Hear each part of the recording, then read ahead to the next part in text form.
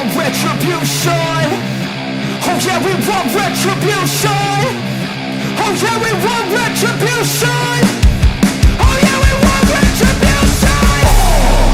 Yeah, we ran out of patience. Boy, you look with the cold hard hatred.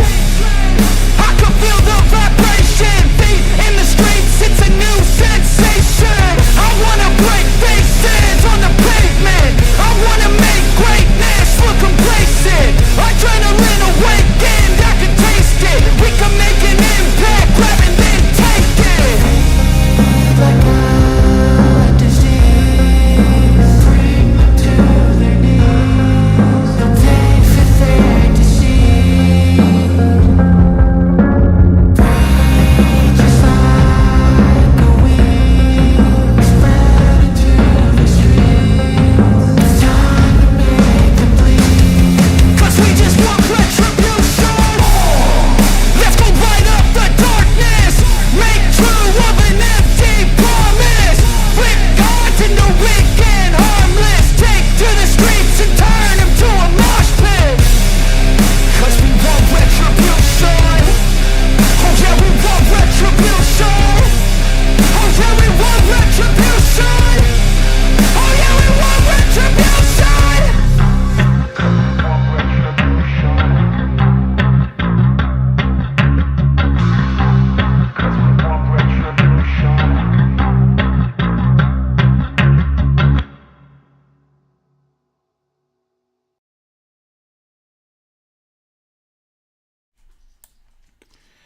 Greetings and salutations, our dear viewers of the Devil's Layers issue.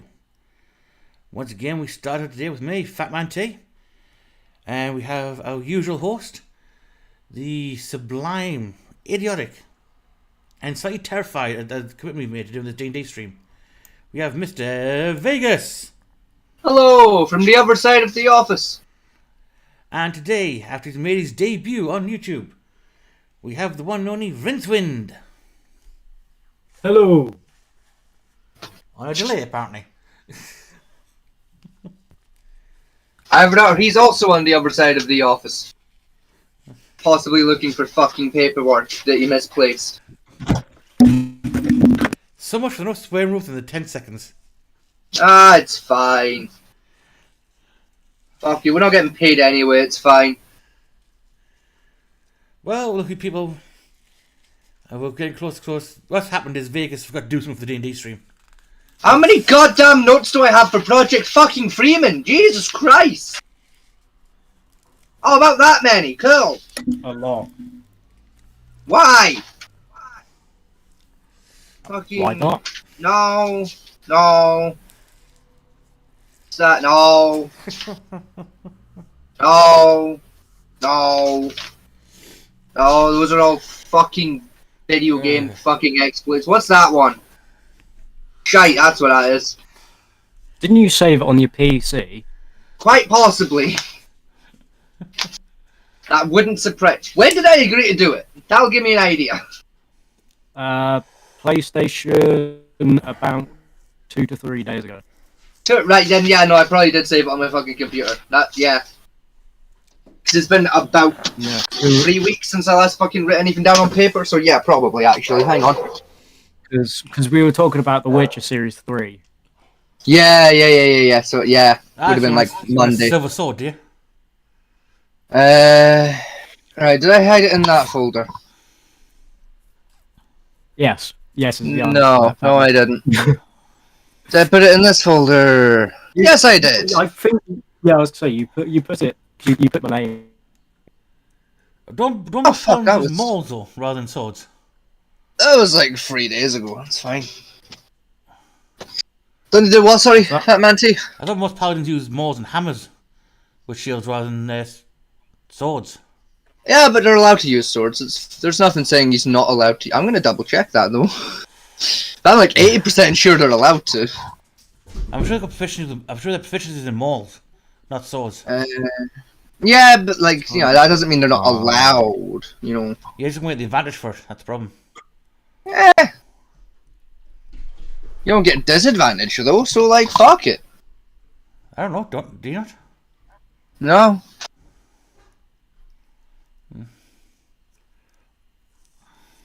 Do-do-do-do. Scrolling. Let's just officially in mortal weapons rather than anything else. The camera character sheet off the top of my head. Yeah, I've just had to pull it up.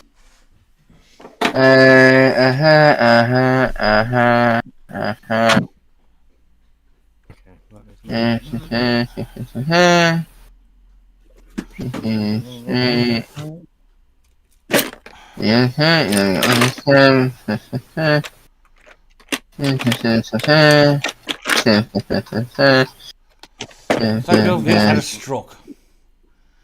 No, Vegas is trying to read. Oh dear.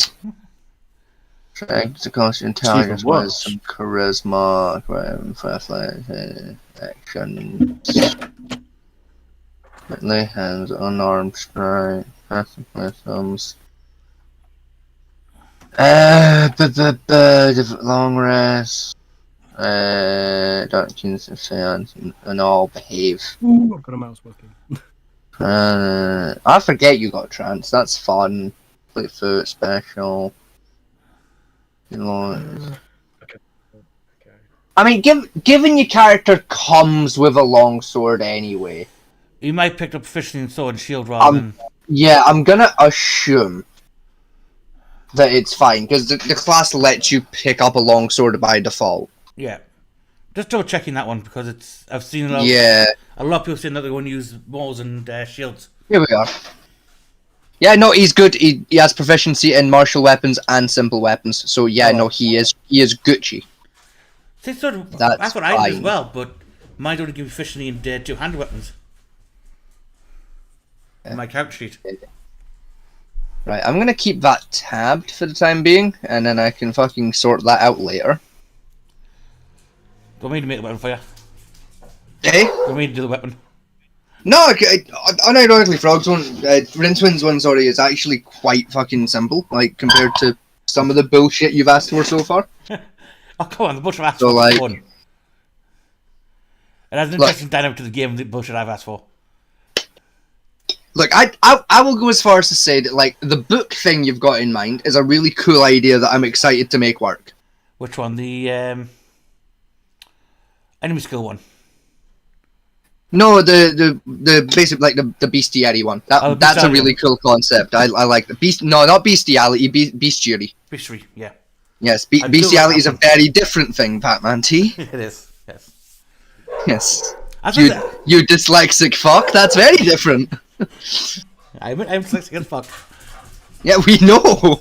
You just accused the book of fucking animals. That's. Probably, I think our magic tome we'll try and design. I think that would be quite good as well. Yeah. Especially if we make it sentient, because that would be just great players. I think. It could be fun. You know, it's just going to be a nightmare. I'd be too bad if we do a lot of that work off paper.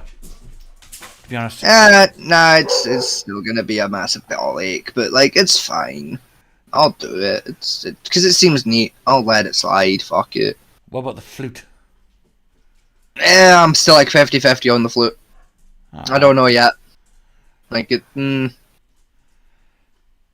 the flute, what I was thinking of is, you know, like certain ones, like only something for an hour.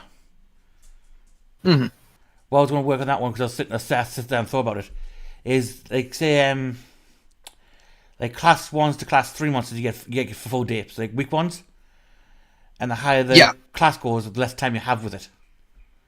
So see, I do get information on Trask. I only get it for about an hour or half an hour for the Trask.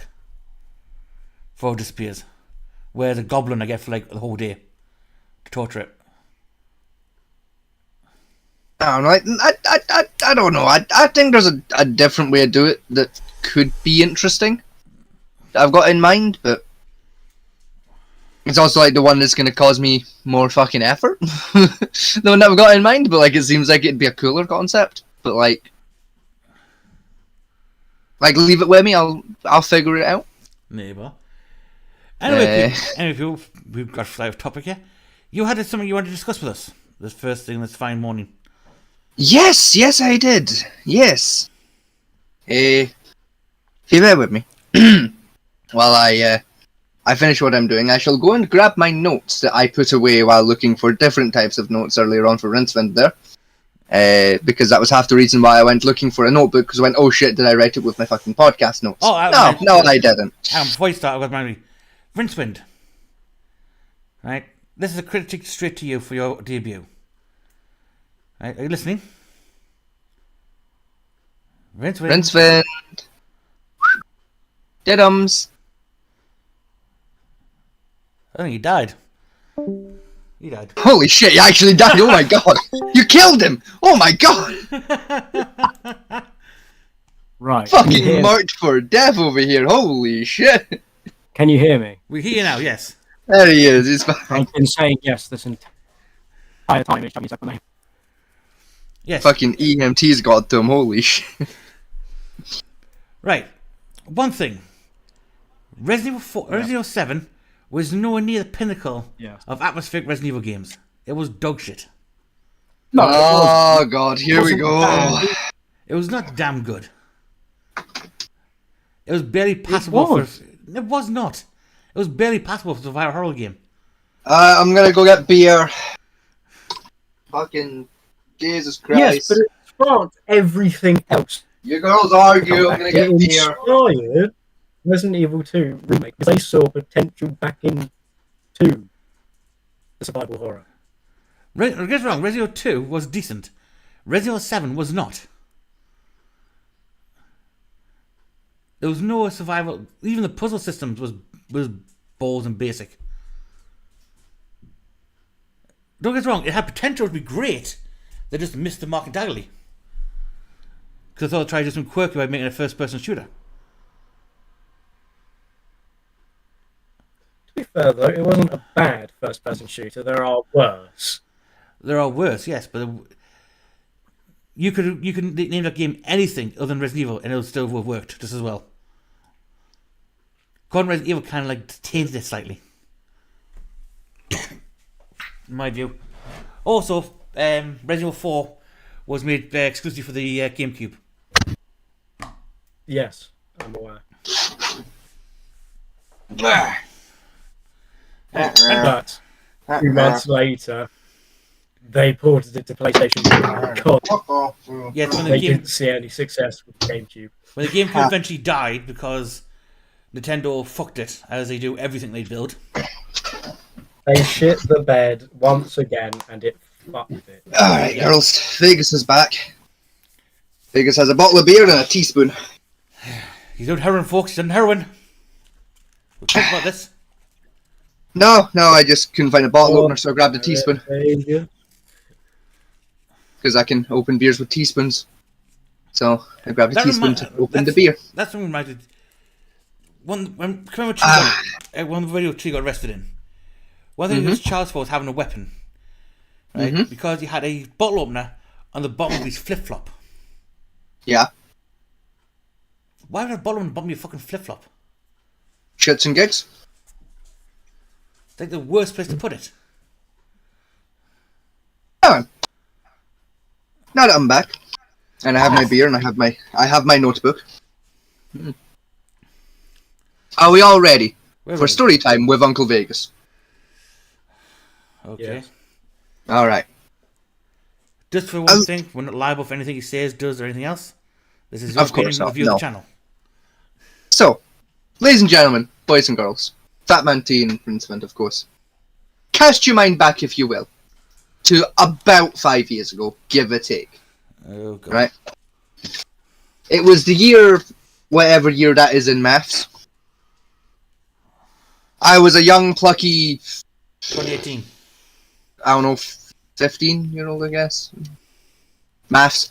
And I was sitting alone in my home, as often I do, here in the office, when something magic happened. Lightning was caught in a bottle. What occurred, you ask? I will tell you what occurred. You found your first book plug? No. Rockstar released an update for Grand Theft Auto Online. Oh, God. And an epic journey began for the young, bright-eyed, bushy-tailed twink that was Mr. Vegas. Or at that time, the young Master Vegas, if you will.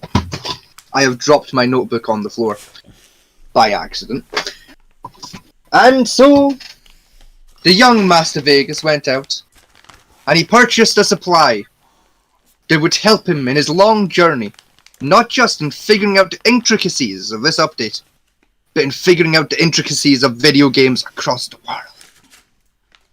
The young Master Vegas bought this that I hold in my very hand. Which we can't say. And that is true, but I will describe it to you soon. A sacred item.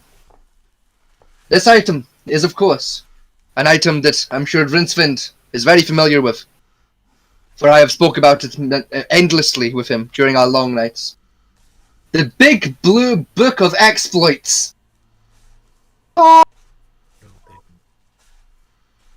Yes, the most sacred of books. More sacred than your Bibles. You heard it, folks. Even God respects the Big Blue Book of Exploits. I don't. Now, what was this update? I hear you ask. Well, young summer children with ribbons in your hair who do not remember those years, for you had not been born yet. That update was the casino update for Grand Theft Auto Online. Yes, but wasn't that also the update they put out because they promised a GTA 6 and then forgot to make it? I have no goddamn clue. I just know it as the one that added gambling to GTA Online. Yes, because by 2018, if I remember correctly, GTA was already 5 years old by that point, and they promised the GTA 6, and they forgot to make it. That sounds about right. So they gave a bullshit update to think this will save the idiots for a while. Instead, they gave us Red Dead Redemption 2. But low-key, it was one of the greatest updates ever released for Grand Theft Auto Online, because it added gambling. Now, 5 years ago, when that very update was released, right smack bang, near the middle to the back of my book, I began doing some calculations, doing some maths, which, as we all know, involves thinking, and we all know what thinking is. Don't we? Toxic. No, it's a dangerous pastime. And I, of course, after taking on this immense challenge, became one of the most dangerous men in the world for the amount of thinking I had to do. I also apparently became fucking blind because I cannot find the fucking page that I'm looking for. Which is why I've been waffling so hard, because I've been trying to find the fucking page in the background.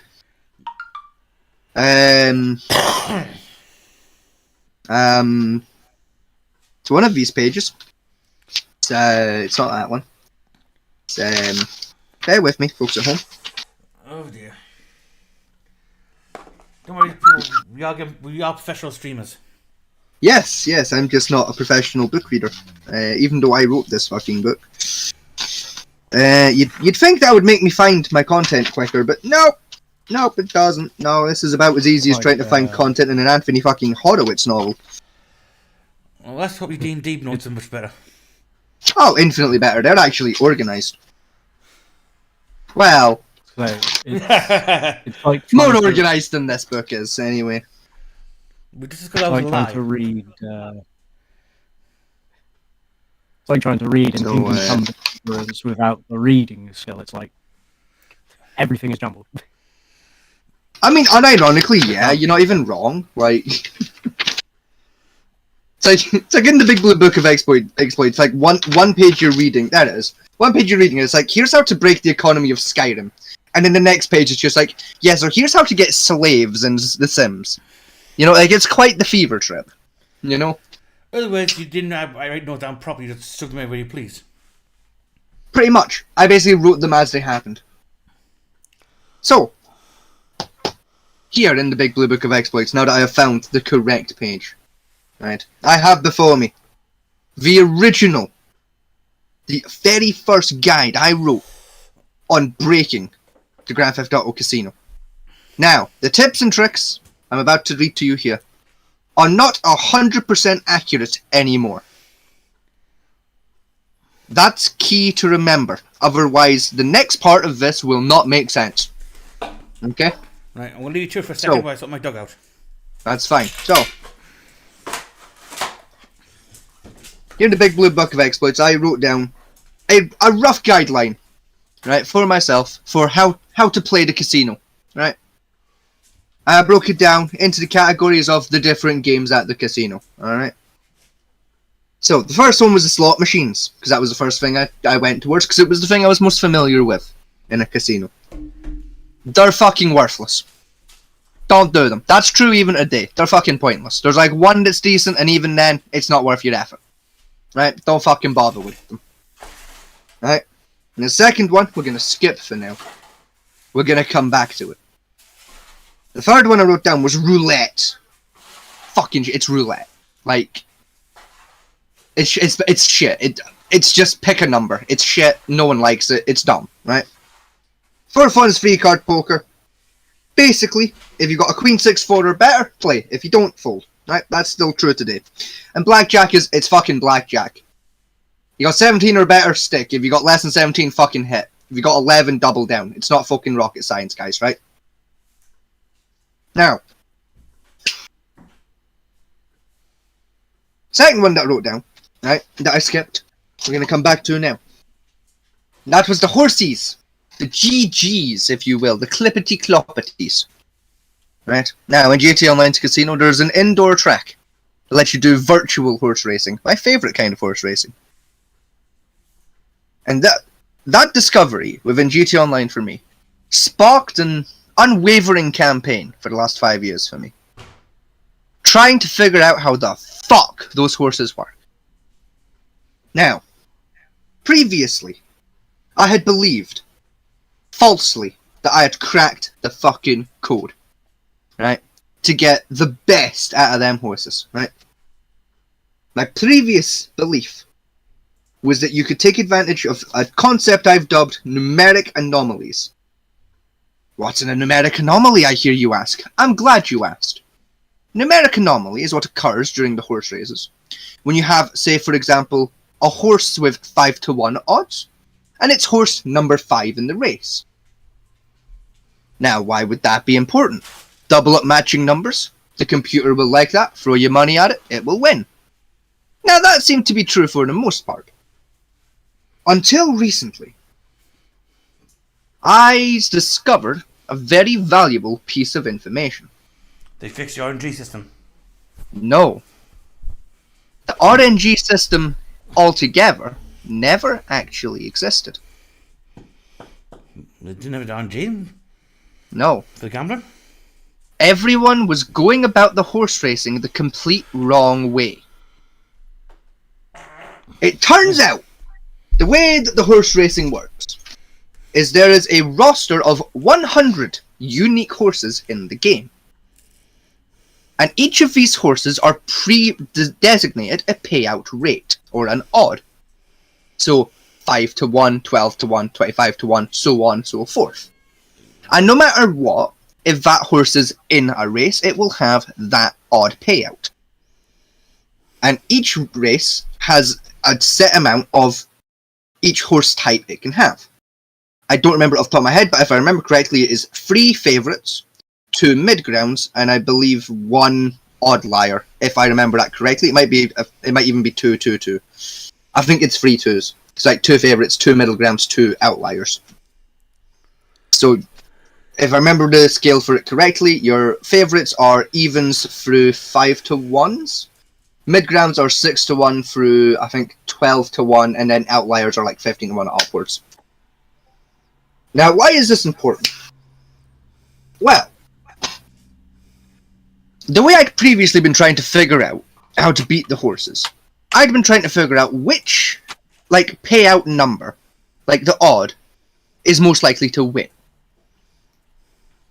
And that works to an extent. You know, if you still use that maths, you've still got a decent payout rate. But what I've discovered is that the RNG, if there is any, has basically no fucking bearing on it whatsoever. If my beliefs are correct about how it's been performing recently, due to my observation, I think there is actually a perfect pattern you can gain with the system.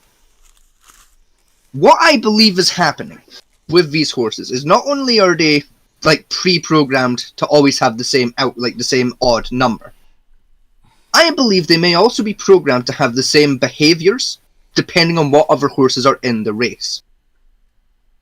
Alright, so instead of doing RNG, they did pattern memorization systems.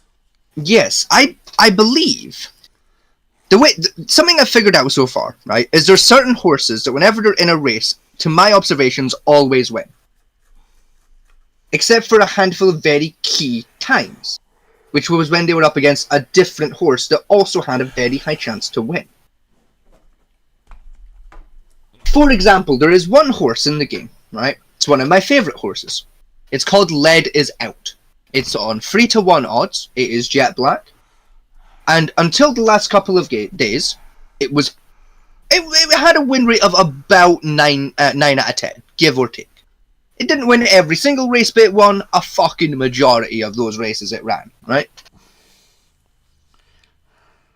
Until I started noticing it coming up against another horse that completely changed Lead is Out's behaviour. Now, what do I mean by this? Previously, during the races, Lead is Out would get a massive lead right at the start, and then just proceed to hold that lead for the entire goddamn race and win by a fucking landslide. Yeah. Or, occasionally, it would do the same thing but like with way less of a gap to make it look a bit more believable. Right? It was almost like the horse was doping and it knew it, you know? Until a couple of races happened, not quite back to back, but like fairly near each other, where Lead is Out was up against another horse, and I can't remember what the horse's name was off the top of my head, and it's very annoying. But I do remember that said horse was running with 5-1 odds, and that horse won every single time it went up against Lead is Out. And it did so because Lead is Out would straight up refuse to overtake that horse. Every single race, it would refuse to overtake that horse. And I'm not just meaning as in like, oh, like that horse got first and Lead is Out got second. No, I'm talking like Lead is Out was in last, and this horse was in like fourth, and it was refusing to climb further up the ranking past this one particular horse. That's an awful lot of work for programming a simple side race than just using a simple RNG system. Yes, which is what was confusing me for a little while. But I believe I figured out why they did it this way. Because Rockstar's idiots? No.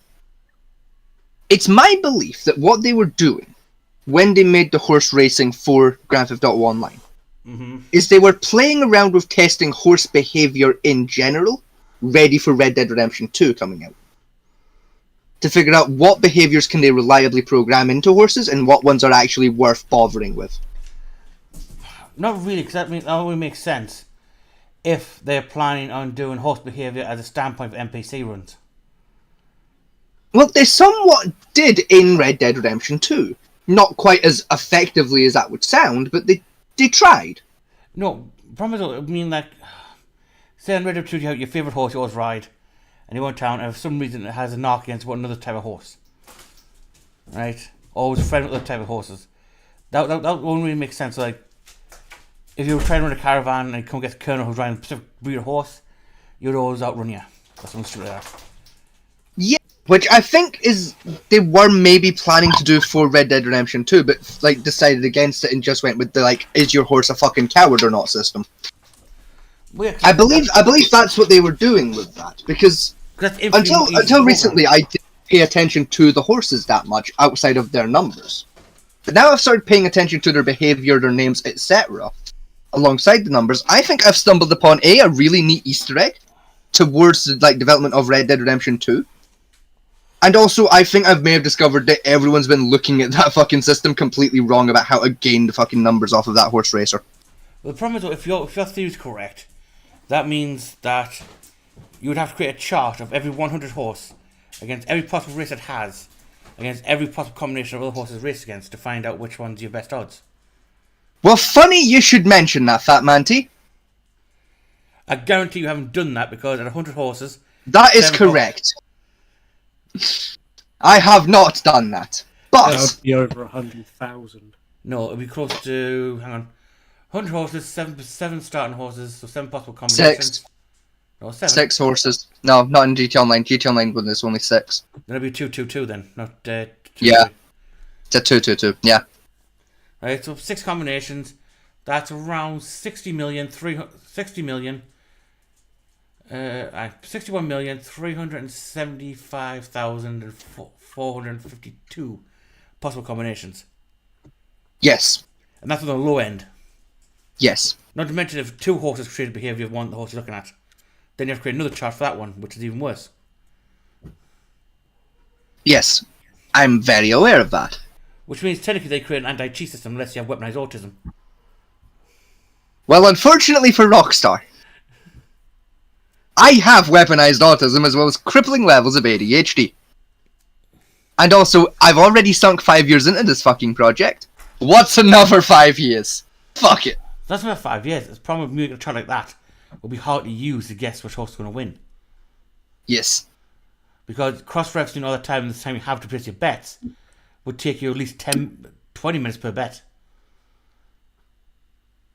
Not necessarily. It would. By the time you find your horse you're picking on, then find the combination horse it has, then find the behaviour of each horse relating to your horse, and the odds of that horse winning. That's a good 10 minutes endeavour going through the entire chart. Well, now, you'd think that, wouldn't you? I know it would be. That's if I did things in that manner. But see, I'm not looking to make the perfect godsend guide. Right? Because that would be damn near impossible. That would be undoable. It's not. We have to set up an Excel to do it for you. Yes. You have to program an Excel system to automatically calculate when you put the name of a horse in, it'll bring up its possible run partners. Whereas, and this is why it does. I don't need it to be that good, right? Is with the previous system, I was reliably turning 20 grand into 100 grand, give or take. With my current slightly updated system, where I'm paying a little more attention to the horses themselves and their names and their placement on the track, I'm reliably turning 20 and 30 grands into like 300 and 400 grands, pretty reliably. Like, that's from a small tweak in my plan. That's pretty much doubled my income, maybe even tripled it, just from horse racing. Probably to be fair, right? I doubt If I can even get like 10% more information, that jumps up from like what, a fucking 300 grand to like close to $1 million a session. Like, the problem with this is, I think, don't get me wrong, I think once people find out, there will be charts put out there. yes. Your website's dedicated to it, where you just put the name of the horses that's running, and it'll bring up the list for you. Yes. Eventually. One would assume that. I'll guarantee someone will create it at some point. Because Well, GTA. see, but this is the thing. I've been doing my due diligence since I stumbled upon this theory. Mm-hmm. To see, like, has anyone else thought of it this way? Has anyone stumbled arse backwards into success like this? I've not even found people discussing it as a possible option for how it should, like, it's running. No, because most people still think it's based on... So far, all I've found are people going with the RNG theory. Not a fucking whisper of... And, because this is the thing, right? Let me talk you through how I actually just, like, got onto the thought process of this might be how this works. Right? The thing that made me start paying attention to the horses. Right? See, when you sit down at the horse betting table, right? To start betting on horses. The game gives you a little prompt, right? On the side of your screen, and most players don't fucking read it. But if you read it, it plainly tells you most of the information I've given out today. Such as the fact that there's a roster of 100 horses, what the breakdown is about, 2-2-2. All of that information is right there, and the fact that their odds are fixed. No matter what the situation is, like, a horse that's 5-1 will always be a 5-1 horse in the race. So it's not even like Rockstar was hiding the fact that that's how their RNG, at least to an extent, is working. Well, it's fixed value, it's not RNG then. Yeah, I think the only RNG that's actually happening is like RNG deciding which horses are getting thrown into that breakdown. I mean, also, folks, there's no sign what this. This is why you don't use online casinos. Mm-hmm. Right? Because the computerized RNG, the casinos, online casinos, all based on RNG, and that RNG, the casino at any time, point in time, can sit there going, we're paying out too much cash, and sit there and manipulate to the fuck. Yeah. Particularly on the online slots. Alright. And as for these so-called live roulette table deals, or live poker deals, right?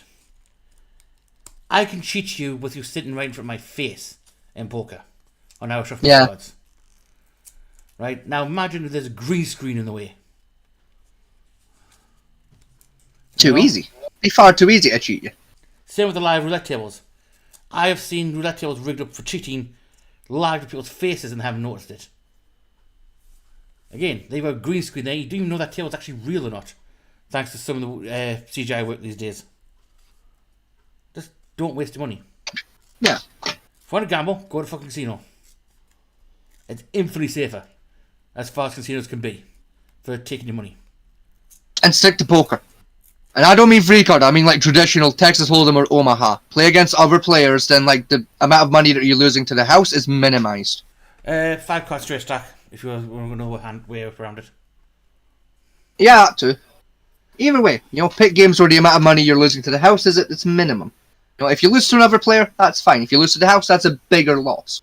Because the bigger establishment that's got all the money has made more money. Also, another fact is, don't assume you're going to walk out with the same amount of money you walked in with. Oh yeah, no. Only go in with money you're willing to walk out without. Put some aside and say that's only for this gambling. Once it's gone, do not go to a cash machine. Yeah, no. Just exit the building. Go to a pub. Mm-hmm. Drink your sorrows away. Come back in a couple of months. When you've got more gambling money. Also, another tip is do low stake betting. Yes. And do not aim for jackpots. No, never aim for the jackpot. No. Because I'll tell you why. My dad used to work on slot machines as part of a job. Mm-hmm. We made them, set them up, set up the win-loss ratio and that. So he knows the tricks behind them. The jackpot, even if it says it's a $100 jackpot or it's $1 million jackpot. Right, fair enough, it is. But if you gain the system of the slot machine correctly, right, you pay out infinitely more money than the jackpot will. Yeah. Once the jackpot's paid out and that hopper's empty, that machine will not pay out again for God only knows when it'll do it. Basically until it makes back that jackpot plus a profit margin. Yeah, so you're much better off playing the mini games, getting like the £5 here, the £10 there, the £6 there, and add it to your pot, and then cash the pot at the end of it. You get more money doing that way than you will aim for jackpots. Yeah. Also, on the ones with physical dials, there's a device you can buy, which you put on your finger, put the side machine, and it guarantees paying a jackpot out every time. Nice. I'm not telling you where to get it from, because that would be illegal. I'm guessing eBay. No, not quite. I'm amazed. Amazon? No, Amazon won't sell gambling devices. AliExpress. No, because it's illegal in China. Huh. Telling the device is not illegal in England, or it's also not illegal to use it, because casinos use it to reset the dials. Wait, fucking seriously? I can legally use it? Oh yeah, in England it's not illegal to use any... In England, part of the rules we have is you can use a device to help you hedge your odds on any gambling. Wow. So the blackjack counters, the roulette counter, dial counters, they're all perfectly legal to use in England. The casinos make not that for it, but it's not a physical crime to use them. Whereas in America, China, and Japan, and Germany, I believe, where the biggest gambling centers are, it is illegal in them countries to use it, but not in England. I'm still gonna get thrown out of the casino for using it, though. Oh, if they catch you, get thrown out, yes. Yeah, catch you. they'll probably confiscate it too, like fucking... Nope, they can't touch it, and they can't actually confiscate your winnings either. They've got to pay you out. Fun. And that they must pay you out. If they don't pay you out, then you can sue them for the money. And that, and actually get double the money back for them not paying you out. Because it's technically theft. Pretty neat. But no need to see the pit bosses have that big black ring on the finger. Yeah. And like a square circle on it. Yeah, I don't know what you mean. That's the device. Basically hits on as a magnet rolls at a certain frequency, which that lines up, and just force them into alignment for the jackpot. Cool. So what you're saying is any magnet will do. No. No, it has to be on a certain frequency. Magnets have certain strength and frequencies you use on the magnetite, and the ring tunes to that one, which pulls into line. Because when you got to try and put all 3 dials while spinning into one line, so it's quite a powerful magnet. So it has to be shielded and yet active at the same time. It's usually used electromagnets for it. For the most part. But anyway, on to today's main topic of the show. Yes, because that's literally what I wanted to talk about. That's the thing I've discovered, and I'm working in the background on collating all the data I need to get that. At the very least, give me like a better chance of winning. And if I feel generous, I may even publish it for some people. If I feel generous. Today I thought I would injure my colleagues' brain cells and stir the juices of their paranoia. Oh, it's a good thing I have beer then, isn't it? Yes. I have ice cream, nothing about me. We're talking about conspiracy theories and junk science. Oh, yay. Oh, come on, Vegas, you love the topic. Mm-hmm. I love conspiracy theories. Most of them you can prove wrong. 99%. I hate both of you. I hate both of you. With a burning passion. What's wrong with the group of conspiracy theory? All I'm saying, right, if I have to fucking argue with one more fucking person about whether or not jet fuel can burn hot enough to melt through steel, I'm gonna jump off of a fucking building. What type of jet fuel? The type of jet fuel that goes into... You know exactly what I'm talking about. We're not having this fucking discussion today, Fat Man T. The specific incident in America, 2001. I'm talking about 9/11. Alright. I'm sick of hearing that bullshit. Fucking, jet fuel can't melt a steel. Yes, it fucking can. You're a fucking moron. That as well, the jet fuel didn't. Because it didn't need to. That's not why the building fell down. The government long since admitted they blew it up at the base to minimise the damage to the local area. C'est clever. By the way, yeah. What would you rather? By the way, Vegas, you are slightly wrong on that one. Yeah, no, I'm not having this fucking debate today. No, I'm not going to do the debate. I'm just going to think. Move on. Just move on. No, just because the 9/11 just coming to one of them. 9/11, the Twin Towers fell because of the impact, destabilised the beams and cracked the foundation. That and it was purged. To be honest. But as for the idea of the steel became weakened through the fire. Yes, it heated the steel up and softened it, but it's not hot enough to melt it. Because remember, planes are made of aluminum, and they don't melt on impact. Have you seen a fucking plane crash? Yes, it does. It doesn't melt. No, there is no fucking plane left after it hits. Yeah, because they explode and the impact scatters everything. Because the kinetic velocity, it scatters everything across a large area. It's an impact damage, not burn damage. It gets charred and blackened. They're still melting in the process. Interior, yes, but the outer shell, no. The outer shell's not melted by the peat. Even so, I'm telling you, you can fucking use fuel. You can use jet fuel to melt steel. I'm telling you, it's a thing. You can if you mix it with the right amount of oxygen in a directed heat way, yes. But just like burning jet fuel and throwing steel beam in it won't melt it. Bet it will. It won't. Bet it will. I bet you it doesn't because I've seen it. I've done the experiment for it. Fucking watch me. I've literally done the experiment for it. It won't do it. Don't make me commit domestic terrorism and buy jet fuel. Why? But jet fuel's not domestic. You can buy jet fuel fucking offline, man. No, but like, you know, given my previous Google histories, it'll get classed as, you know, like... Do you think mine's any safer?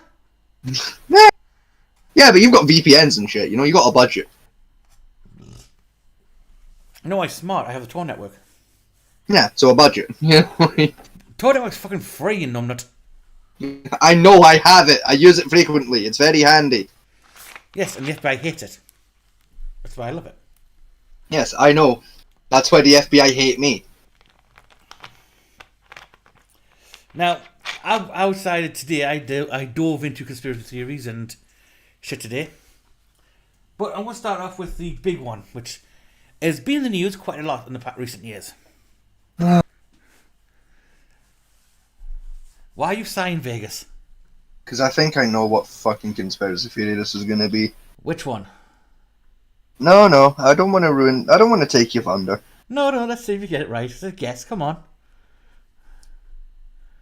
Is this going to be one of the theories about COVID-19? No. No? Moon No. landing. Thank fuck for that. Nope, not the Moonline either. Well, Moonline's part of it, but that's a small piece of the large one. Pizzagate? Nope, not Pizzagate either. That was just a dumbass thing. The disappearance of Madeleine McCann? The parents got arrested for that one recently. Yeah, no, I know. But, you know. They decided to dig up an area, and apparently she's been missing 8 months longer than they actually before went to the fucking resort. Yeah, that sounds about right, yeah. But no. What I'm just going to talk about quickly is the flat Earth theory. Oh, And Vic's you talked about that last time. And Vic's are losing the will to live. I don't have enough beer. This, like, I've got 2 more bottles in a can. That's not enough beer. Thanks. What was it you said the other day that you're completely sober from here now? Yeah, that was before you two started arguing about fucking Resident Evil and then decided we're going to talk about conspiracy theories. We didn't argue about Resident Evil. We were having a moderate debate. Yes, which I was correct at. Mm-hmm. You know, I'm not even going to fucking start it. Because otherwise we'll be here until fucking 1 o'clock in the morning. Anyway. But yeah, the reason why I'm going back is because recently a video popped back up my feed. Because I used to follow the flat of dimwits. Because I enjoyed arguing, pointing, and laughing at them for the most part. I'm not sorry, tic-tac. Yes, you are, mate. Well, Rinsevind, right? This is the thing. When I said I was sober, right, what I meant was I don't drink anymore. I still drink, but I don't drink anymore, you know? These are part of 2 bottles of whiskey. Yeah, like, you know the kind of drinking, you know what I mean? Like, you know, when you want to do a bit of damage. Yeah, casual drinking. Yeah, you know, I don't do that anymore. Yeah. You know, I don't do, like, drink until you cry. That is what I was talking about. You know, like, now I just drink. You know, I have 1 or 2, you know. 1 or 2 brews a night time just to help you relax. Yeah. You know, exactly. Long week of work, fucking 1 or 2, ready for the next week, you know? That kind of drinking. Unless it's a wedding. Because, you know, when weddings happen, everything else becomes child's play. The gloves come off at weddings. Yes, you can't go around to have a good fist fight at the end of it. Exactly. Like, at a wedding, the question is not how much can you drink. No. The question is how long. How long can I drink? How long will the bar serve us for? How long might I live a hold out before I have to go to hospital and get my stomach pumped? Exactly. How long is the taxi ride back from the hospital? Can I continue drinking afterwards? Did I bring cans? Do I have money? Did I bring cans? Anyway. Did someone leave their card behind the bar for us? Do I have a hotel room? Does the hotel have a bar extension? These are the questions that get asked at a wedding. Where's the nearest toilet for vomiting? Yes, and also, you know, tactical pissing. But anyway, back on to the main topics today. How expensive are bar nibbles? Because I believe some of the old topics and most considered utter fucking bullshit for most part of it. And the flat is no different. So, Vegas, have you any experience with the flat earthers yet? Yes, I have experienced the flat earth community before. And how's the foray into that world? Well, a guy died launching his own homemade rocket to prove that the world was flat. That was fun. Yeah, it's good. It's way how came down an arc and hit the planet, hit back to the planet. Yeah, No, it didn't go up and down the same angle he shot at. Which, that as well. The rocket just blew up midair too, which was awesome. well, you have to build a homemade rocket. Yeah. If there was a god out there, he was looking over the earth. Well, that's the problem with flat Earth. There's two general ones around it. There's one say the Earth is flat because the Bible, even though the Bible never mentions the Earth is flat at all. Yeah, no point does that ever get even insinuated by the Bible. Another one is that observation. We can observe we live in a flat plane because we can't see the curvature. Yeah, you can. And then you got the twits who believe that science in general now is too complicated and therefore is incorrect. And that all stems from one guy back in the 1800s who did one experiment and made the experiment wrong. That's literally so. What they're saying is maths is no longer the language of the universe because it's too complex. Yes. All I'm saying, right? You can see the curvature of the Earth. You can see it whenever you want. All you have to do is go to the fucking seaside and look out into the ocean. And you will very clearly fucking see the horizon bend. That's refraction. Even still, fucking curvature. The fucking ozone layer. You know, if the fucking ocean's at a fucking angle and doing a curve, now it's sensible to assume the fucking rest of it is. Now, I'm going to have two of my favourite arguments the flat Earth have come up with. That as well, right? It's even if they're right, it's still not flat. It's very bumpy. There's hills and shit. That's why you can't prove it. There's hills and shit in the way to stop you seeing the curvature. So even if they're right, they're still fucking wrong because it's not flat. It's bumpy. Well, There's hills and rocks and boulders and things and rivers that dip down a bit. They're still fucking wrong. One of the best ones. So one of the best ones I have, right, is you remember the guy who jumped from space? Yes. Well, The Red Bull guy. Yeah, Red Bull guy. From his camera, you can clearly see the curve of the Earth because that high up you can see it. Mm-hmm. Yeah. Right? Now they deny that because it was not seen with their physical eyes. It was on videotape. Right. Which can be manipulated. So they don't accept photographic evidence or anything. Because we can manipulate it, apparently. So why don't they just fucking ask the guy himself what he saw? Apparently they did, and according to what they say, he said, no, I didn't see any curve. Mm-hmm. Yet in another interview, he said there was curve. Like I said, did he have him on camera saying that? No.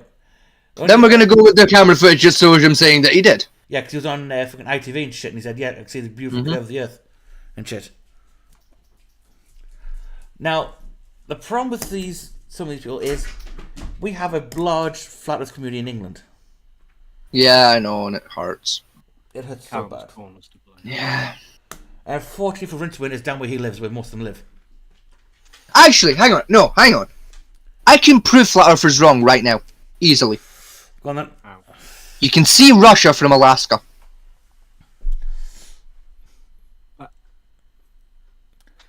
True, but they classify that as that's a portal.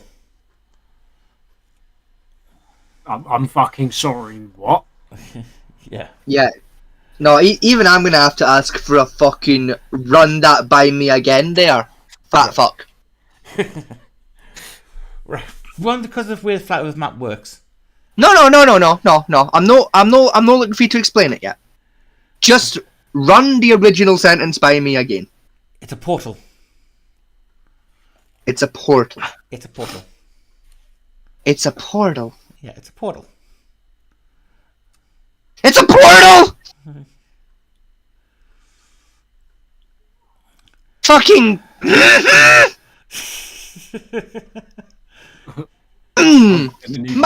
Wait, Rinsevind, what flavour of crazy would you like today? Shall we put on the crazy radio? Tell me, Rinsevind, what type of crazy radio would you like to listen to today? Do you want crazy or crazy fun?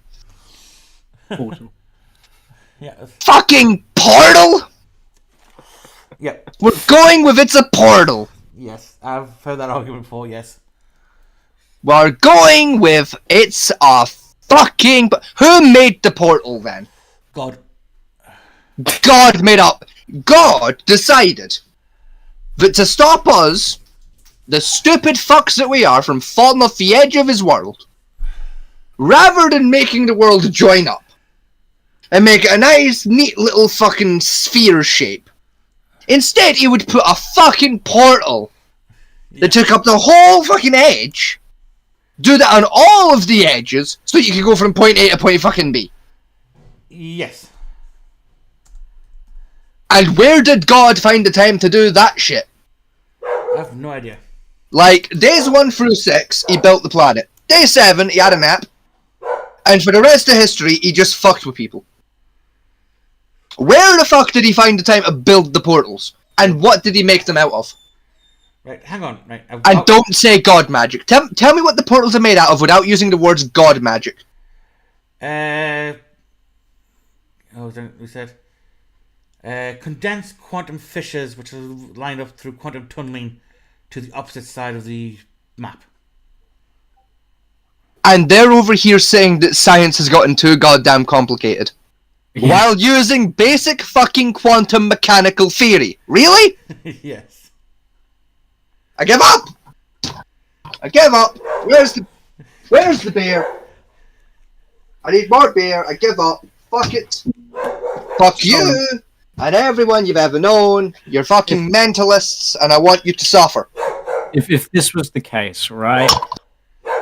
Why are the scientists not studying it? Why is it the US and or Russian militaries have both not gone over to it and decided, yes, this is what we're studying for the next couple of years?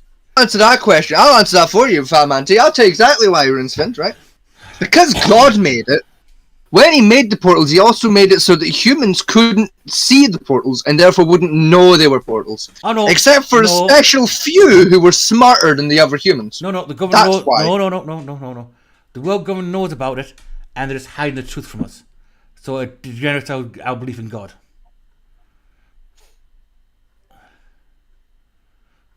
So you're telling me the government, right? The government. All The people who get all the control via the very existence of religion want to destroy religion. Yes. Even though, without religion, they wouldn't have had power in the first place, and wouldn't continue to have power. Yes. Fuck it! Fuck it! That makes sense, fuck it, yeah! Fuck it! Now, question is, have any of you seen a flat Earth map before? No. I've seen the ones from like the 1500s, because that's what all they had. No. I've seen those ones. No, the modern flat Earth maps, I'll show you one now. Oh god, this is a thing, isn't it? Okay. Go on then, hurt me, daddy. Oh yeah, hurt me harder, daddy, yeah! Get set up for our audience to see. What year is this? This is... For those who are curious, if you want to get this drunk... The one on the third row, fourth column, my stepdad had on his wall. That one? Yeah. Yeah. That's... He's not a flat earther, he's just a fucking... No, that's the navigation chart. Yeah. From the 1500s. They believe that proves the flat Earth. No, So for those who are curious at home, who want to get this drunk this quickly, I'm drinking, not sponsored, Staropramen beer from Prague. It's very good beer, very strong. Very drunk, very quick. I'll tell you, it's a 330ml bottle. It is 1.7 Great British units. It is 5% alcohol, and it's very tasty. Now, this is a current one most flat earthers like to use as the map.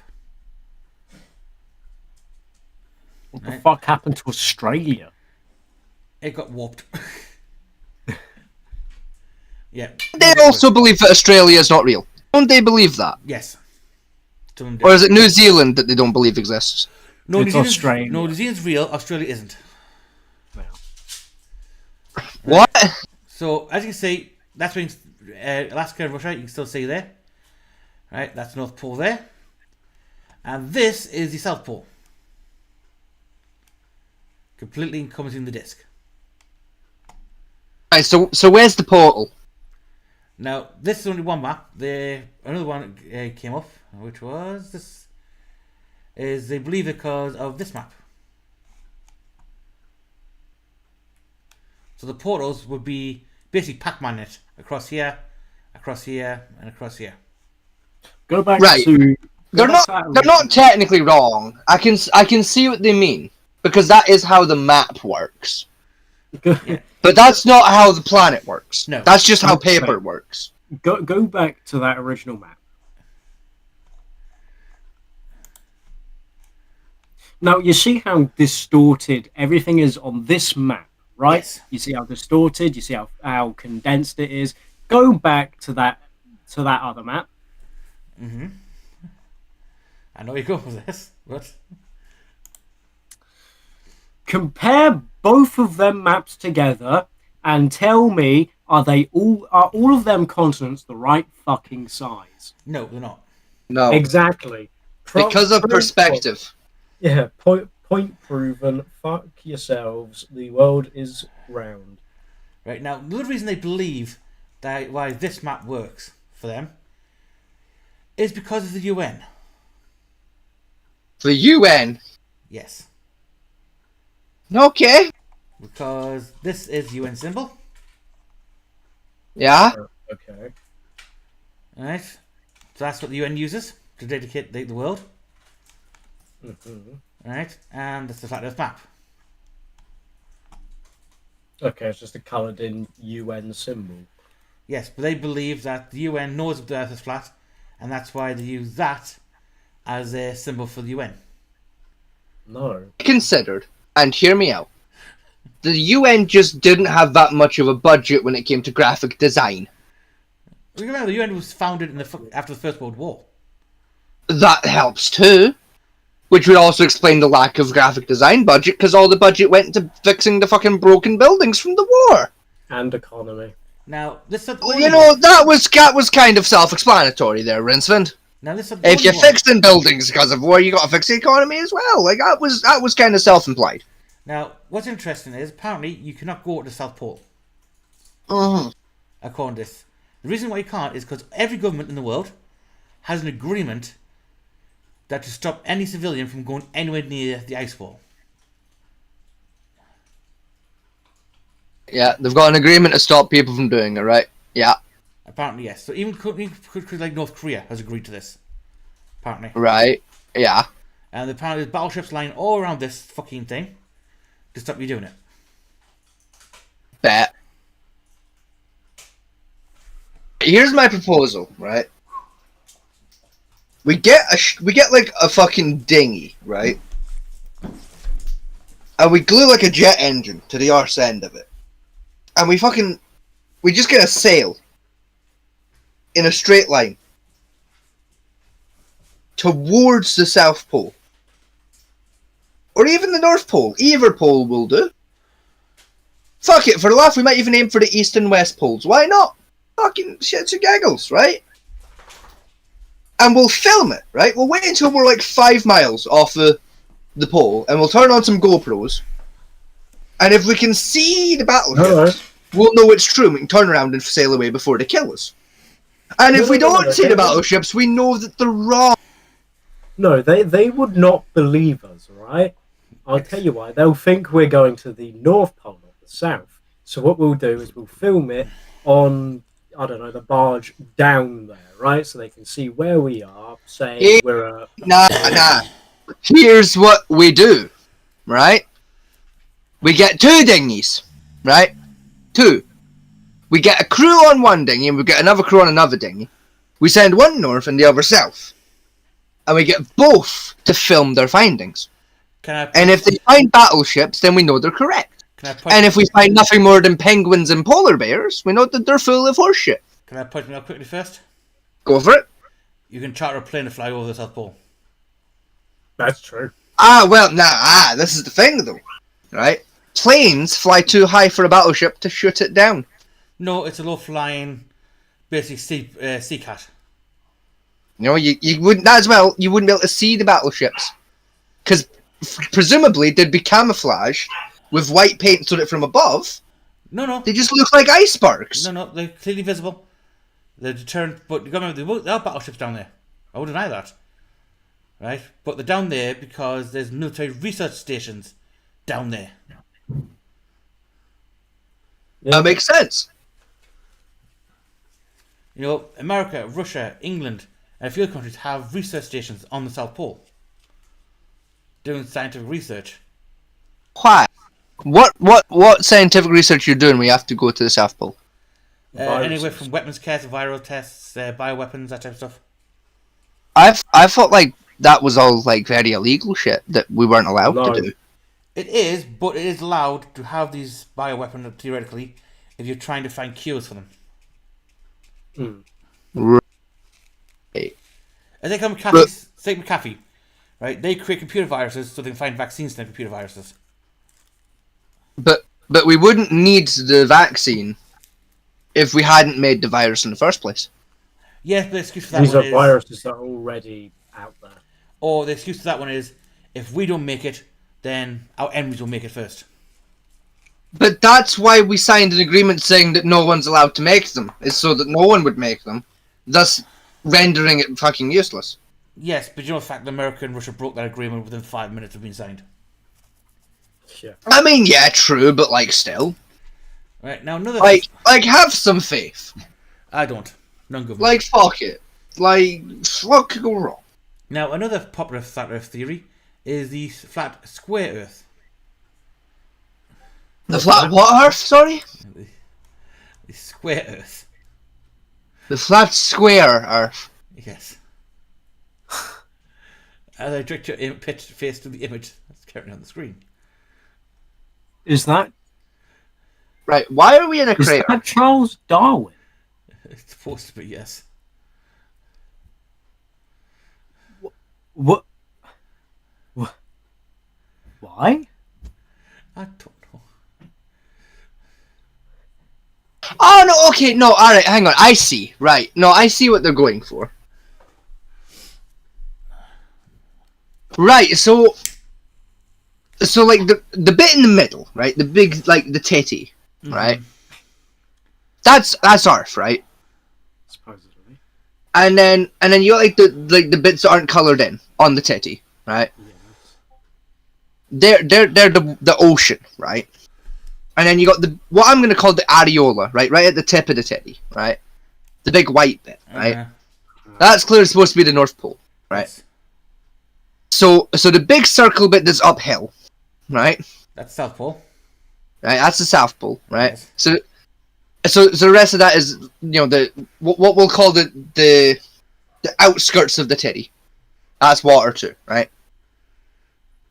And then, like, the bits of land mass that are there, right? The corners, if you will. Right? That's clearly heaven and hell split up into different sections.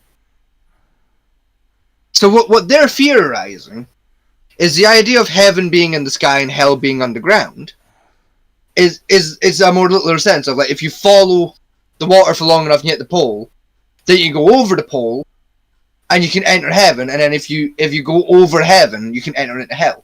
I think that's what they're theorizing. I think that's what they're trying to go for. No, the angels carrying the square. That makes a lot less sense than my idea. It does, but yeah. Also, if you don't notice these like sprouty things, that's the sun, that's the moon, that's the stars, and remember there's a big dome over this as well, with the stars, with the stars and shit. So, Right. well, fuck astrology, I guess. Right. So hang on. So where are the angels then? There. One. So, No. Obviously, in the picture, they're there, right? Yes. But, like, if they're correct, right, and we take them to the real world, right?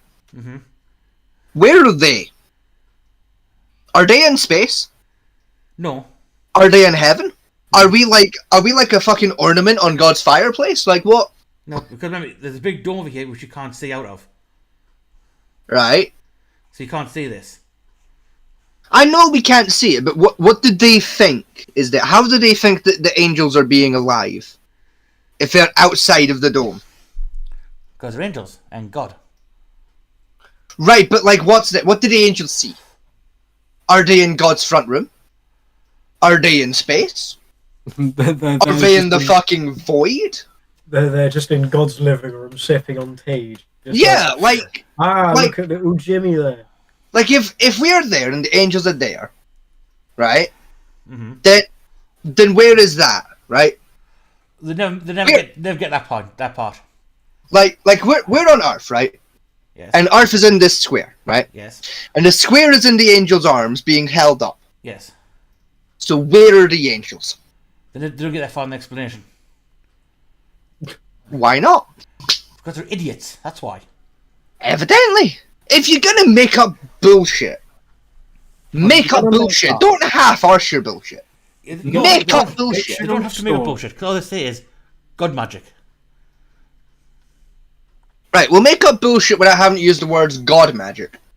If you're gonna make a story, Like if you want to sell people on it, if you want to sell people on your bullshit, don't use the words God magic. Mm. Give me a reason to believe. Now, we need to bring in one of each beliefs. Now, there's another theory called the infinite plane theory.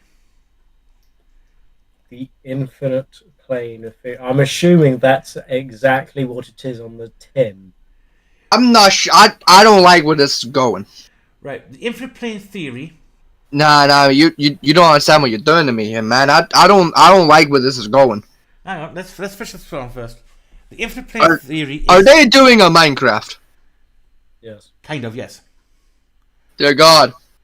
Basic simple way to put it is the ice sheet, the southern pole ice sheet, it covers an infinite plane, and our flat Earth is basically a borehole in that ice. So in theory, if you can get above the ice sheet and walk for an extended period of time, you would fall into another flat Earth type plane of another biodome type shit. So they've basically tried to explain how multiversal theory works. No, they skipped over multiversal theory. They don't believe that exists. Then what the fuck are they explaining? Drugs. No, Fucking clearly. I see what the right. No, so you're kind of right and you're kind of wrong at the same time, there, Rinsevind. I think I'm drunk enough to understand this. I'm not. Is fucking clearly.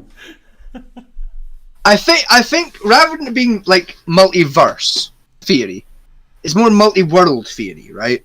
Pothole theory. So like in multiverse theory, right? The idea is like we're living our life here, and somewhere else, a different version of us is living a very similar life that's slightly different. Yeah, the branching theory. And that's true for infinity, right? Yeah, that's multiverse theory in a nutshell, right? Yeah, you're talking about branch theory there. Right, that's the quick version of multiverse theory, right? Yes. I think what they mean is like multi-world theory as opposed to multiverse theory.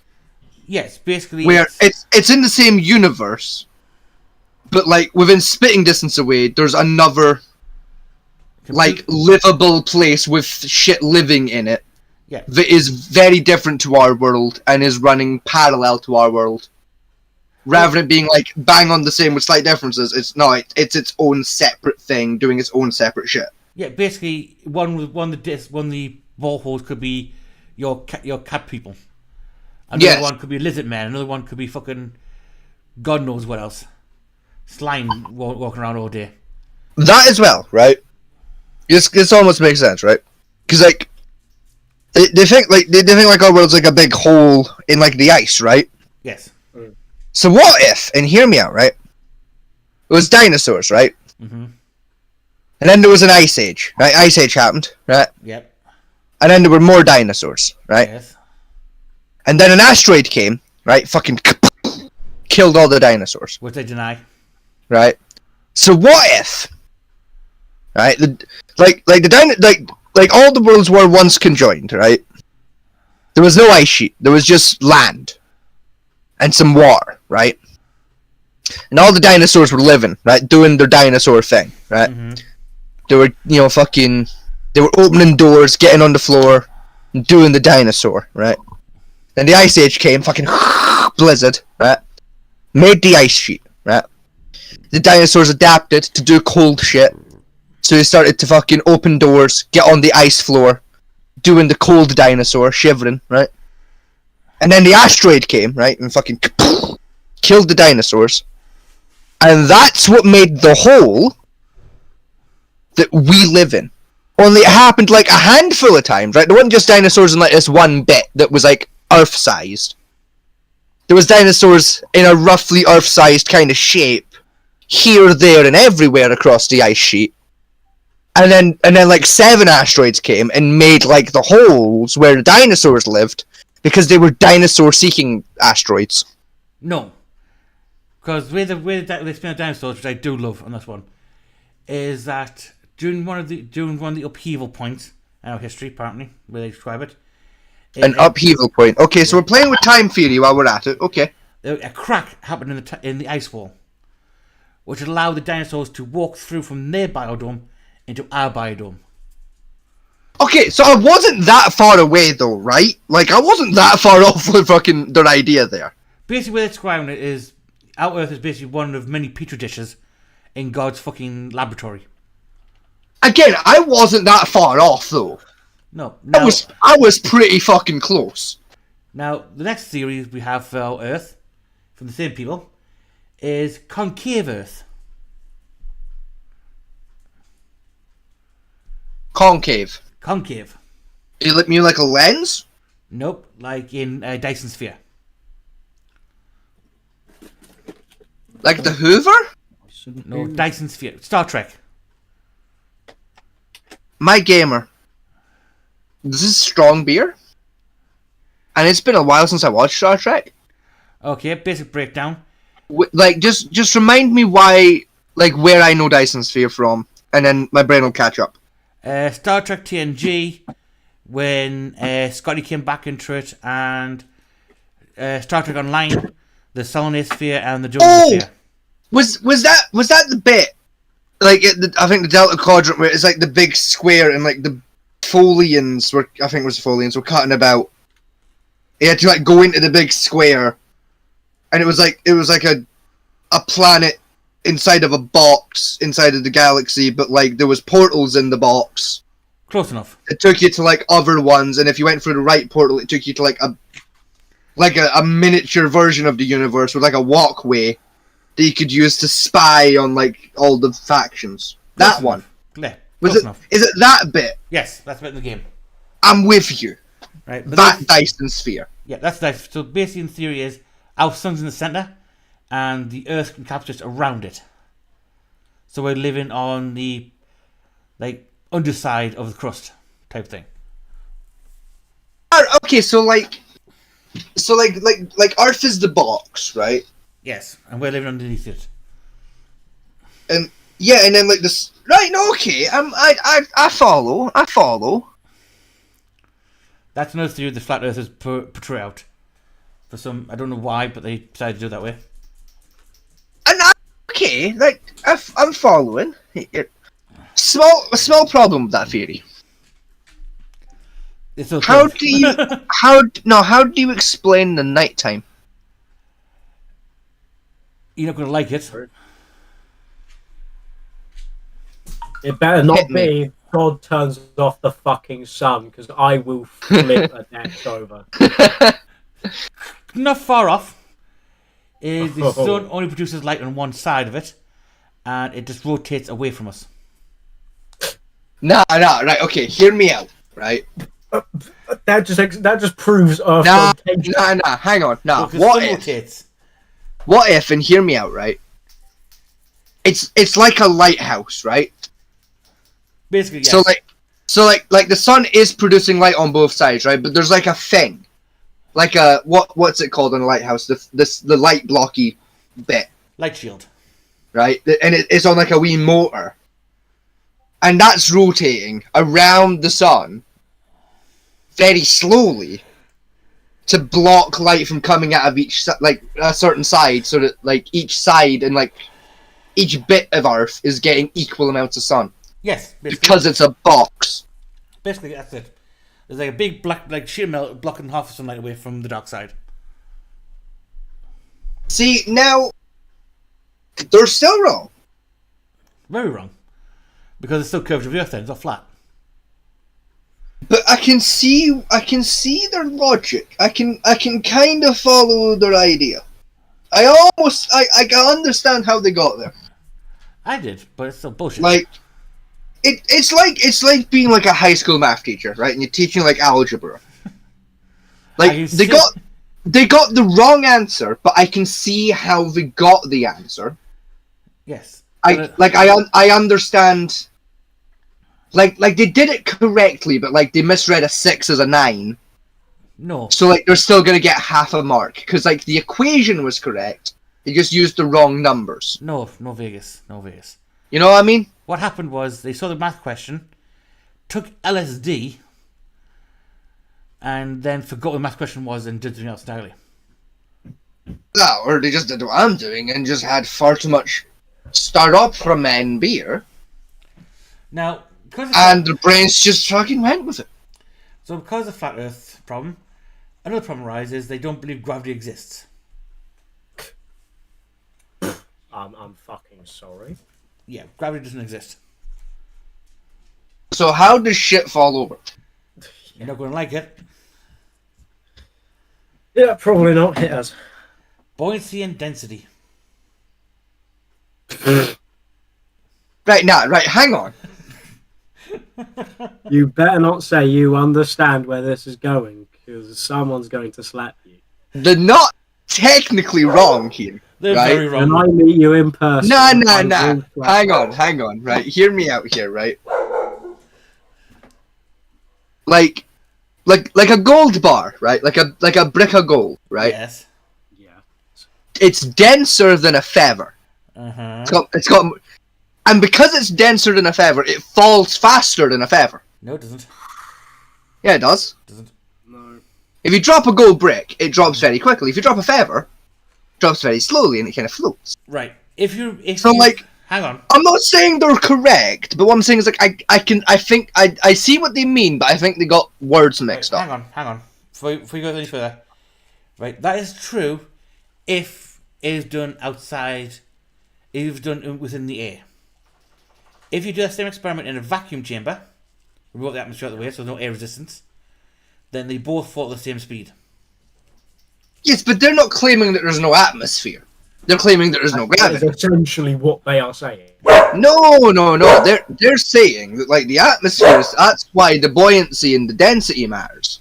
No. It's because they're proposing the air works the same as water. Vegas And you don't need the gravity, it's about the way. Believer in this shit. No, it's not that I agree or believe. It's more just that like I see what they mean. I understand where they're coming from. And like No. like I'm trying to explain their bullshit in slightly better terms. No. To try and like kind of see. No, the problem the argument comes into, right, with the buoyancy and density argument. Right, you're right, Paul, they say because it's sensing the air, out of the air, it falls. The problem they have explaining with this point of view is, say I pick a pen up, Yeah. hold in the air, and let it go. Yes. Which direction does it go into? Down. Why? Because you're up the way, right? And you let go of it, Yes. so it's going to go down the way. Why? Because it's dense. No, it's denser than the air, yes. It's too dense to fly. No, because the problem is, if it's just because they're just denser than the air is, right, then the air density below the pen is the same density above the pen, so why does the pen fall upwards? You see, it's like a carrier bag, right? Like, right? So like, see, like you build a boat, right? You build a boat, right? You build like a big box boat, right? Big square, right? It's the wrong shape to be a boat. It won't float, so it'll sink, right? Boxes float. Whereas if you build a boat with like the coney bit and like the slanty sides and you know what a boat looks like, it will float. It's the same kind of idea with the air, right? Of like a pen is a pen shape, so it won't fly. Yeah, but But like carrier bags and aeroplanes have the curvy bits and like the bits to catch the air, which does let them fly.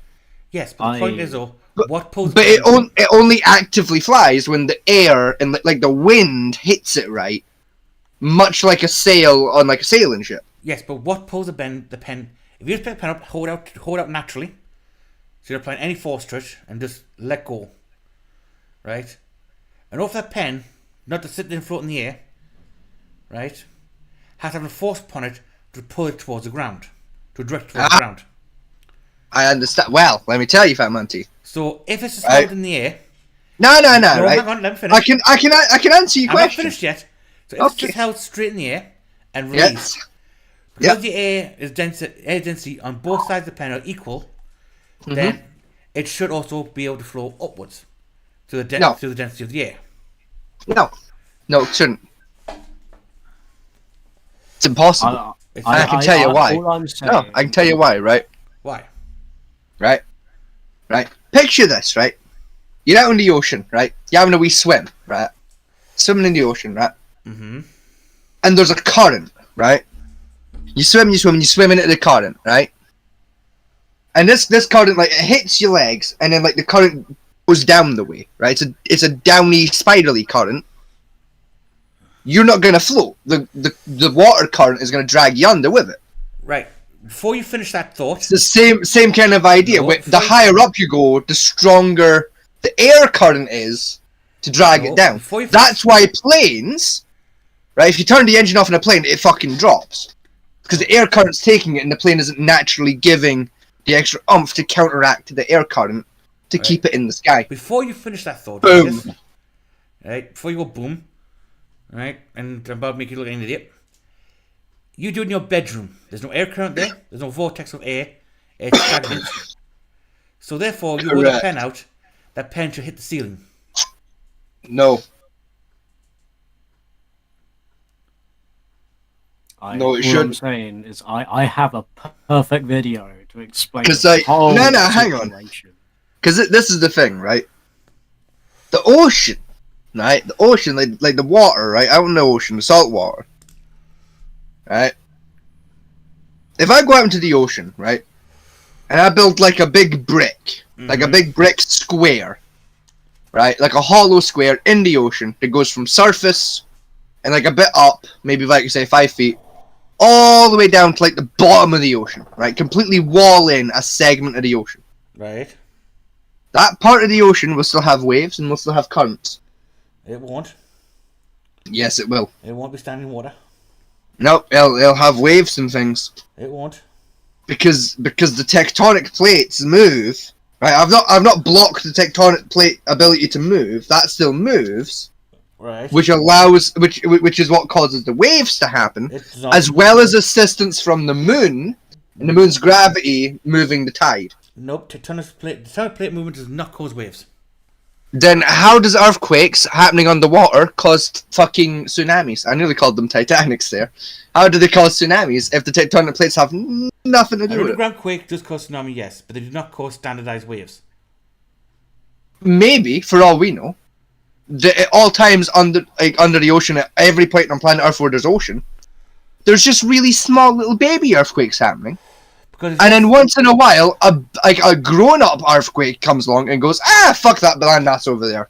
Right, because for your problem... Because what's happening is the grown-up... the grown-up, like, earthquake's coming over, right? No. And it's seeing the baby earthquakes fucking about. Hang on, Vegas. Right? Vegas, no. Saying swear words, right? And the grown-up one smacks one, and that's what the earthquake is, causing the tsunami. No, you have to stop a second. Right, your problem with your theory there is, how do you explain the Mediterranean? How does anyone explain the Mediterranean? Why the fuck is the Mediterranean? Because the Mediterranean is non-tidal water. Yeah. Which means your theory then doesn't work. Nah, right, I'll tell you exactly why it's non-tidal water. The Mediterranean, it's not on a tectonic plate. It is. It's right smack bang in the middle of the tectonic plate rather than near the edges. Therefore, it's where the water movement by the tectonic plates is originating from. Therefore, they can't see it. No. Because it's happening like over there. No. The vibration's happening where they are, but the consequences of it is happening over there. No, because Yes. that's not how tectonic movement works. I disagree. You feel geography then. You're too fucking right-handed. But anyway, the problem with this, no matter Well, they what, studied it for 2 years, so, like, so I don't know shit. did I. I still understand how tectonic plates work.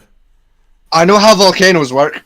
Outside of that, no fucking clue. The problem still stands. If it's because the pen is denser than the air, unless the force is actually upon that item to pull it in a direction, it will just sit in the middle of the air. Well, no, because, like, a pen would be denser than the air. Yeah, but then it would float upwards as well. Because, like, the density of the air, would, like, you would take that as, like, density level 0, right? And then, like, a feather, that's, like, density level 1. So, like, a pen would be, like, density level, like, 3 or 4. Yes, but means the pen will still float upwards. No, it'll sink because It it's won't. too dense. Yes, but the air above it is just less dense than the air below it. No, all air is the same density. Exactly. There's just as you go higher up, there's less of it. No, because in the flat Earth model, we're encased in a box.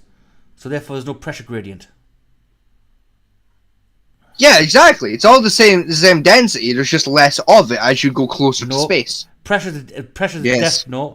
Pressure definition of more in one place and less in the other place. That's what you get No, pressure. because like this is the thing, right? Is like each air molecule weighs the same amount, and as you get closer to space, there's less air molecules, which gives the illusion that there's less air pressure, when in reality there's just less air.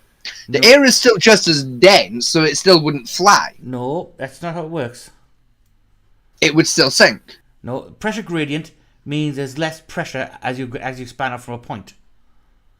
So as you go further to the top of the dome, further up, right, the pressure gradient means there's less pressure there.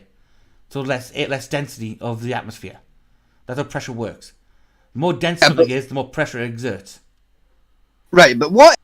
And hear me out. What if you're wrong? I'm not wrong. No, but what if? I'm not. That's the point. Like pretend for a second, right? Imagine for a moment, right, that you and every scientist on planet Earth is wrong, and I'm correct. Right, What then? You're gonna have to excuse me because I need to run to the loo. Like what then, Fat Man T? What if everyone else is wrong and I'm correct? Then the laws of the universe collapse, and we're living in a dream world. Exactly. What if this is our opportunity to take the red pill and escape the Matrix with Morpheus? That's the blue pill, not the red pill. Who gives a shit? My point is that the Matrix was a good movie. Flat Earthers are fucking idiots. And stop being a cunt. Right, Not just to you, but to everyone on planet Earth. Stop being cunts. Looking at you, Palestine! Right, I'm gonna quickly run to the loo, and Play nice with your younger brother. you two talk amongst yourself for a second. Mm-hmm. Alrighty. Fucking watching you, Palestine. You play nice with Judaism. Not Judaism. Jerusalem. Not Jerusalem. The ones that aren't Palestine. You play nice with your brother, Palestine. Play nice with the other ones.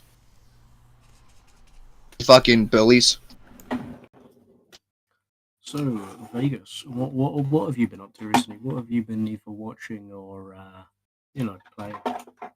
As you're very well aware, Rinsevind, and as the people at home are not very much aware of, I've been playing a lot of Fallout 4 today. Ah, yes. By which I mean I played, like an hour and a half today. Cause I had shit to do before I got on the podcast. Played some Fallout 4. Survival difficulty, because, fucking pro gamer over here. Fucking do it for a living now. It's fucking pretty sick. Been playing a bit of Fallout 4. It's pretty good. I'm missing a couple of Creation Club things that I really want. I really want the donut pack. It lets you build like a little Slocum Joes in your settlements and shit. And I like the idea of having a donut shop, like up in Sanctuary. So I might invest in that at some point. I think it's like a $5. So like That's when I get fine. paid, I might throw a cheeky fiver at it. Like get myself one of them. So real quick, right? Okay. I need to say something, right? Yeah. Mr. Vegas here, right? Your main home guy Vegas, right? Yes. It's a fucking idiot. Oh, I mean, we know that from this recent debate, but yeah, go on. Well, I mean, I'm about to sound even stupider, right? So, do you remember earlier on Rinsevind, right? You and me were talking, right? On PlayStation, right? Now, I had to disappear because I have to go to the shop, right? Yes. When I was at the shop, my landlord very graciously purchased me a pouch of rolling tobacco, right? Okay. Because I'm struggling a little bit financially. My landlord's very friendly, right? And offered to bump us the cash for a pouch of baccy, right? Yeah. The entire time since I got home, I have been taking cigarette ends out of my ashtray and turning them into fucking rolling tobacco. Because I genuinely forgot I had rolling tobacco. I've not even opened the pouch yet. It's sat over there on my desk next to a model train. And I bring this up because I've genuinely only just noticed it's there. And it's been there for like 4 fucking hours. Yeah, that's pretty dumb of you. I am clearly the dumbest motherfucker on this podcast. Yeah, we know that. And not noticing the tobacco wasn't even caused by alcohol. If anything, No. that problem was lessened by the alcohol because drunk me spotted it. Drunky was there just like, Drunk me's here just like, wait a fucking minute, what the fuck is that that's shiny? Oh, that's that rolling tobacco I bought earlier that I forgot I had. you're there just like, I smell tobacco. You look over. Oh! What do you smell, Egbert? Man flesh. Fucking... Yeah. And this, children, is why you should never drink in podcast. Because things get wacky when you drink in podcast. I'm hungry. I'm very hungry. I might make pizza. When? I don't have any cheese. I can't make pizza. Oh, I'm sad. I don't have any cheese. I could make naan bread. I have all the shit to make... Oh, I might make naan bread, actually. Yo. Oh no, I'm gonna wait for Fat Man T to come back, and then I'm gonna go for a pee, and then I'm going to consider like making the dough, throwing it in the air fryer, bringing the rest of my beer upstairs, hanging around for like 10-15 minutes, and then going down to collect the naan bread and then bring it back up. Fair enough. I would just bring the air fryer up and cook it upstairs, but I've nowhere to plug the air fryer in the office. Well, I'm back. And it's pretty fucking dangerous as well, on top of that. Nah. Fuck it. What's dangerous? What a miss. Cooking while drunk is only dangerous if you're tired. No. The fact that you were considering bringing an air fryer up to your room to air fry naan bread. I mean, an air fryer is just a slightly bigger, easy bake oven. By the way, Rinsevind, I used to have an air fryer in my bedroom. Yeah. I mean, that's not encouraging. Yeah, you're also a fucking culinary expert. And what are you trying to say here? You're drunk. Come on, Rinsevind, don't scramble your words, Rinsevind. What are you trying to say about my culinary experience?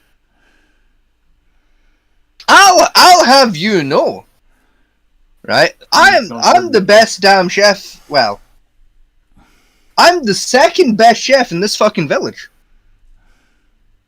There is one other woman who lives in this village who I met recently, who had a Michelin star, and I've tasted her cooking, and I am willing to give first place to her because, by God, can that woman cook? Anyway, we're off topic. Let's get She is back. very unfortunately about 60, so I can't marry it. Well, you can. But if she was 30 years younger, By God, would I consider it? You can marry if you want to, but it's kind of weird. And all I'm saying is if she has a twink of a son who's single, and that twink son is listening to this podcast, reach out, my guy. Reach out, my gamer. What you actually, hang on, before we clarify this, what you're actually saying there, poor lad, is that if you're not a twink, he will make you one. You're too fucking right, I will. Run. And if you are a twink, Stop watching. you won't be a twink for much fucking longer, babe. Anyway, My cooking will fucking fix you to be hot. anyway, getting back. No, it won't. Ladies? Get back to our today's topic before Vegas gets arrested for sexual harassment. There is a fine line between sexual harassment and banter. Like, it's a very fine line, you know. Very fine, thin, white It's line. a very, very fine line, you know. Much like cocaine, it's best served when there's a fine, thin, white line. Anyway, right. So, do any of you two have any conspiracy theories you'd like to talk about? Before I continue on with some ones I have. What if, right? And hear me out, Fuck. right? What if the Queen, right? People always say, right, that like the celebrities like lizards, right? Mm-hmm.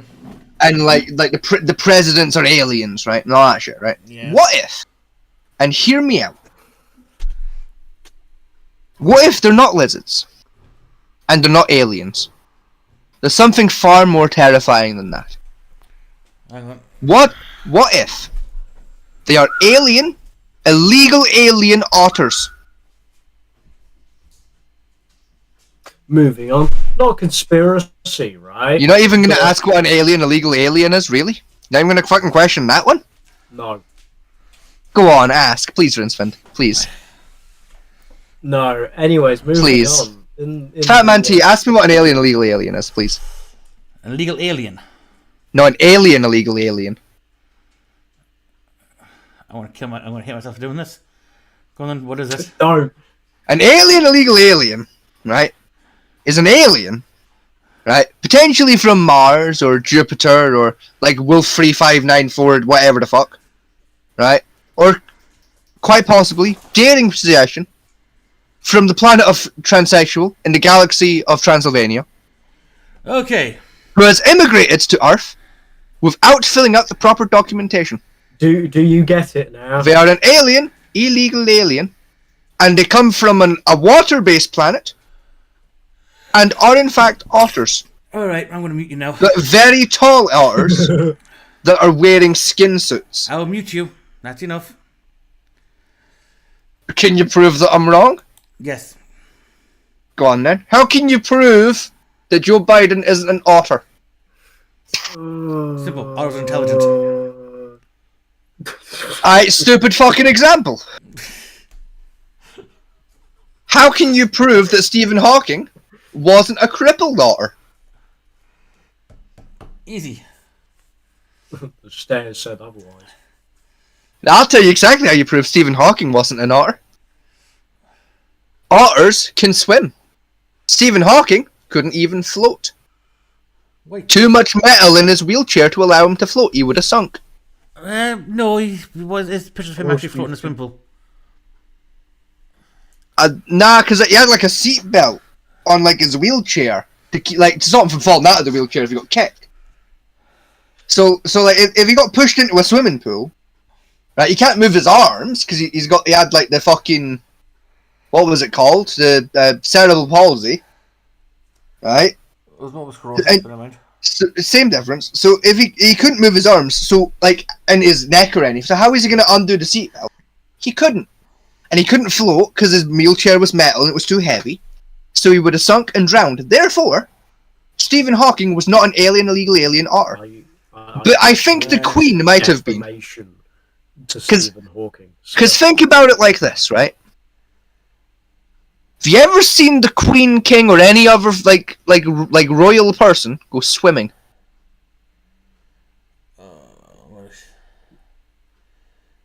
I'm not on drugs for this.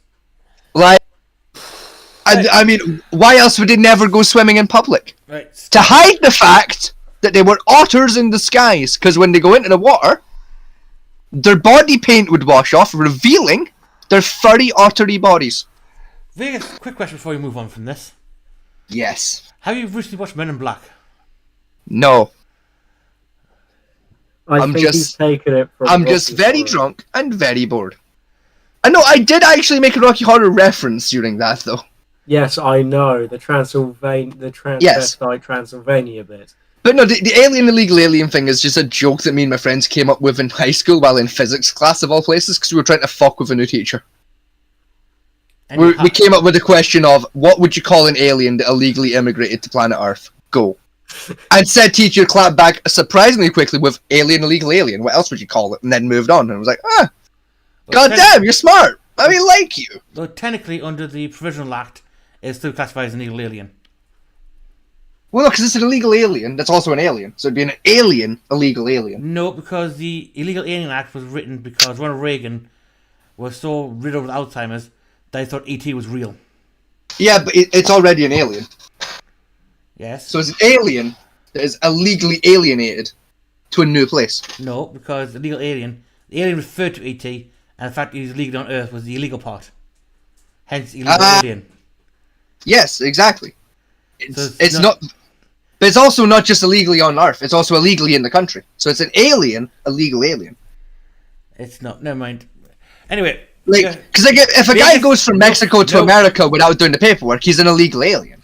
So if he goes from Mars to America without doing the paperwork, he's an alien illegal alien. Right, Vegas, that's enough. Right, Rinsevind, what are you on about? I was gonna say not a conspiracy theory, right? But one theory that I do believe in is that there is a other planet in our solar system that could potentially hold life. Pluto. No, not Pluto. Apparently, there's one a bit further back. Like beyond Pluto. Apparently so. No. For one thing, it's too cold. Yeah, it is too cold, but It'd be too far out of the Goldilocks zone to support life. I might be drunk, but even I know that. Now, one particular planet that could support life, in theory, right, because it does have liquid water, and the atmosphere allows it to retain heat, is Io. Yeah. Io Question. Could support life. Yes. Yes, question. Which one's Io? One of the moons of Jupiter. Yeah. Cool. Yeah. So Is that why it's called World of Io? Is it set on the moon of Io? the D&D session, yes. Ah, cool. No. Yeah, they built. That's why there's like orcs and slimes and shit. It's an alien planet. I'm with it. Yeah, basically, there was a war between two countries from Earth and one from space, and they end up on Io and Blue Io somehow by destroying a reactor somewhere down the line. I don't know the full lore to the Ioverse yet. How would a space country work? Would that not be like more of a space nation? No, because it depends if you classify your entire say Babylon 5. We've seen it. No, if a planet's only got one landmass, I suppose, like one big conjoined landmass, then that would be one country. Yeah, no, okay. Yeah, if you have a space station like Babylon 5, because of its size and the way it works, that would classify as a country unto itself, because it governs itself. That makes sense. I guess the same could be said in theory with the Babylon 5 theory. Same could be technically said with Red Dwarf. No, Red Dwarf was a ship under a mining corporation. Yeah. By the way, Vegas will be back in a minute. Vegas needs to pee. No, that falls under maritime law, where the captain's rule is ruled by the country's point of origin.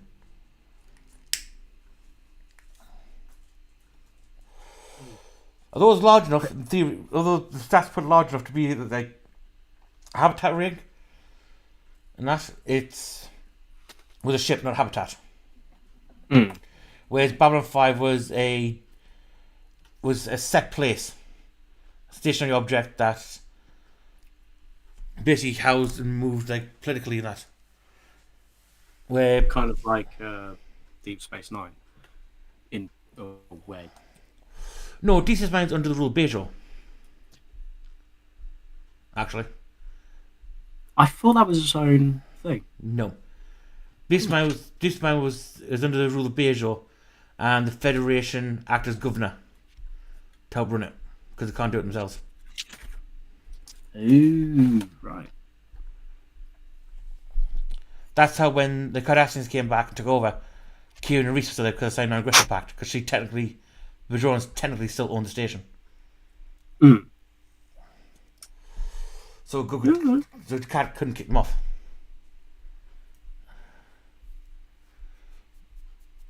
Yeah, no. Makes sense. Plus, Deep Space Nine was only it was only 2 kilometers across. Mm. Babylon 5 was for, I think it was 6 kilometers from end to end, and 2 Yeah. kilometers high for a habitat ring.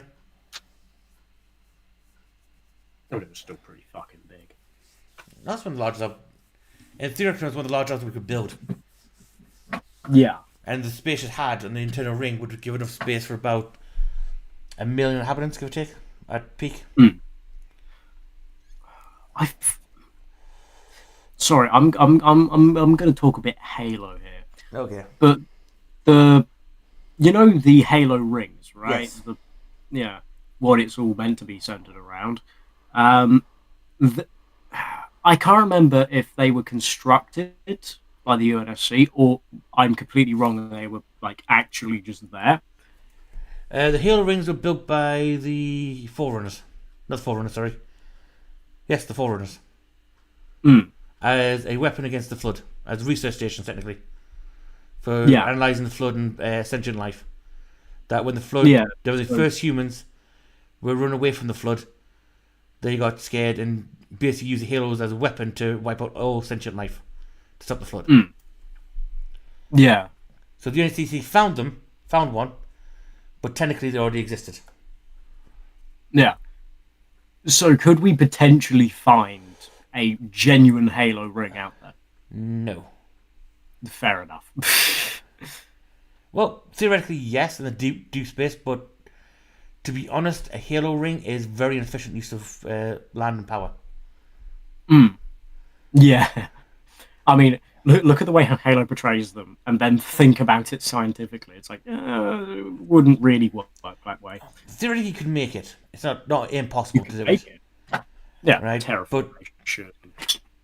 But if you're going to make a mass like that, you're best off making... If you have the ability to make it, right, a ring, you're better off making something more like a Dyson sphere.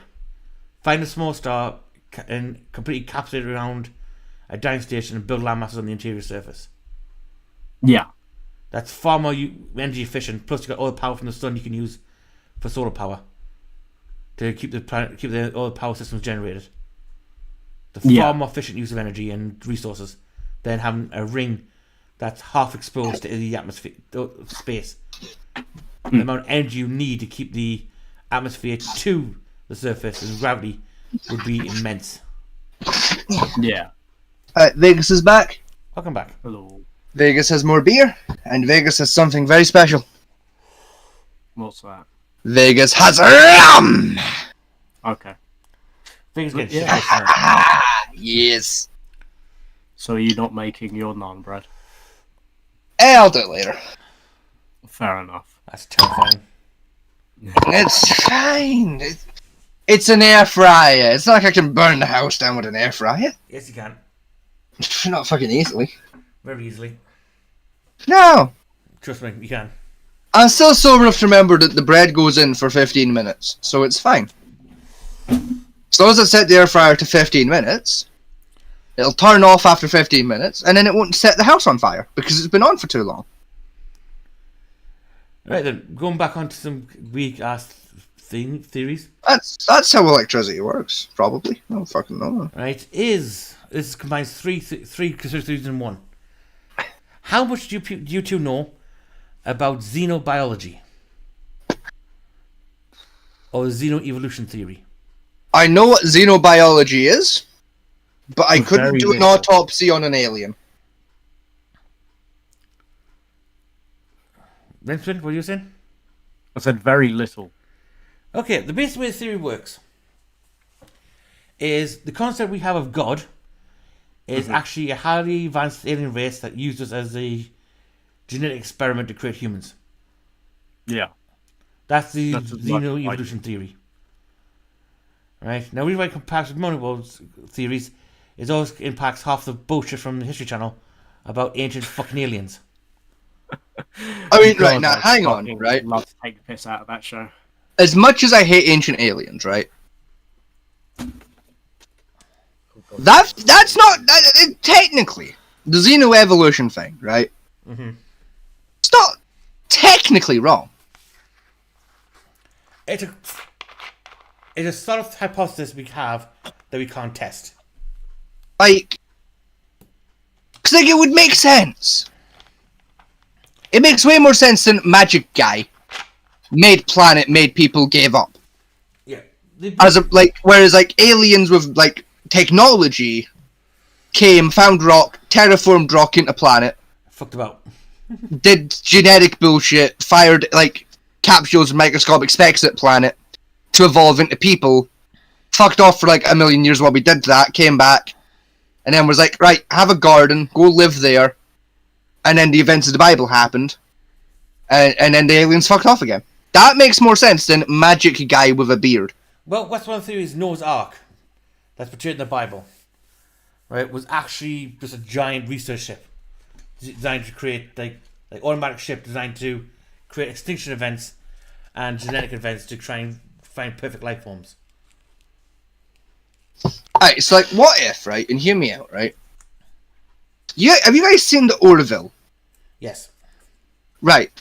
You know the episode of the Orville, right, where they find the spaceship out in space, and it's got like a whole like ecosystem in it, Yes. and like a whole civilization has like people have like lived there. Bioship. Yeah. Or generational ship, yes. What about them? Yes. It's like, what if that's what the Bible meant by they built Earth in 7 days? Is rather than what we think it is of like they came and they found like a rock, or they built a rock, and then fucking terraformed it and shit, right? What if instead of that, they built a ship in like 7 days that like could simulate like an Earth environment, and would essentially like Earth is essentially a holodeck, and if we nuke the sun, it'll crash the program simulating Earth, and will reveal that it's all a simulation. So kind of like the Fallout 3 thing, where it's Exactly like the Fallout 3 thing, but less Matrixy. yeah. Because it's still Matrix theory. Like rather than like weird in a computer, it's more like weird in a room. Right? Like No, Matrix theory doesn't need to be in a room, in a computer. like we're physically in the world, Yes. like on a spaceship in a room. We're not asleep unconscious in a computer. We're like awake, alert. We are what we are. Matrix theory posed that the world is a simulation. Right? It doesn't mean you're actually in the Matrix or in a computer system. It just basically hypothesizes that the environment we live in is a simulated environment. Yeah, on a spaceship. Odds are no, because the energy and power requirement will notice by now.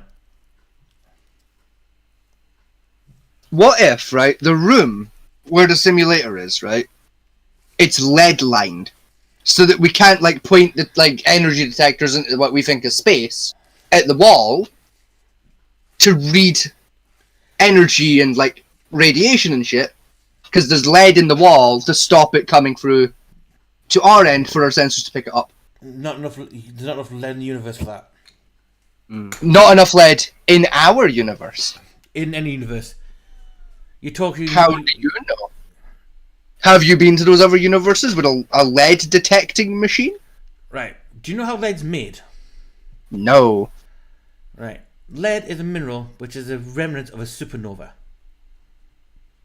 Right, so like, what if, and hear me out, that's how lead is made in the simulation, and outside of the simulation, lead is about as common as grass. Because you still... in order to make the shield a power source the size needed for what you're proposing, right? You're talking a lead-lined wall, right, of just pure lead, of Yes. about 7 miles across, Yes. right? Vegas. So not only would that be insanely heavy, Yeah. even more heavy than the actual Earth itself, Yes. right? It also means that the entire, just 1 meter square of this lead wall, right, would be the continuous of basically most of the continent of America. Yes. The amount of material and kinetic energy from just having all that material in one place would cause the whole thing collapsing itself in a black hole.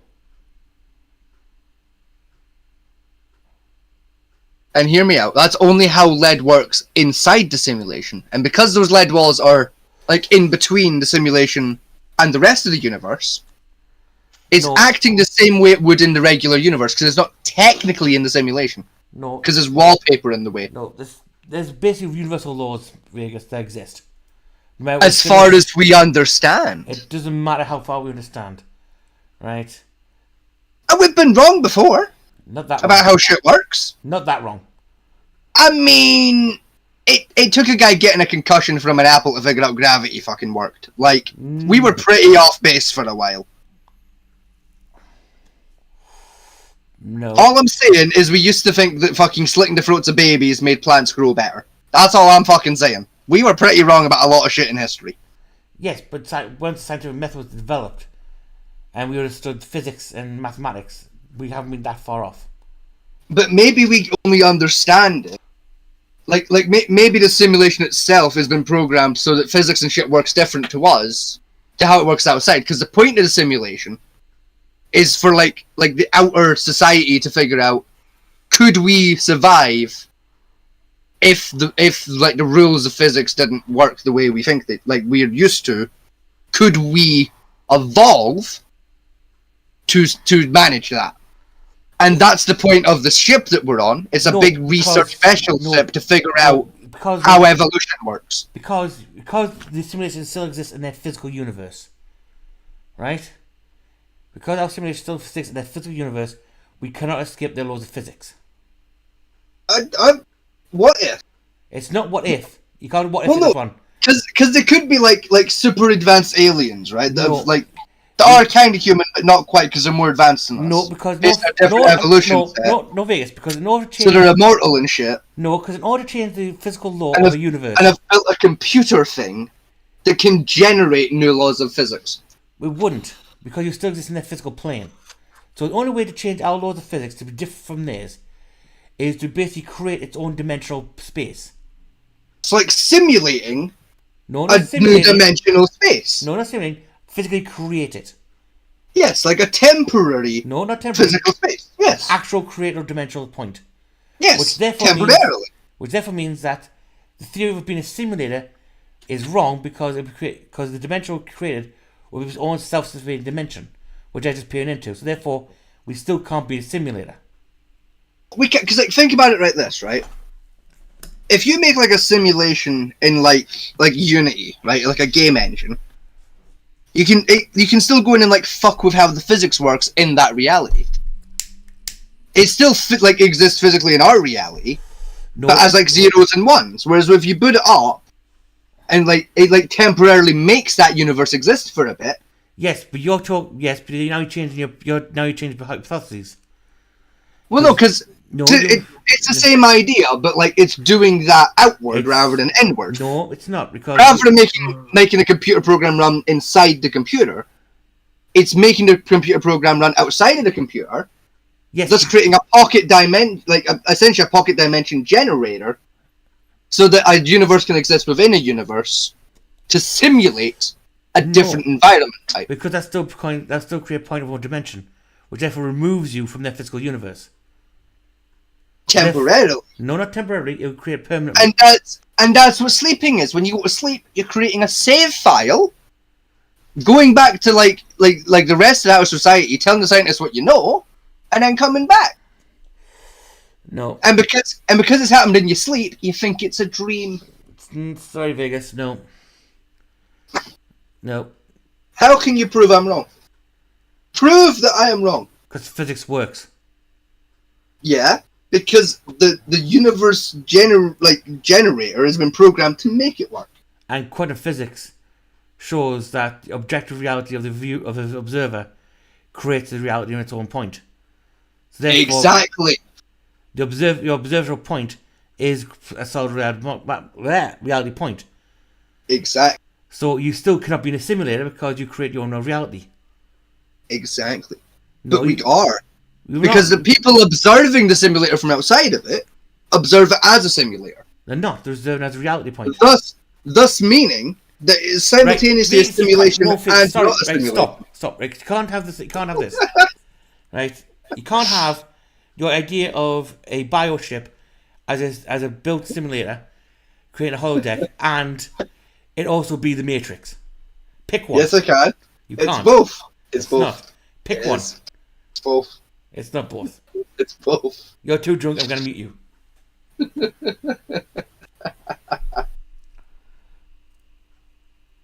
Oh, I should drink on this podcast more often. This is way better fucking content than normal. Holy shit.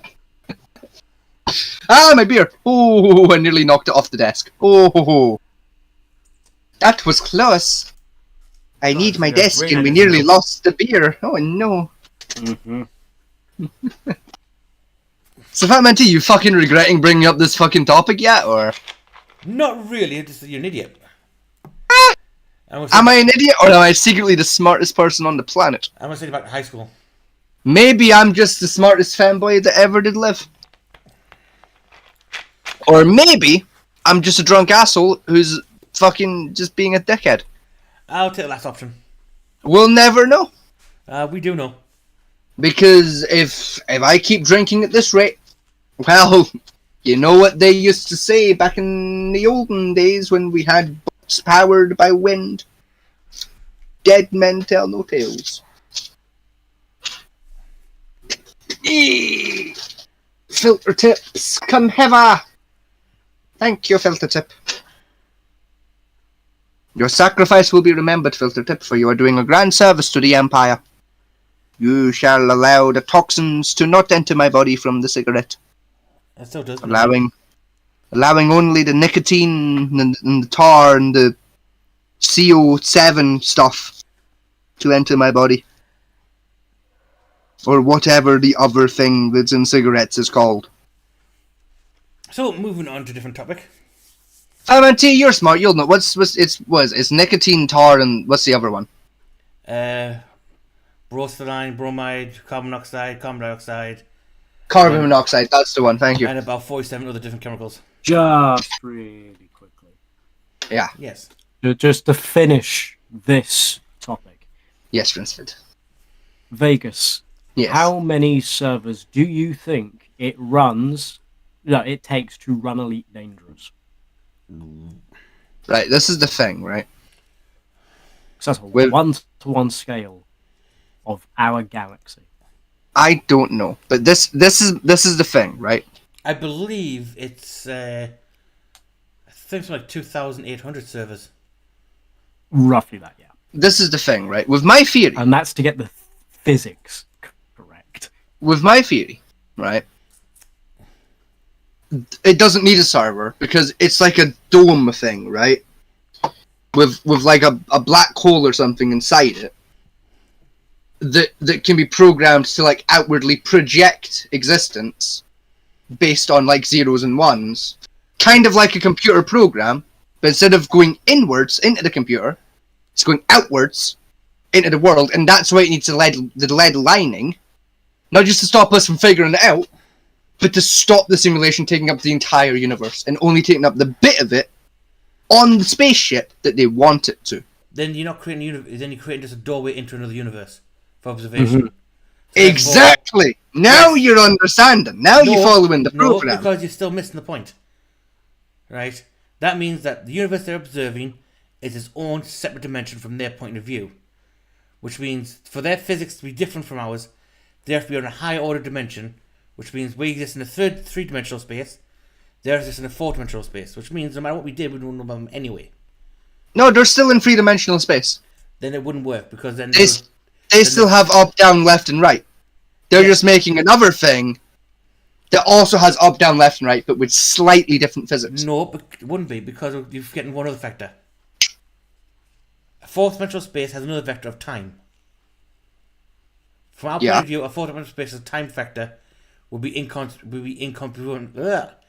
Can't say the word now. Inconsequential? Incomprehensible. Yeah? Like in Skyrim, where it has a day-night cycle.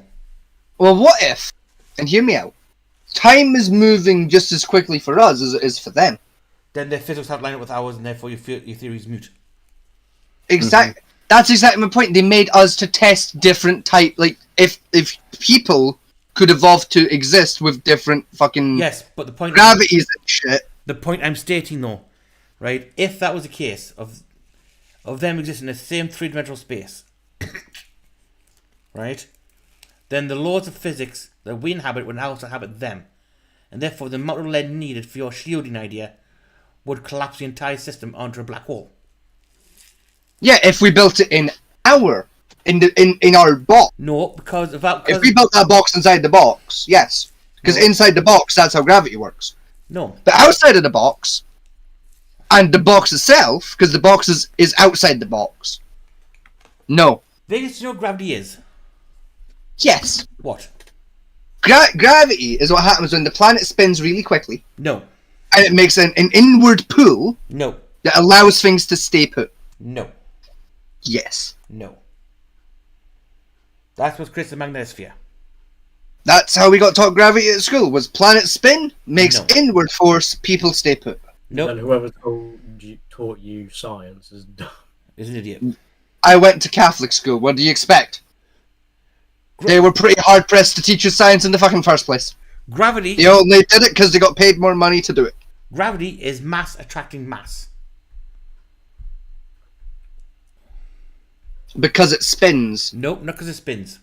Then why else would it spin? What was it? The equation for gravity. If the planet spinning doesn't make gravity, why else would the planet spin? Because the spinning of the planet creates a magnetosphere. And what does that do? Protects us from solar radiation. Yeah, that makes sense. We would have been dead by the sun long a fucking ago. Yeah. Well, no, because if the planet didn't spin, there'd be like a sliver.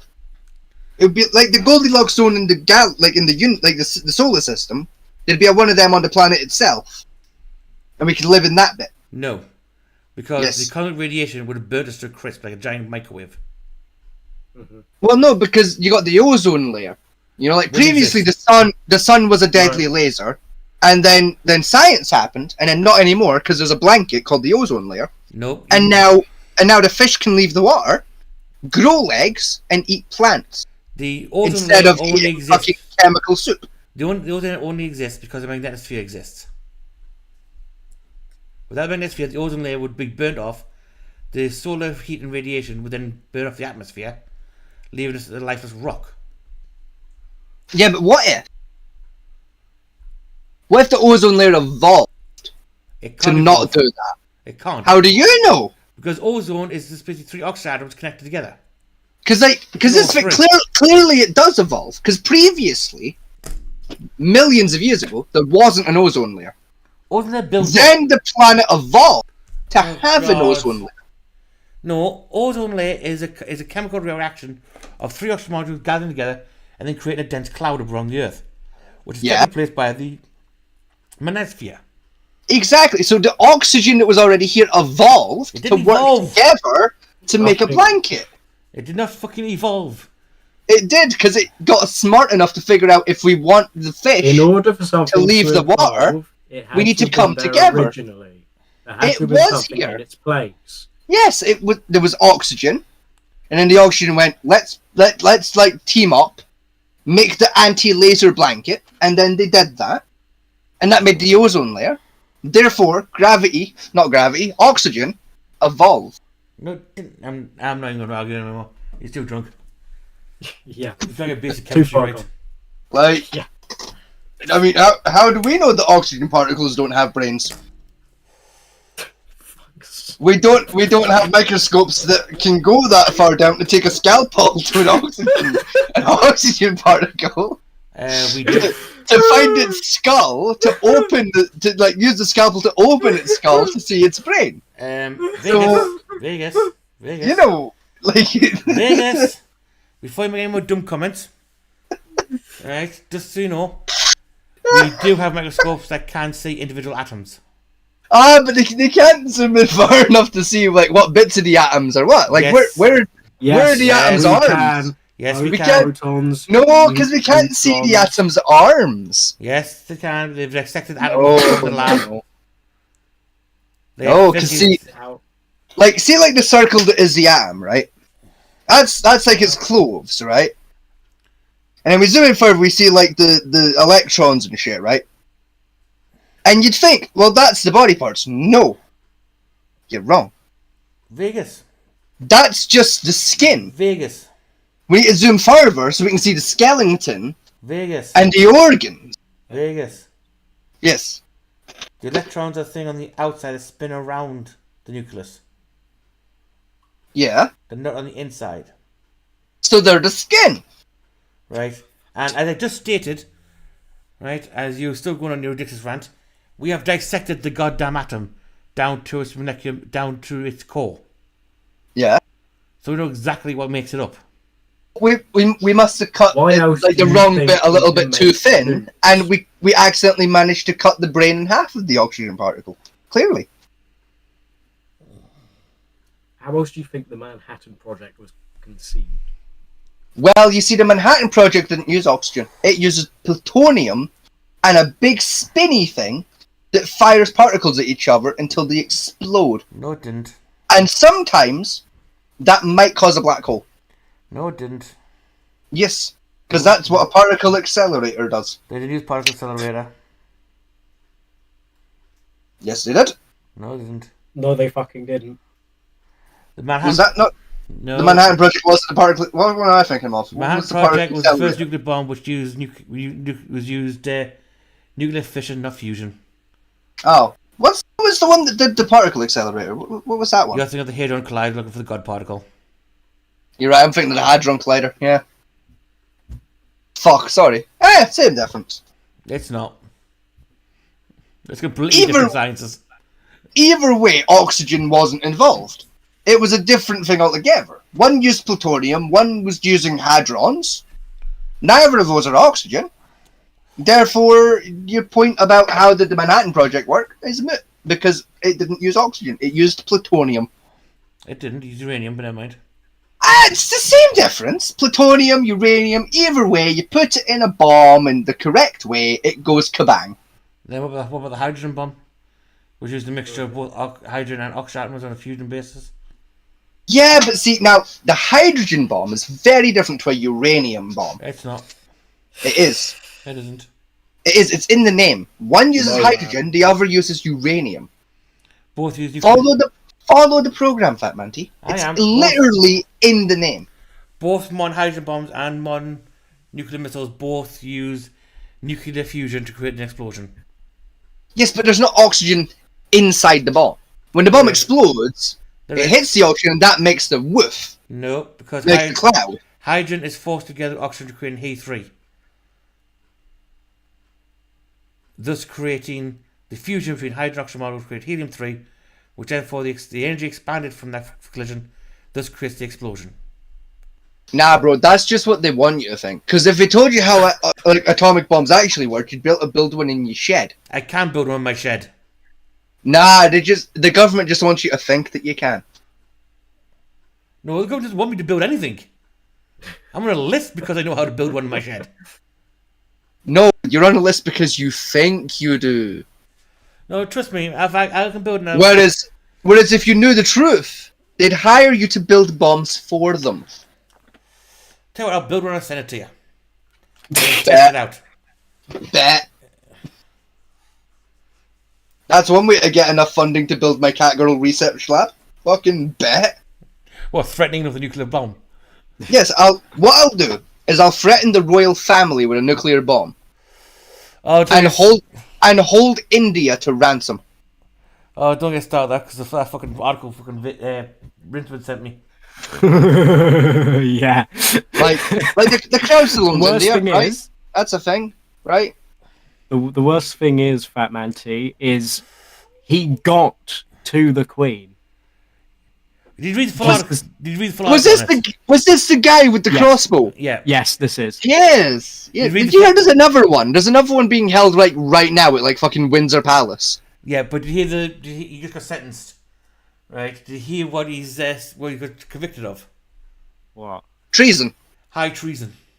Yes. Yeah, I'm not fucking The surprised. first person convicted of high treason since 1347. Nice. Does that mean he's got the death sentence? No, because he's mentally insane. Oh. But like it was an option.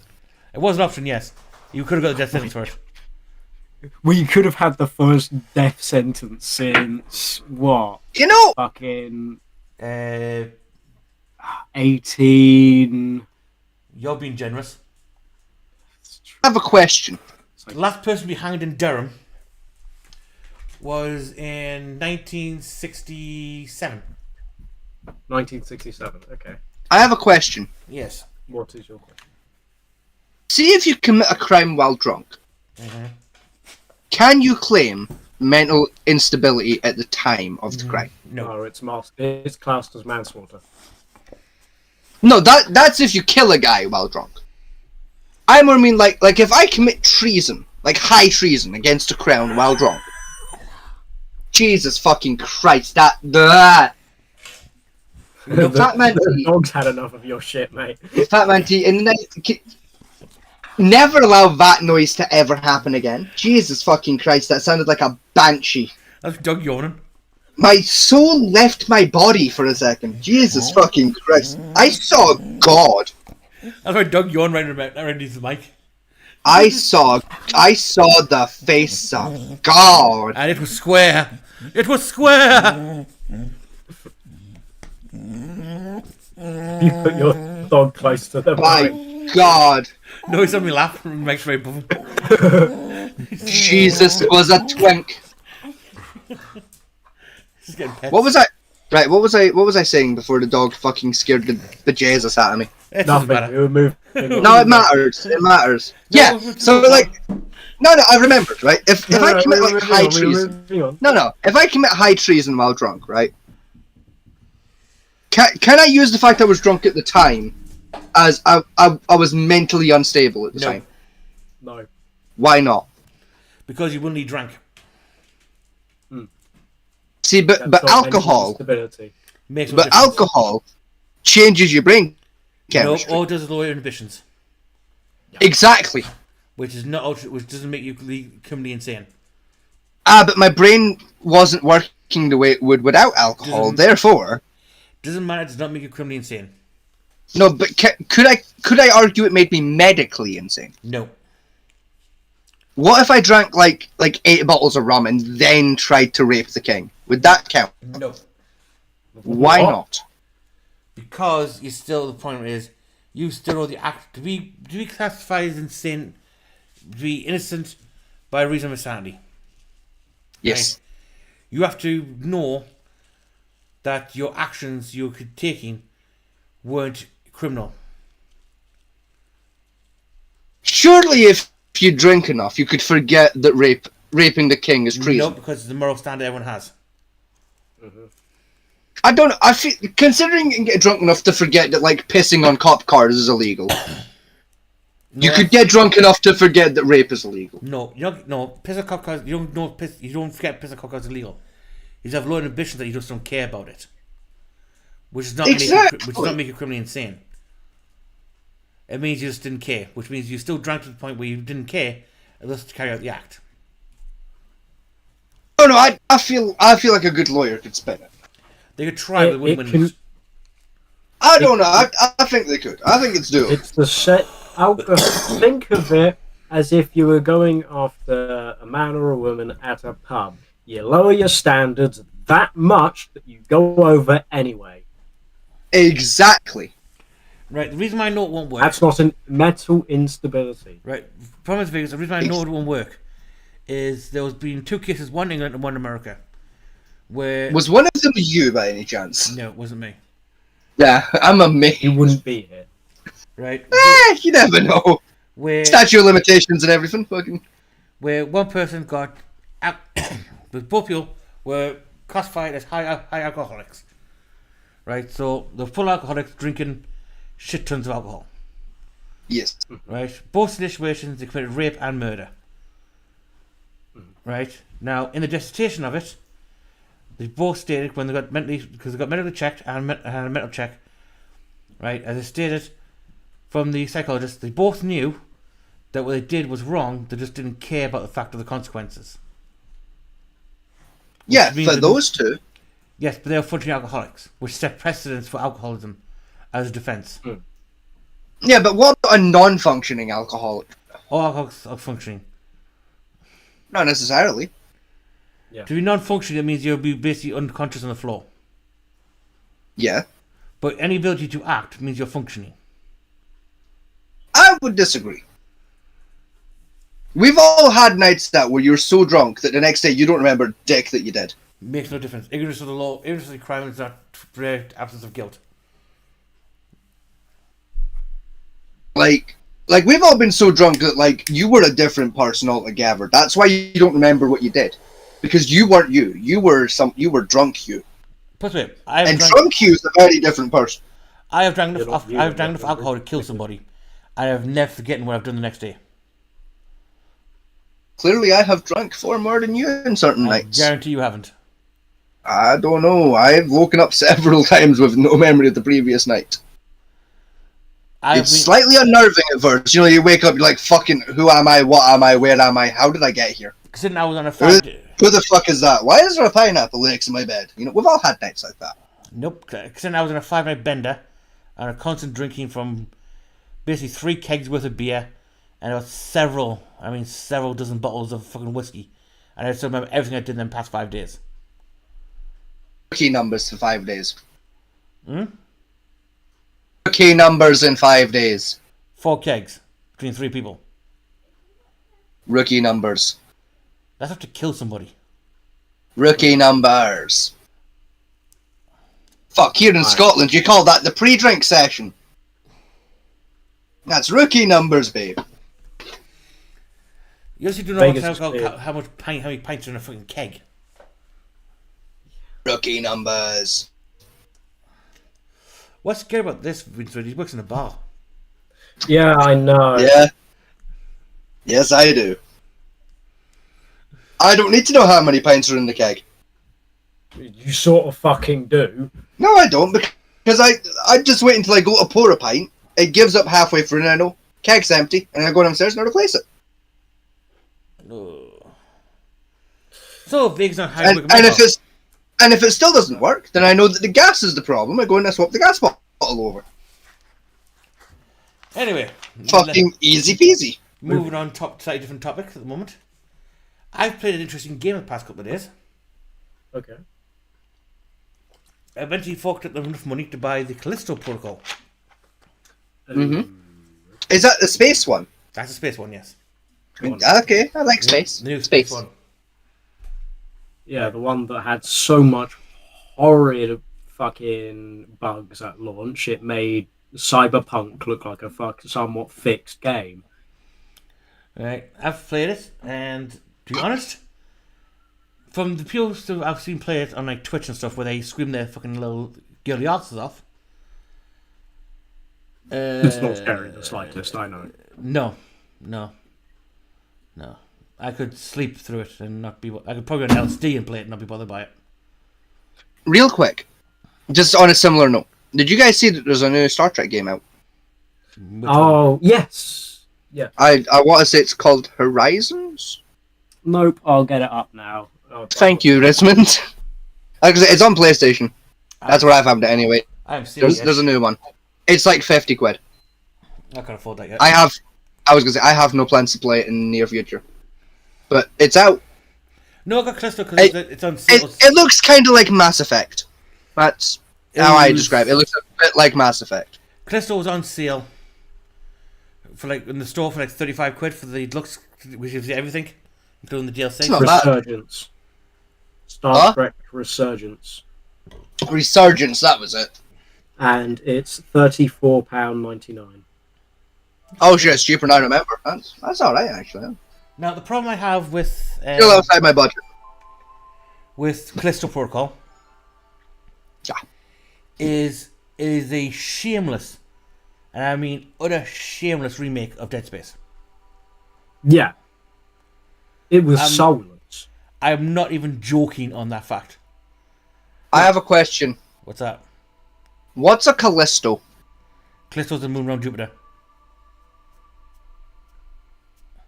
So what does it have to do with the protocol? It's a prison moon where they release a virus that turns things into monsters.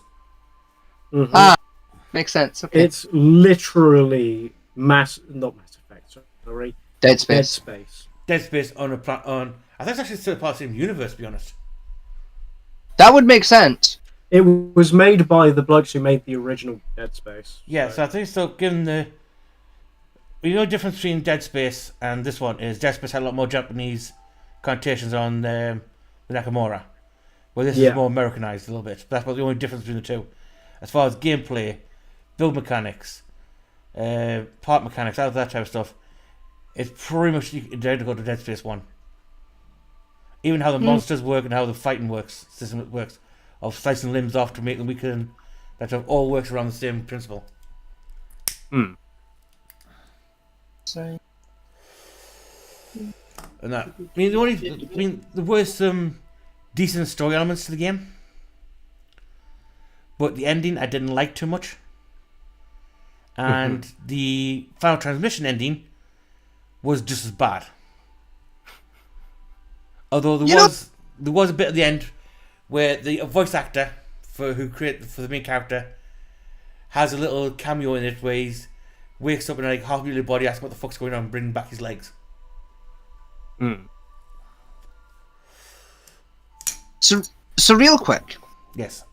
This has got fuck up to do what we're on about, but I opened up my emails a second ago there, right? Mm-hmm. Yeah. I've got an email from Reddit, right? And it's basically like, oh, here's some things going on in like subreddits that you follow that you might be interested in, right? Yeah. And one of said subreddits I follow, right, it's called r/AskUK, right? It's basically people from places outside the UK, and even some people in the UK, ask residents of the United Kingdom questions, right? There's a question here that I assume is being asked by a fellow Great British resident. And you know, it's a good question because I don't know the answer to it. Okay, what's the I question? think it's good, but go on. In your lifetime, have you had more pints or more wanks? Have you had more pints of beer, or have you had more masturbation sessions? More Which have you had masturbation more sessions. of? Currently.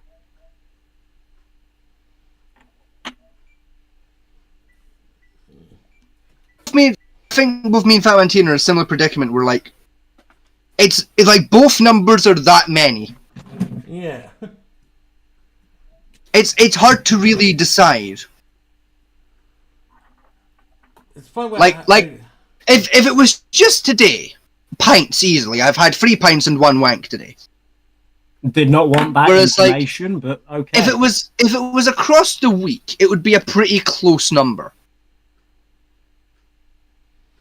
You know, like I'm on like, I want to say like pint 7 or 8 of the week. To my memory, I've had maybe 5 wanks in the week. So like part of me wants to say probably pints. But then I've never sat down and like recorded pints drank versus masturbation sessions had. I guarantee it's probably more masturbation because remember there was that point between like the age of like 12 to 14 where everything just made you horny. No. Even then, like I was only really wanking like once a week. Whereas like I was drinking more than that at those ages. It's like from the age of like 11 onwards, I've been drinking like twice a week. 4 times on like every second week for a good few years. The problem is though, would you count sex in that as well? It just says wanks, so I'm gonna say no, unless it's a hand job. A hand job from start to finish, yes. Hand job to start, but like anal to finish, no. We're also not gonna count blowjobs. Right, I'm just looking at a trailer for this fucking Star Trek Resurgence. Mhm. Right. The graphics are mid at best. And from what I can tell, Like you can see what I mean by like it looks like Mass Effect with like the multiple choice conversation tree thing, right? yeah, but the problem is I'm getting confused with the story. Because they brought some couple characters, such as like in TNG, the Fallen Empire, where they talked like the guy on the planet with the first bit of Ferengi. Yes. That's in here. Yes, it is. Yes. And I'm wondering what the fuck is doing here. The guy who's trying to convince everyone he's God, but like he's just like a puddle of oil goo. That guy. No. No. I'm sure he was in the trailer too, to be fair. I think I saw a bit. No. Can you remember where they went? They chased the Ferengi for stealing something. Yes. They went to a planet and got caught in an energy field, drained all the power from the ship. No. So Reg went down, talked to a guy who's part of a ancient empire that died out. And he was like black sparkly glue. Glue? Goo. No. No. There's a guy with a big No? staff. Oh, that guy! Yeah. Fucking. Yeah. And they have the Ferengi on the planet as well, trying to convince it that. Yeah. Like wizard at a fucking the Monty Python not Life of Brian, the other one, Holy Grail looking fucking ass guy. Yeah. Yeah, with the big stick in the hat. All Yeah. the crystals on the planet shit. That one. Yes. I know the guy you mean. So what was the one I'm thinking? Like the goo god guy. Who was he? Who was that fucking guy? Who was the goo god guy with the glitter? Wasn't it Q? No. The good guy, No. guy you're on about was. Made out like oil and shit. Yeah, that was the thing that hates episode. That killed Tasha The Yar. thing that hates. It kills like the security lady from like season 1. Yeah. Yeah. And he was basically all the evil and vicious thoughts of his race. You're right. That was that guy. Yeah. Dumped on a planet. Loki, right? Better yet, right? Question, right? Across all the Star Trek TV shows, right? Hang on, before we get this. Hang on, excluding Discovery. Thank you. Who's the most bangable character, in your opinion? Ooh. Like, if you could pick any character from any of the shows, and they couldn't say no, and you had the opportunity to fuck them, Basically, who are you picking? Turn any of the Star Trek women into my waifu, right? Yes, but only the TV shows and movies. We're not counting the video games. Because if we went with Star Trek Online, we all know what my answer's going to be. Hang on, no. Discount Kelvin. Yeah, we'll discard like the lens flare hellholes that were made in the more recent years. Right, so from... Because having Simon Pegg on the list is cheating, because we'd all pick Simon Pegg. Right, so... That's true. So from TOS right through to Voyager. Yes. Are we counting Enterprise in this as well or not? Yeah, fuck it, why not? Do we also class Strange New Worlds, or is that also No. off the... That's in the new No, fifth. no. Yeah, that's Kelvin as well. That Isn't it makes it French? harder. That makes it harder. Actually, counting Enterprise in. Because I'm torn now. Well, let me go first with like my top two, because I've got two characters who are tied. Right? 4 characters are tied. It would either be Kira Nerys or Dax from Deep Space Nine. Dax. But like Dax when she was like the tall Dax. Yeah. Like the one that marries Worf, that version of Dax, as opposed to like the weird, short, smart arse Dax. That was a bit of a cunt. Yes, Jadzia, yes. See, Jesse's on that Dax. Jesse's on my list. Right, Kira's like in my top 10, but not that high up. Right. A close third, and this is what brought this question around. My close third place is the security lady from season 1 of like TNG. Tasha Yar. Aye, hard that gets killed by the goo man. See, she's in my top. She's probably my 5th choice. For me, she's like number 3. Like I'm kind of into like that tomboy kind of a deal, you know, like the short hair, the big muscles, the can break your spine kind of vibe.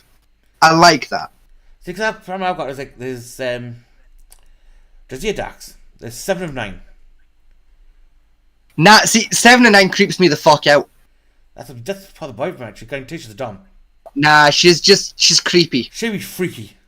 She's just creepy though. Like fuck that. See, cause she's like a robot and she talks in that monotone way. Nah, I don't fucking trust that. Oh, you can't teach like she'd be freaky in the sack. She'd be freaky, but she'd probably be like that step 2 freaky, where like she'd pull out a blade and like go like a little too close to the carotid artery for my personal comfort, you know.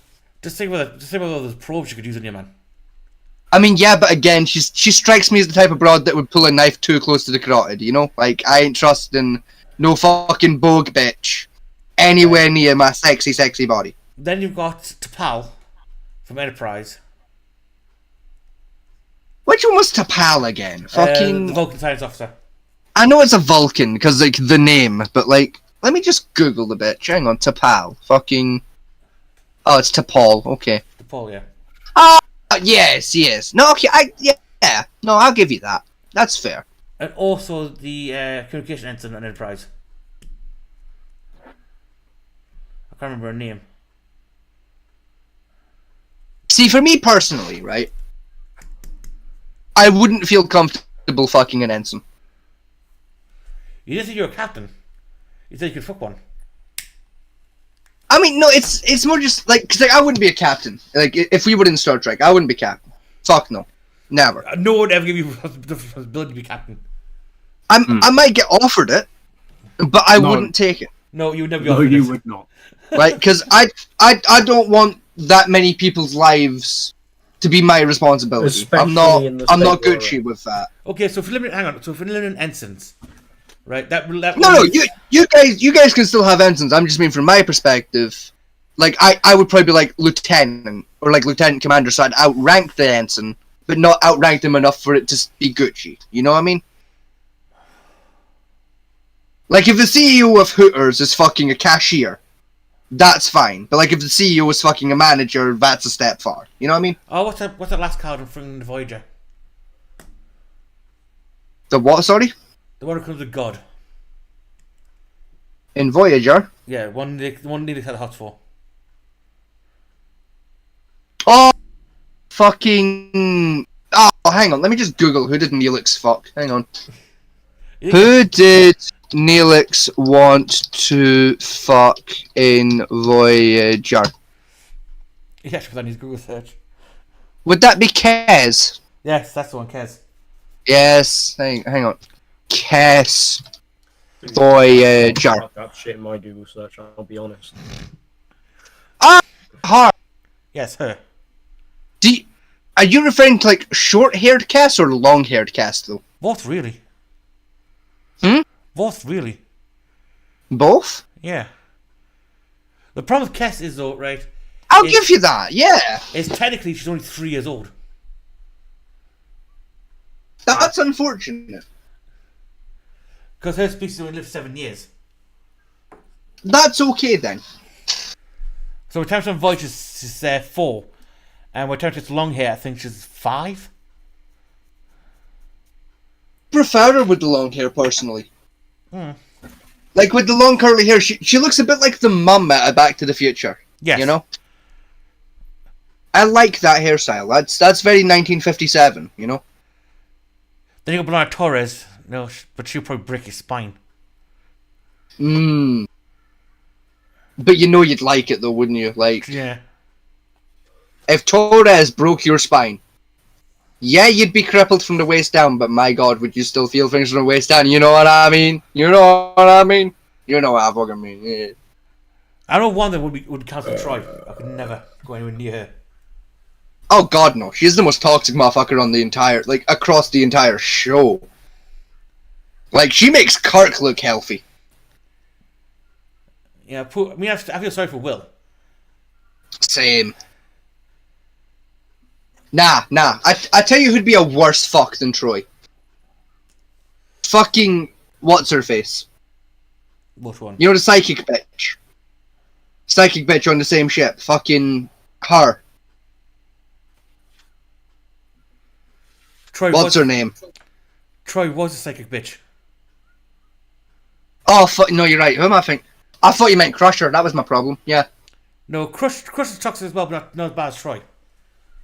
Yeah, no. I mean, See, because I wouldn't fuck, like, Crusher, right? Like Mrs. Crusher. Because, like, she's a shitty person. Yeah. I wouldn't fuck Troy because that bitch is psychic. So if I had a thought in my head, like, see in 5 minutes, I might switch to this position. She's gonna know and just do it ahead of time. And it's gonna fuck my rhythm up. See, you know? The problem with Troy is the fact that she's a cocktease on a massive scale. Which doesn't help. Right, but I would point out her mother. Yeah. I mean, bit from MILF to a little bit towards the guilt side of it, but I think she's still quite amazing. To be fair, right? Here's a question. Why are there no femboys in Star Trek? They are. No. They're just your race of femboys There's in really- Star Trek. Fuck off. There is not a race of femboys in Star Trek. There is. Hang on. Race of femboys in Star Trek. There's no fucking way.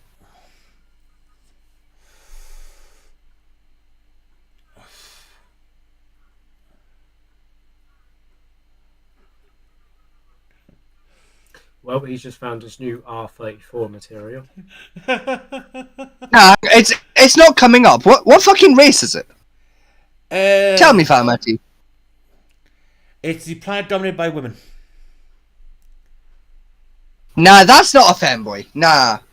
By No, default, just by that explanation, that doesn't count. No, if you saw them, they'd count.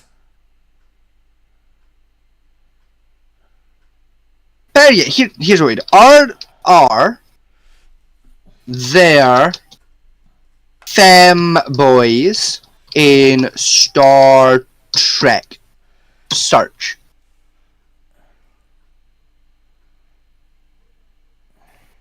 What the fuck is that?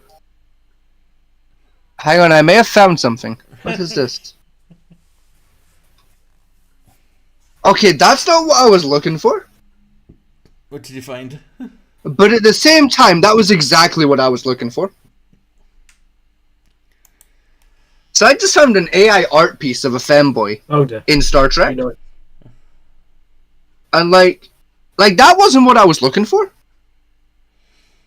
But at the same time, I have a bad thing. every moment of my life has led to this exact moment in time where I discovered this, and you know, I feel like this was what I was looking for all along, you know?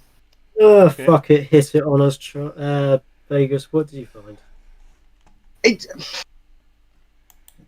It's hard to describe accurately what I've found. Let me actually, yeah. You know what? Share That's screen. that sound. That's Just- exactly my plan. For the viewers at home, we're not going to show you it just in case. Yeah. It's PG, don't worry. It's PG. I promised. Hang on, I tried to continue my search, but remembered yeah.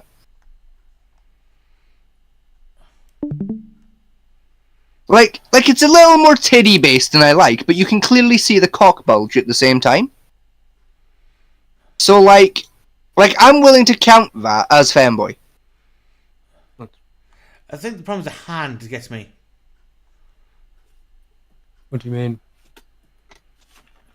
Well, see the arm. I mean, Go down the arm, find the wrist, the hand. Then, what the fuck is that coming out of her fingers? I do not know. maybe they're holding a towel. No, that's her fingers. Nah, they're just holding a towel, my guy. You're wishful thinking there, mate. They're holding a towel. It's fine. Anyway, What the fuck was back that? to the that search. Oh, I have a mod for my web browser that makes all my sounds sound like an arcade cabinet. Watch if I pull this up.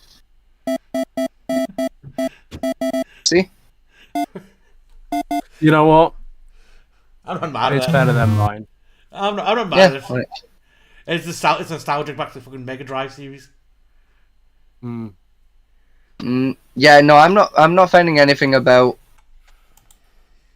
Anyone want to watch Hang Star on. Trek First Contact with me? Why is this an r/fem? Oh, hello. Oh, that's the end of that one.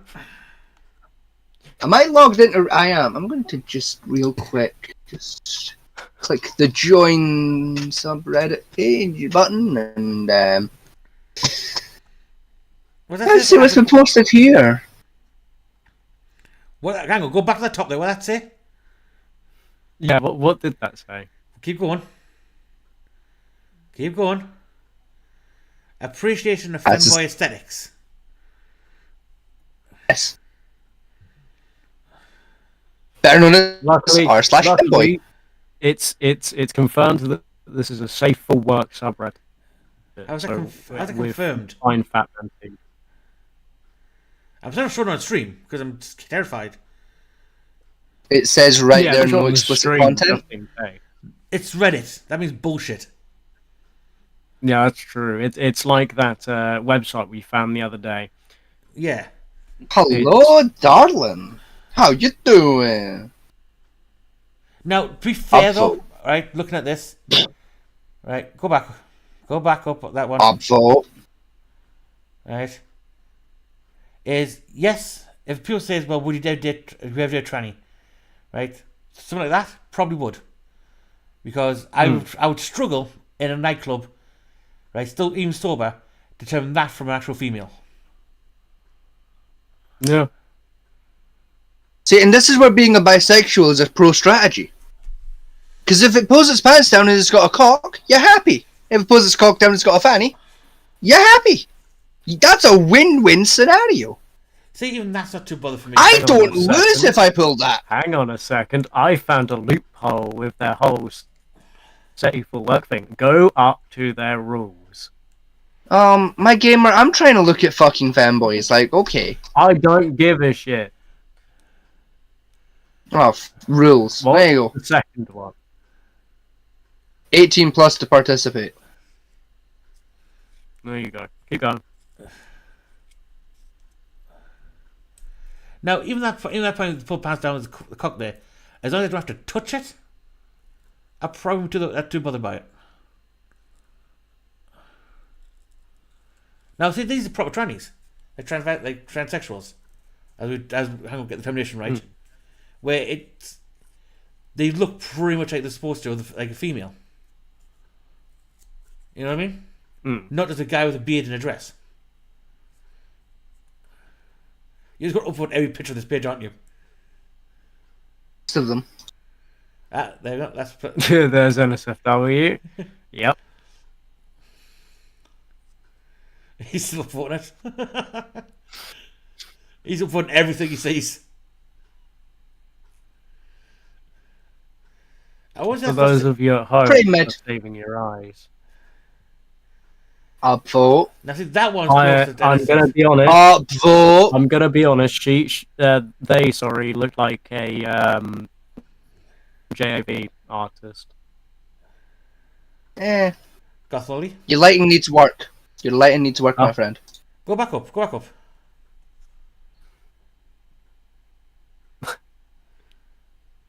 Keep going. Keep going. Yeah, her. Oh, it. No, Yeah. Down, twat face. Next one. That one. That one. Yes. That one? That one there. Right? Yes. Again, perfect symmetry. You couldn't, again, walking down the street, you could not tell the difference between the two. Probably. Right, but Fat Man T. Yes. They're not trans people, they're femboys. Counts the same thing. No, very different. Not really, than dress. Now, see, because this is the thing, my gamer, right? Personally speaking, my odds of being willing to fuck a trans person, probably about the same it is with like a gay guy or a straight woman. 50-50. My odds of fucking a femboy, if offered, closer to 92%. Like, there's very few things a femboy can do to make me not willing to fuck them. Lots of things that men, women, and trans people can do to make me not willing to fuck them. It brings back to the trap question.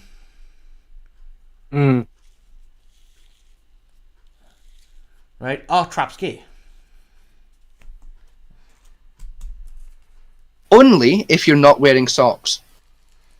Because one of the big questions about that one is, because I think most fanboys fall in the same category. If you spend most of your life dressed as a woman and act like it for the most part, but don't go like the transition stuff, does that not still make you? Well, does that mean you're not transitioned? No, it makes you a fanboy. Yes, but you're still living your life as a woman. No, Hang on. you're living your Go life up. as a fanboy. Go up. Up. Right, stop there. Click on that one. Why do they oddly look like you? Similar hairstyle. Similar face. It's not just the hairstyle. I was going to say, the face in general. Is that you, Vegas? No. Hello. Cosplay. Upvote. I don't know. Yeah. Yeah, no, okay, you can get an upvote. You get one upvote because that's a nice t-shirt. We have a semi-cat girl, what it looks like. Blep. Looking good. Right, things What else we got? getting- Bed of Sharks, upvote. It's a load of blowhard.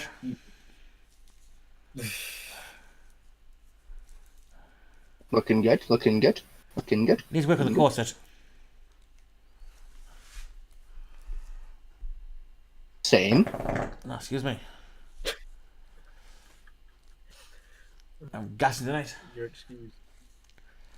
So, Lidda. we're just going to leave Vegas to do this. Yeah. Yeah. You return to us. Nah, you're not getting an upvote. No, you don't get an upvote. No, you get a downvote. You got a weird face. Hello. You can have an upvote. I'll just stop watching that now. You get an I upvote. have as well. Yeah. Right. So, I mean, who's gay here, Rinsevind? Like, me for looking at fanboys, or you for watching me look at fanboys? Who's really the gay guy here? so Rinsevind, what are your picks Yeah. about Star Trek for your waifu?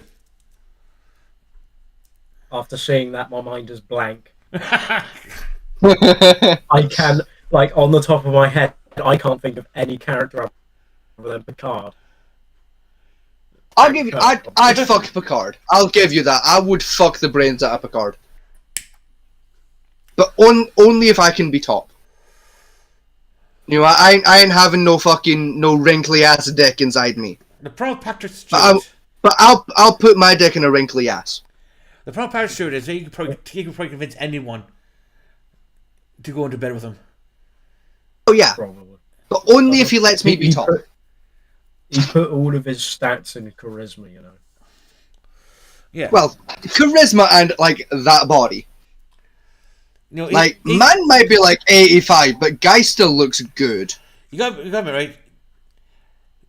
Patrick Stewart. Patrick Stewart?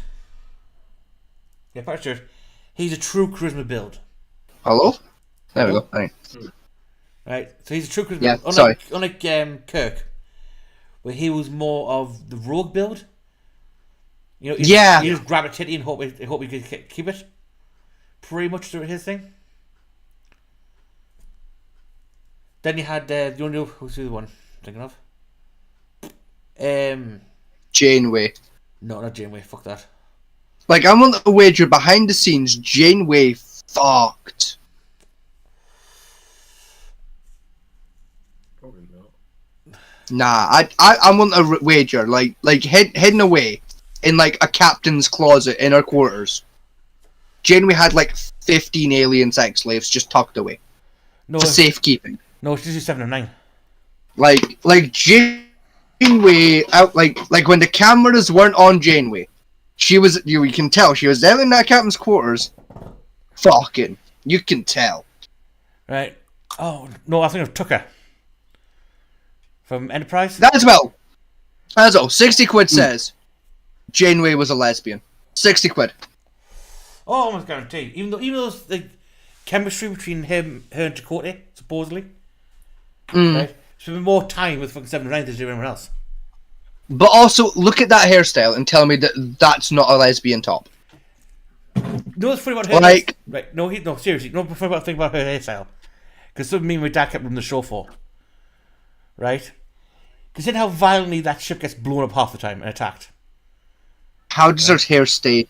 In place. How does it stay? What hairspray is she using? Because I want some. Because that ship gets torn apart and people are getting bleeding, cuts all over, and her hair gets perfectly in that fucking crown bun. Mm-hmm. How? Like, fuck, if I gel my hair back and sneeze 3 hours later, my hair moves. Like, how? That's some goddamn good hairspray. Like, I want that hairspray. That's some good shit. Like a helmet almost, isn't it? Yeah. It's like Mass Effect logic, isn't it? It's like a helmet. It's a helmet made of hair. It's a helmet. Now, admittedly, if you want an aspect, mine's Tally. Has to be. That's Nah, fair. come on. It's gotta be Gaddis. Nah, Tally. Like, he's always got your back. He's got a massive, throbbing sniper rifle. If And- we And look at that cute little face. Look at that cute little lizardy face and tell me that's not fuckable. if we are talking about Mass Effect, right? I am torn between two characters, Go on. Go on then. and them two characters is either Ash or Miranda. No, Amanda. No, it was It's either Miranda. Hey, Miranda, yeah. Excuse me, Rinsevind? Ash is too You're childish. No. Hang on. We'll fucking get to that in a minute.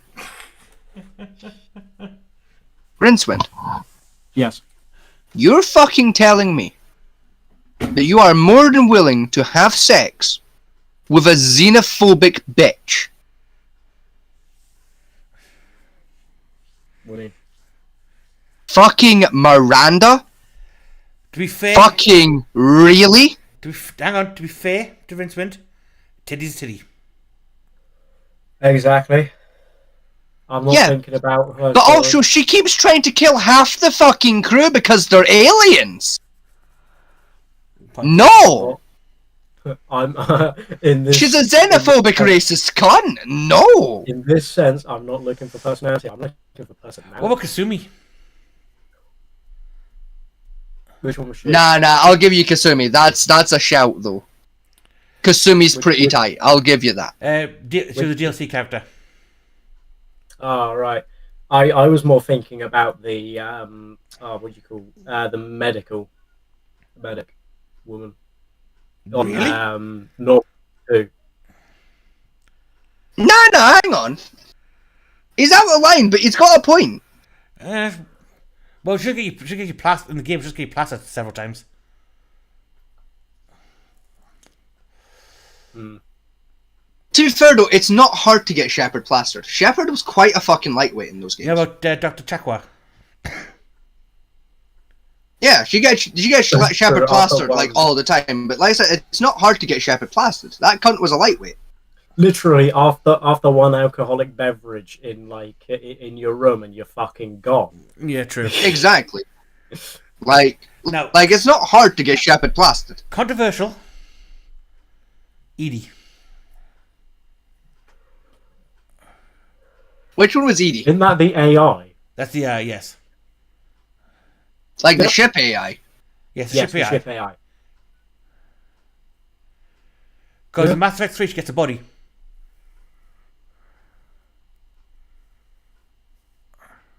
Okay. No. I wouldn't date it. I wouldn't marry it. But you know, I'd be willing to have a one night stand. You can't remember what he Just looks like, can you? just to find out. Just to find out. You can't remember what he looks like, can you? Not a fucking clue, no. But you know, I'd be willing just to find out what that robo pussy feel like, you know? Just as a one off, just to satisfy my own curiosity about what that robo pussy be like. I'd do it. You know? Like, that's not a date and marry kind of situation. That's a, we do this once to satiate my curiosity. Because I'm marrying Garrus. Like, Right. because to tell you the truth, I didn't play Mass Effect 3. I'm like halfway through 2. So, like, I've played most of them. Well, I've I say played them all most. several times. I've played all of Mass Effect 1, all of Mass Effect 2, and most of 3. I've played like half of Mass Effect 2. I didn't bother with 1. And I've not touched 3 yet because I refused to touch it till I beat 2.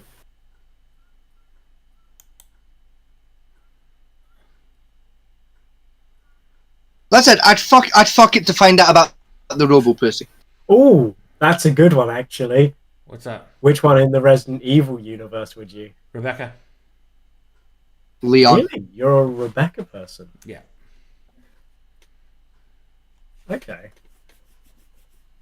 All day, every day. Leon. Biker and a metalhead. Of course I am. Like, all I'm saying though, That wasn't Rebecca. It was Rebecca. No, look Claire. at Leon Kennedy's shoulders. Yeah, it was Claire. That's Claire, yeah. Like, Yes. all I'm saying, look at Leon Kennedy's shoulders and tell me that that guy is not attractive. Look at them shoulders. The problem. I can see your standpoint there. The problem with Leon is Resident Evil 4. It was because he I don't remember that much about it. Leon. Outside of the Leon, bit, yeah, I was gonna say, Leon, outside of just the bit shouting Leon. Yeah, that's the problem. Outside of that, No matter what Well, you do, remake you'll get flashbacks to that. Remake. that's why when he fucks you, instead of screaming Leon, you just call him Lenny. Even just looking at his face is a flashback. You know, you just come to his nickname, a Lenny. Doesn't matter. You just look at his face, you get that flashback of that constantly. Lenny the Penny. You know why he's called Lenny the Penny? Why? Because for a single penny, Lenny will peg you. That's why. True story. So if I go up to a bloke called Lenny and I give him a penny, You'll get fucked clean in the ass. Yes. Don't do it. I was not going to. I was gonna say, like Rinsewind's not gay and or bisexual. He wasn't going to. Yeah, but alcohol and mental confusion. And Well, shitposting. true. I would do it for a shitpost, to be fair. Exactly. I would genuinely film it. You would get fucked in the ass for a shitpost, would you? No, I'll go up to a bloke called Lenny saying, "Here, if I give you this penny, would you?" What are you gonna do if he says fucking yeah? It just pins you down. I'd tell him to fuck himself. I'd never underestimate the abilities of a Lenny. Once it starts, you just can't just let it go. Chat, you've already paid the guy. No, I haven't paid him. I just said, if I give you it. Like true soldiers see the mission through. Like, you already handed him a penny. Like, I did not hand him the penny yet, though. well, I mean, how else are you gonna prove that you've got a penny? He's not gonna answer the question until he sees the penny. Now this is more for Rinsevind, right? Cortana, hit and miss.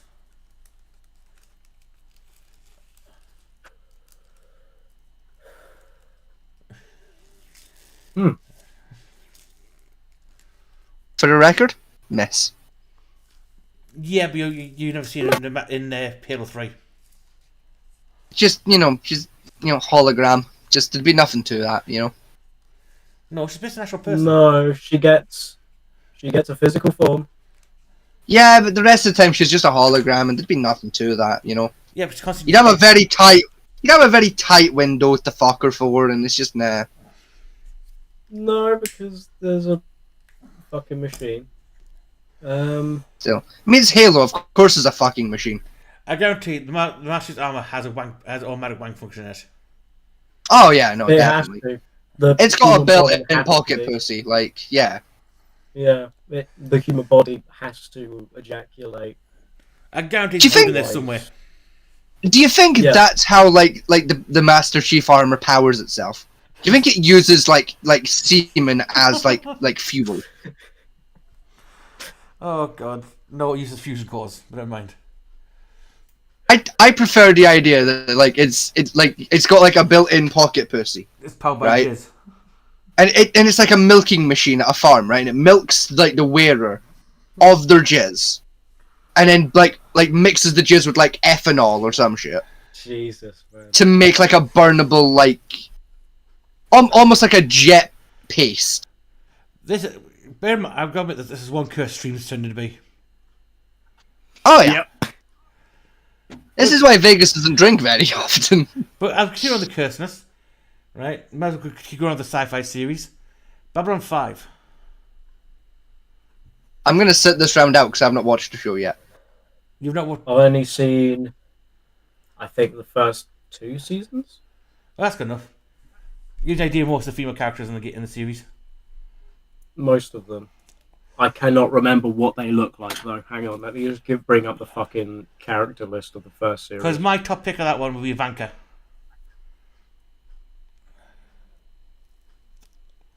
Tell you what, see, said Babylon 5. Better question. Firefly. Oh. Because I have a very controversial pick when it comes to Firefly. Oh, man, be the engineer. Mine's just, you know the doctor guy? Yeah. You know like the guy who says there's the crackhead one Yes. that the government's hunting? That guy. I'd fuck that guy. No. Guy had some very nice cheekbones. He was fuckable. I'll be still Probably Dylan for Babylon 5. Like, Yeah. like A, he was a twinky little bastard, and B, he can fix a gunshot wound, and that's a very attractive skill set to me. Yeah, he's too limp-wristed. Like, because I'm a clumsy guy. You know, like, I frequently fall over and get ouchies and boo-boos. So having a partner that can fix ouchies and boo-boos, like a doctor, very attractive. The problem is alright. And also, that face. Nah, he's just too shouted. Right, whilst you're doing... And that's exactly what makes him sexy. Back in a moment. You know? Let's fight. He's a sheltered little He's just a sheltered little darling.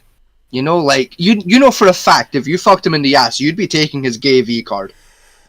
You take any V card. You know?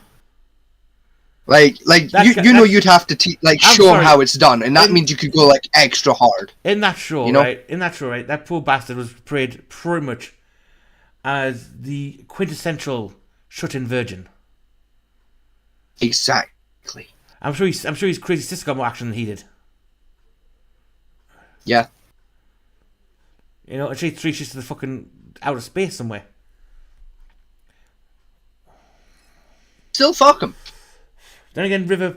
You know, he strikes me as a kind of like the shy, naive, nervous guy. You know, like who you look at him, and you think he doesn't know how to fuck, but like secretly he's memorized the Karma Sutra. The problem with the sister, you probably would try it, but you guarantee she'll probably rip your head off at the end of it. Oh yeah. You know, it'd be the last thing you ever. It'd be the best thing you ever did, but it's probably the last thing you ever did. See, I've got one for when Rinsevind comes back. Because I think this is one that Rinsevind might have an interesting answer to. Which one's this one like? Oh, you'll find out when Rinsevind gets back. Alright. I don't want to spoil the surprise. I don't want to give you too much time to think about it, you know?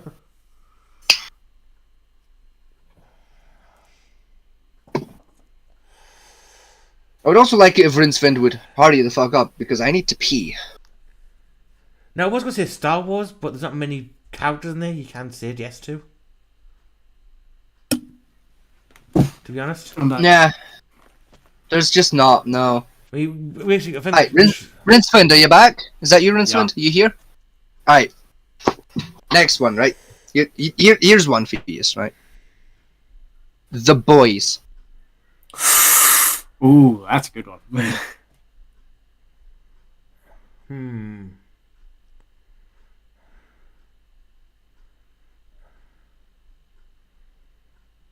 Ooh. Again, there's not a wash of field characters in that. There's only a couple, really.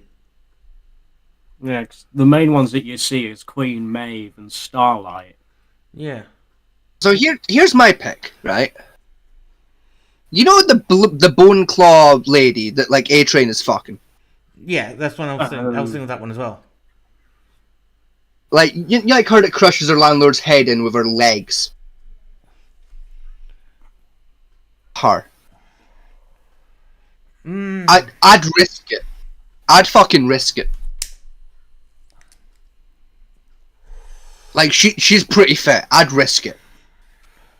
I'd risk getting my cock snapped clean the fuck into. About risks. Yu-Gi-Oh! I think her name is. It? Oh, the mute bitch that talks in sign language. Yes. Yes. If we're talking about her. Risks, I mean, based on how, like, her and Frenchie, I feel like once she gets to know you, she's less likely to kill the shit out of you. Yeah, true. Yeah.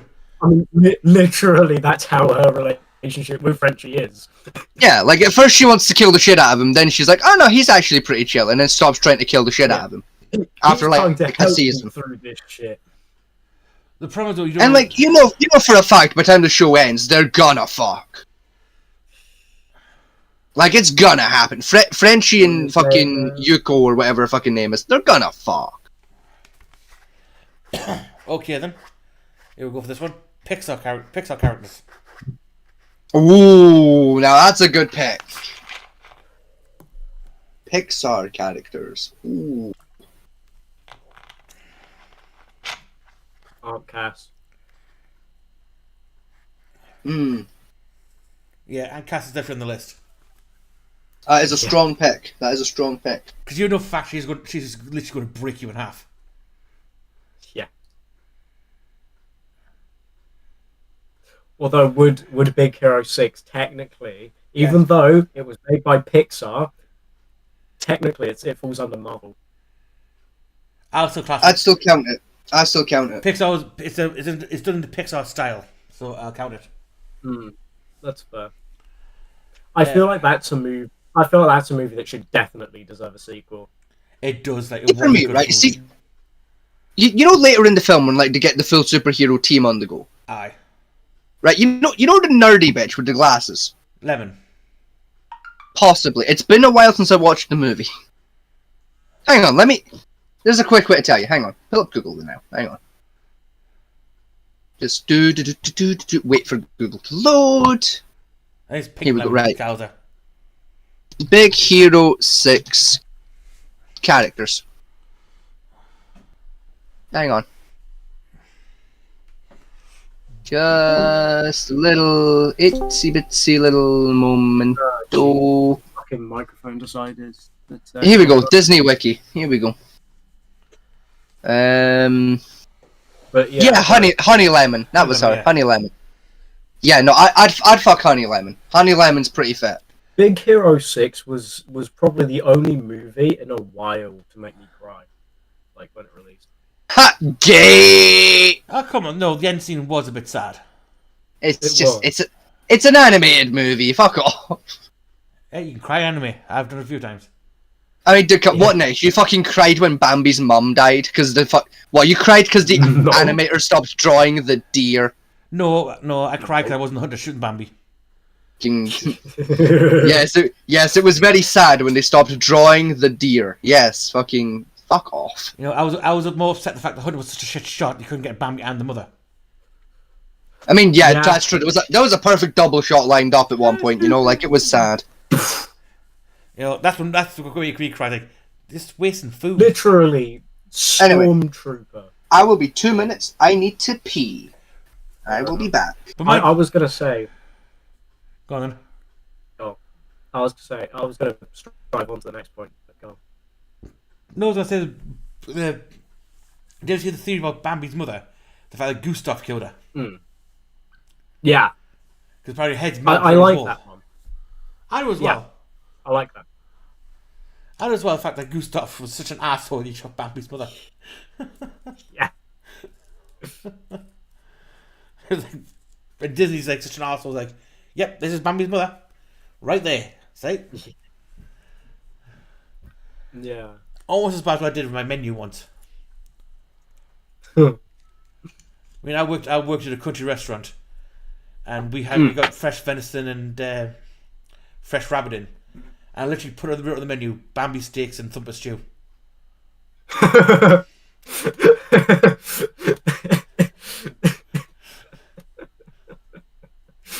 Oh, that's evil. You know what's worse about it though? What? The kids loved it and they're ordering the food. The parents had the issue over it. Not the kids, the parents. Like, your kids are eating it. Yes, but it's a bit insensitive. To who? Yes, a fictional character that no longer exists. No, my question was who out the DC that's not portrayed in a mainline animation TV series or movie, live action included. Power Girl. You know what? I thought the exact same. Right, which one are we on now? DC was not portrayed. Ooh. Hang on, was not portrayed in any TV show or film adaptations. Are we counting animated? Yes. Yes.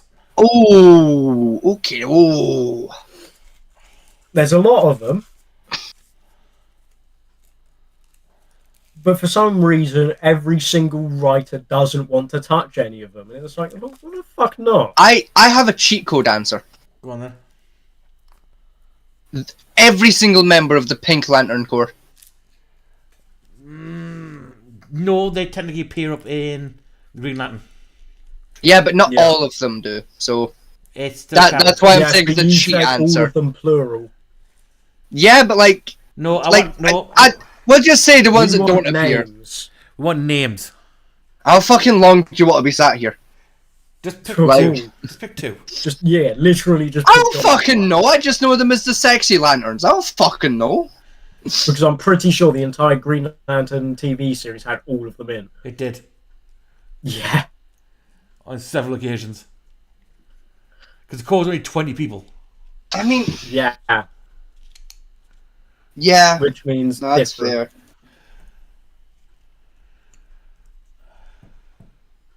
So you're trying to think of like DC characters that haven't been in like some form of like TV show. See, Power Girl's my top pick. But then there's also Zanisha as my second one. No, not Power Girl was in one. She wasn't. She was. Power Girl was in an episode of the animated DC, not DC, fucking Justice League show. Which I one? distinctly remember that episode. No, she wasn't. She Give was. me a second. To Power pull Girl up was the definitely been in one of the fucking the animated shows. Swear she was in an episode of Justice League. Dum da dum da dum dum da dum. Nope. Are you sure? I'm sure she was. She used to be Supergirl though. Yeah, so the change, Supergirl and Power Girl changed because it made Supergirl Clark Kent's cousin, and Power Girl changed forms in the early 60s. Yeah. So I'm going for the 60s one. I did the Google. I have my answer. Okay then. Okay. Princess Projectra. Not bad pick. Yeah. Like, That's a solid one. more specifically, the version of her where she's like a pink hologram looking thing. That's fair. Alright, this one's more for me and Fat Man T, because I know you, Vegas, haven't seen this. Who out of Black Lagoon? I've seen Black Lagoon. Have you? Yeah. Not all of it, but like, yeah. Okay. I'm on like season 2, I think. Okay. So you're on Second Barrage. I don't fucking know. It's been like a year. I don't fucking know. Review all the way, man. You can't deny it. That is true. Yeah, it's gotta be That is Remy. true. Remy? Revy, whatever the fucking name was. Yeah. It's not Crazy. fucking The crazy bitch with 7 guns. Her. 2 hands. Fucking Remy, Revy, fucking Jean-Claude Van Damme. Don't give a fuck. Her. Social- Crazy so- bitch with 9 guns. Oh, what's her name now? Fuck. Which one? Rosita. Ooh. Was that the nun lady? No, don't you mean Roberta? Roberta, that's one, yeah. No, the maid. Yeah. I liked the nun lady, actually, thinking about it. I think the nun lady would have been down what's dirty, her you know? face? She's down dirty, but you know for a fact she's got the clap. Oh yeah, no, Yeah, 100%. The amount of people that she fucks in that show. Whereas it was But Revy, at the same time, I'd risk it. whereas with Revy and Roberta, right, they're down dirty, they will break you in half and still keep going. Yeah. There's nothing left. That's of it. that as well. You know for a fact that Revy would be the tightest fuck you would ever get. Oh, aye. Like, you can tell from her skin tone. You know, like the complexion, you know? From how much care she takes of her skin. That that pussy is in- tight. One that is in my top 3 is also Balalaika. Oh, that's going dipping in crazy. Yeah, that is. I mean, I know Revy and Roberta are crazy, but that's that's a whole new ballpark of fucking Like, crazy. that's asking to get your fucking carotid artery snapped, you know? Like, It's BDSM, you know. that is That's full. that's you strapped to bed with her with a fucking huge ass black dildo. Yeah. mm, And she's that she is that fuck that she will sit down and watch how many cases of porn. Otherwise, That's there's illegal. no editing it. Yeah, Yeah, I remember just to that scene. find out where she saw them twins. Yeah. Some of the darkest shit in the web is like, now, remember I seen them somewhere Yeah. before? Where was it? Oh, there they are. They just sit there and watch one of them die. Yeah. Nah, but that's the thing though. Them twins were so done dirty. they got fucked so bad, though, They right? got Like, badly. Damn they got done so bad by that whole show, though. Like, oh. They're dead, but fucking Bye, hell. Mr. Rock. It would be nice to meet you again. Bang! Fucking bullet straight through the fucking brain. Just Yeah, but clean it's through. like case of, shall we cover up? Nah, just leave her. Let's go. Nah, just leave her to fucking rot in the sun. Now, here's a question, Fucking- though, right? Rock, although he was portrayed quite innocent, Yeah. he was fucking insane. Oh, Oh yeah. yeah, especially near to the end of that show. No, even at the beginning, he was certifiably insane. Oh yeah. That guy had, this was out there. I mean, who thinks of taking a torpedo boat, skipping off of the cruise ship, and ramming a torpedo into a fucking hind day's face? I mean, hey, it worked. It worked, but that takes some stones to think of it. It worked, though. Then the It stones, was- Like, then the stones to piss off Revy on several occasions. I mean, it worked for him, though. If it works, it works. Have you either read or read about the final? Well, I'll say the final manga because apparently he's gone back. The author's gone back to writing Black Lagoon now that he's done it. There's new, Nice. another series coming out.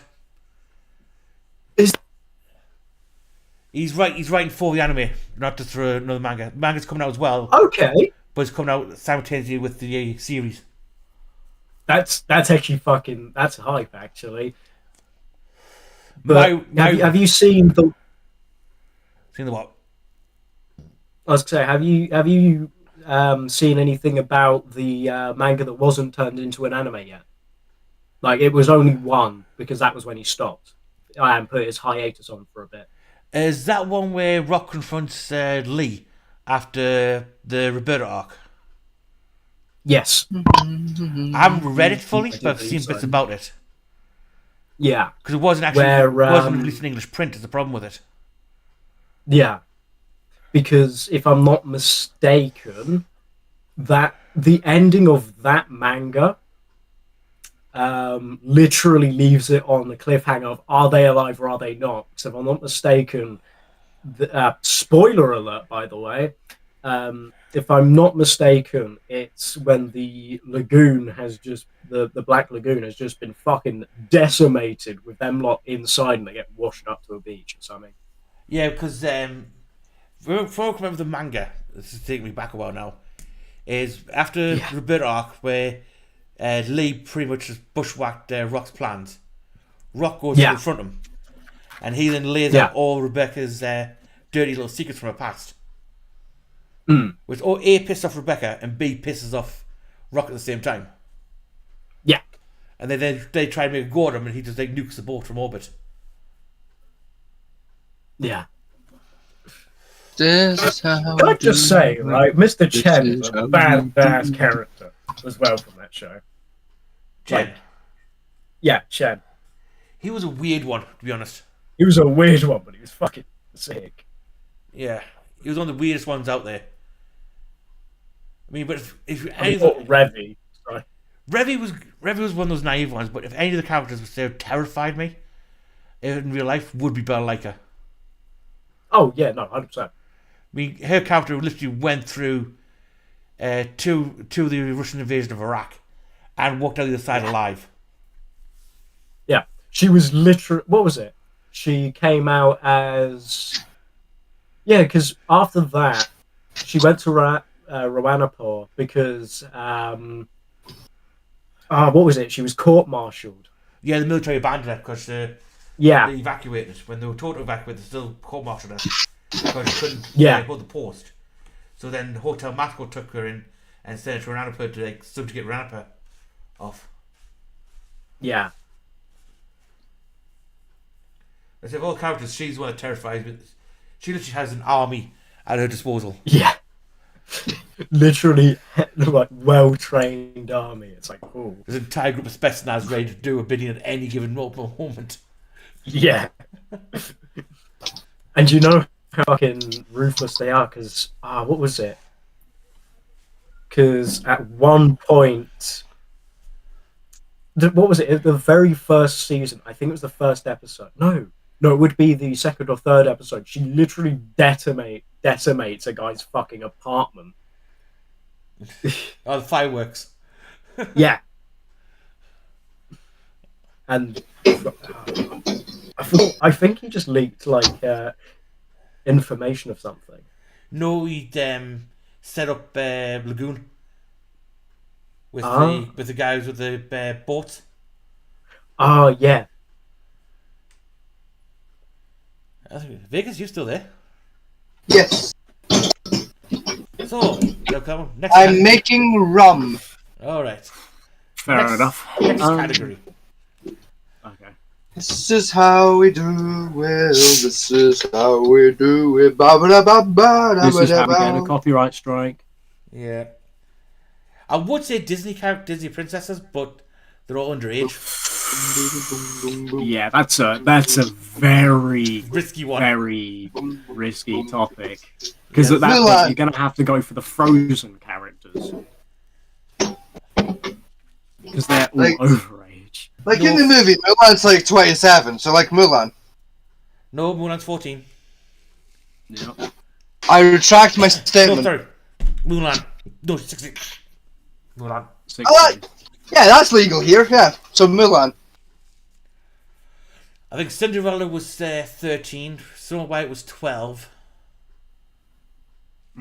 And by the way, Frozen counts as Pixar. Does it? Yes. That's why none of the dwarves wanted to fuck her. No, in the original story they did. Really? That's why in the movie none of the dwarves wanted to fuck her. Oh yeah, in the original Brothers Grimm tale, them dwarfs railed her something rotten. That sounds about right for the Brothers Grimm, yeah.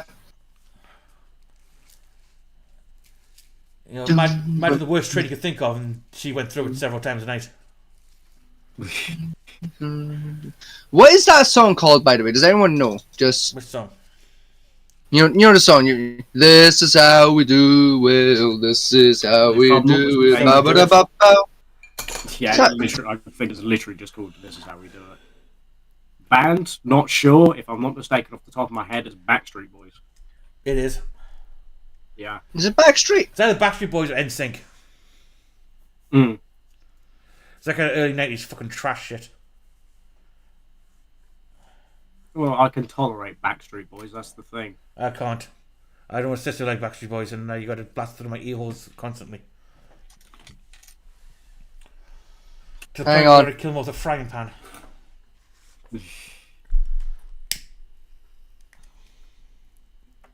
I I just grew up with it, so I just learned to cope with it. So did I. Didn't make plans to kill them all.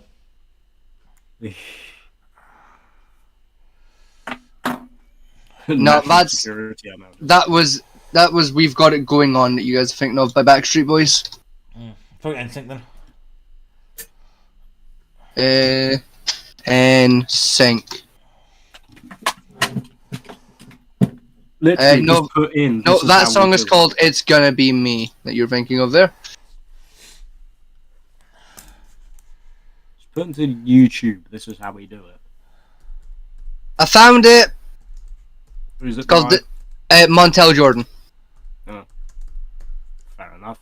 It's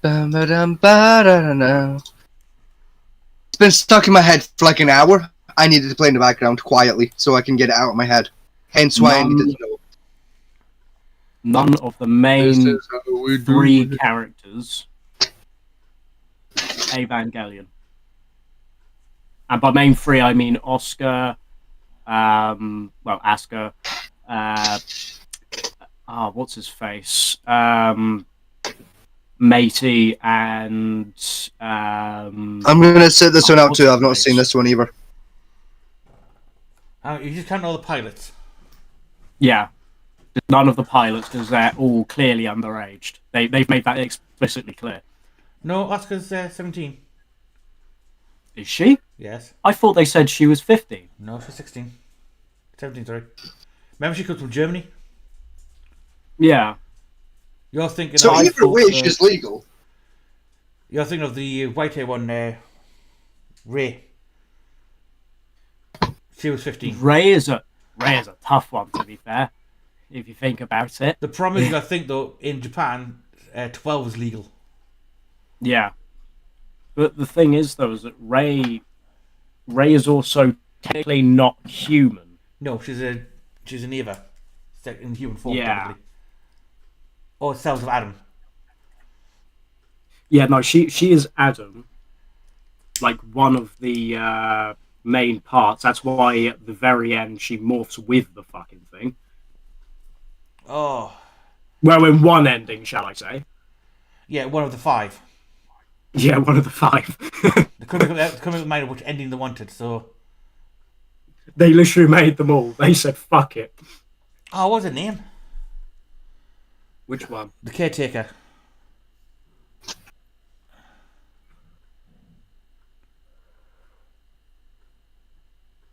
Miss Misato. That's the one. I was thinking her as well. I was also thinking of the scientist lady that The female Misato doctor. hangs out with. This is how we do Yeah. Yeah, but nah, Masato's probably better. This is how we do it. Yeah, Misato is definitely a better choice. This went from conspiracy theories to who the fuck? To be honest, I'd rather be speaking about this. To be honest, I put down the description is basically just like, oh, it's just shooting the shit. To be honest. Yeah. God. Oh. See, aren't you boys glad that Vegas chose to drink today? I'm trying to think of the Yeah, category we're now. not talking about conspiracies. Which category? Like, Okay, Marvel. Marvel. But again, no. Now, is this in... Nope, taking out like the main adaptations. Okay. can we count Spider-Man? No. Damn. I said main adaptations. Spider-Man Into the Spider-Verse covers every single Spider-Man known in comic form as well, Yeah. by the way. See, because if we were counting Spider-Man, I would have said fucking Spider-Gwen, but okay.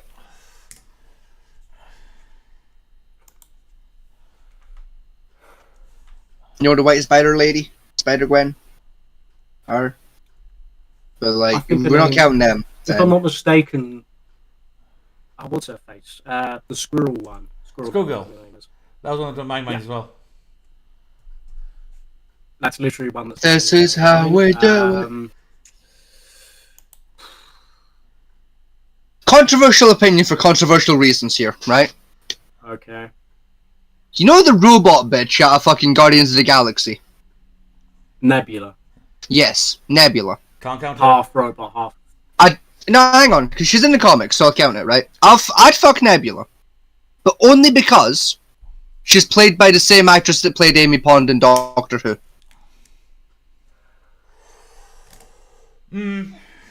Yeah, you also can't count it because it's mainline. Fuck it.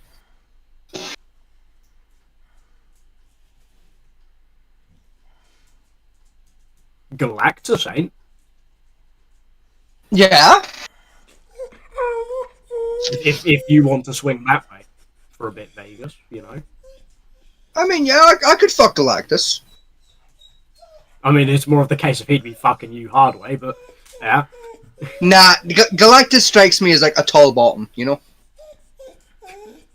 Lad, his head, no, his eyeball, sorry, is the size of our fucking planet. Yeah, it's just a really tall head. Like, it's just a really tall bottom, bro. Like, it's fine.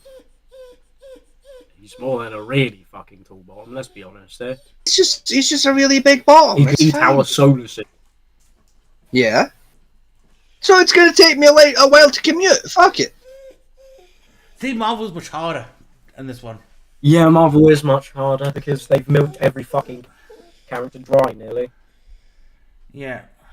I mean, I would also say Iron Maiden, but that's at a push. Technically, Pepper Potts. I don't know. That's a lot of cocks to take at the same time. Fucking every member of Iron Maiden at once. That's. Fuck you. No, not Pepper Potts, the other Iron Maiden. Oh, I forgot her 70s. name. Yeah. Yeah. No, I understand me. Basically, the medieval night woman. Yeah. Actually, I think they've confirmed her in a movie. Not yet, but still counts. Okay, that's fair. Now, I would also say She-Hulk, because I don't count that abortion of a TV show, an adaptation of She-Hulk. I remember when Vegas was fighting me saying that show can't be possibly bad.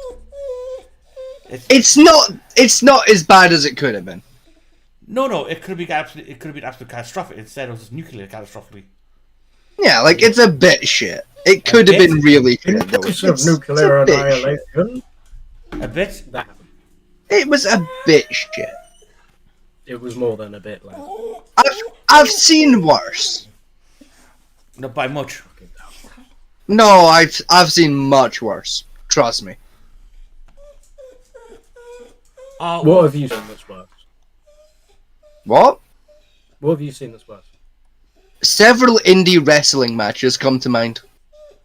That's wrestling. It was still way worse than She-Hulk. Controversial, Black Phoenix. On that one. Yeah. Was in a movie. Wasn't.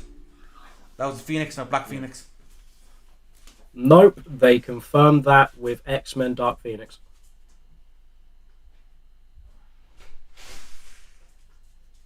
So. No, that was confirmed at the end. She was Black Phoenix. No, because Black Phoenix wasn't. What do you call it? She was That's all. I'm pretty sure that was Dark Phoenix, not Black Phoenix, anyway. So. Because Black Phoenix was a completely different character. I swear at the end of Dark Phoenix, they turned her into a Black Phoenix. I'm a little in a saw and I'm bored and I'll cut it. I don't know, I've not seen that movie. I'm up the ladder with a hammer and a nail and I'll nail it. We work so hard to build I'm a gonna ask you to like together. stop singing. And then we all want the rain or the ice cold wind whenever. No matter You talk some sense into the book. what the weather. The problem we've got Where is together. Netflix has milked Marvel dry. Yeah. Like Jessica Jones, you know you would, but already done.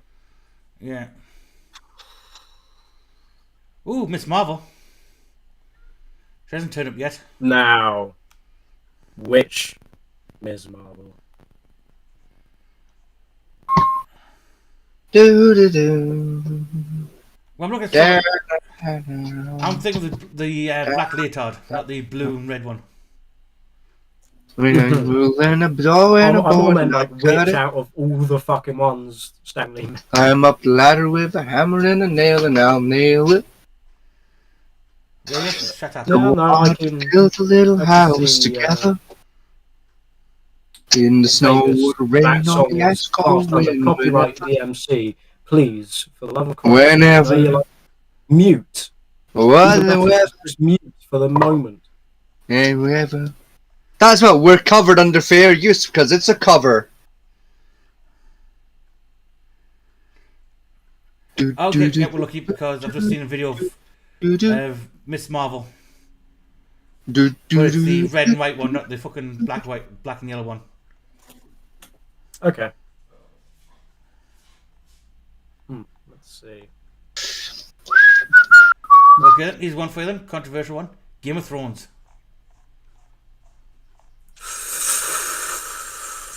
Jamie Lannister. I knew you'd go for that one straight away. Like, no question. Look at those cheekbones. Look at that cock. And tell me you wouldn't fuck that till it couldn't move. Like, That's hard for me. I haven't watched it in a while. nah, come on.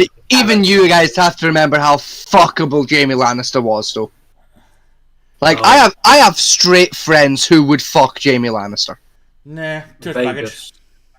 There's so much episodes of Game of Thrones and so many fucking seasons. I can't even remember. There's only All I 8. can remember was, yeah, there's 8 seasons. 10 episodes per season. And, like, yeah, but every episode's like an hour long. So, like, that's still, like, that's like fucking 45 hours or some shit. Like, Right, my top 2 would probably be either the Mother of Dragons, right, and her handmaid. Khaleesi. Yeah, Khaleesi or handmaid. Mm. Because it was the handmaid who taught Khaleesi how to have sex. She knows she's a dirty bitch. That is true. That's fair. And you know she didn't teach Khaleesi everything she knew. Exactly. She only gave Khaleesi, like, a handful of the information. So, like, yeah. No, that's a There's good more point. tricks of her sleeve before she got beheaded. Oh, yeah. Now, I know a lot of people say Cersei's, but nah, that's... Again, that's Nah. like her. That's like sick, dick and crazy. The Witcher.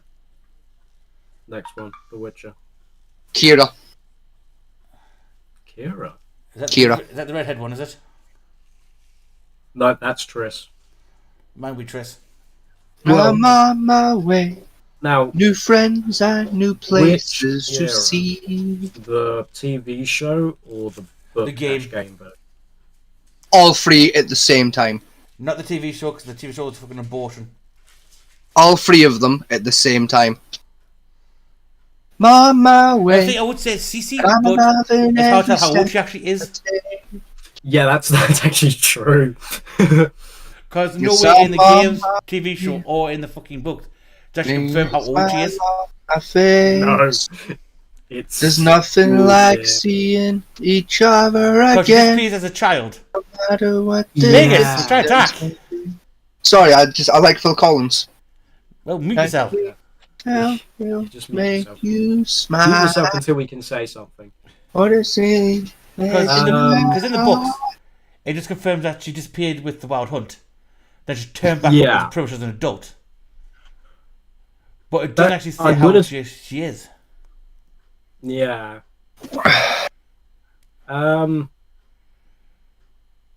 So that one's a hard one.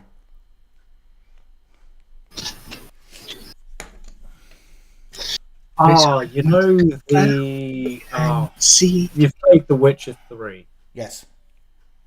Right. get your The witch you visit before Bloody Baron. nothing I would rather When be. you follow the trail of the Wild Hunt. I forgot her name. Can't remember her. That's Kira. Kira. Yeah.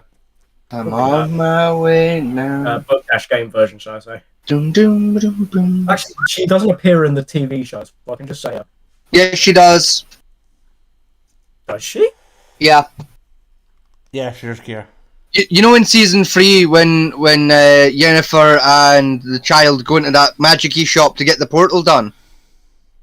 That's Kira that's running that little portal shop, yeah.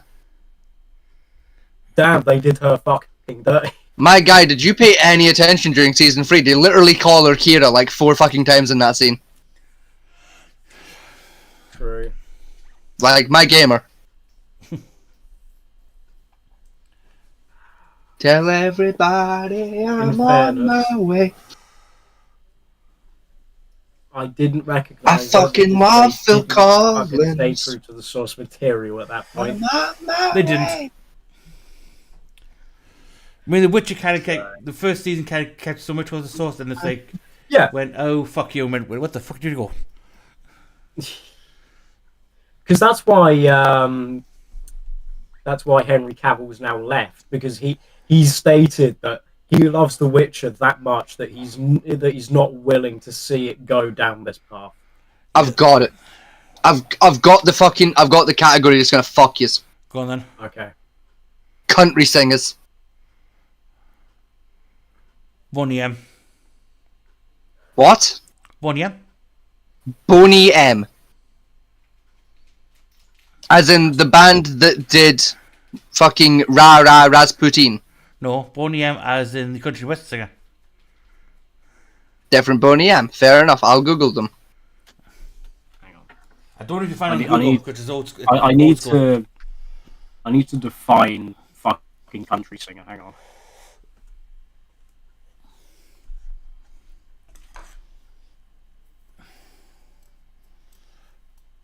Now, the question is, you're going to talk about new country singers or old country singers?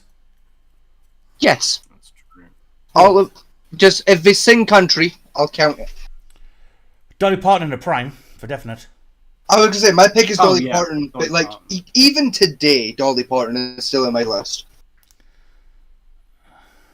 Like yeah, she's not as fit as she was back in like the 80s, but you know, I'd take one for the team. Technically, Pam Anderson did a country singer as well. Yeah, So you have Pam Anderson on that list now. Josh Turner. I would fuck the brains out of Josh Turner. Nah, he's too nasally. Nah, really? I think I've like singing wise, I find him too bassy versus nasally. He was very nasally in his early days. Yeah, I'll give you that for his early days. Yeah, His problem, right, in his early days, he reminds me so much of Coldplay. And I have a pathological hatred of Coldplay. what you got against Coldplay? I need them to die eventually. I don't mind Coldplay. I think Coldplay is alright. Well, We're no longer making music. This is it.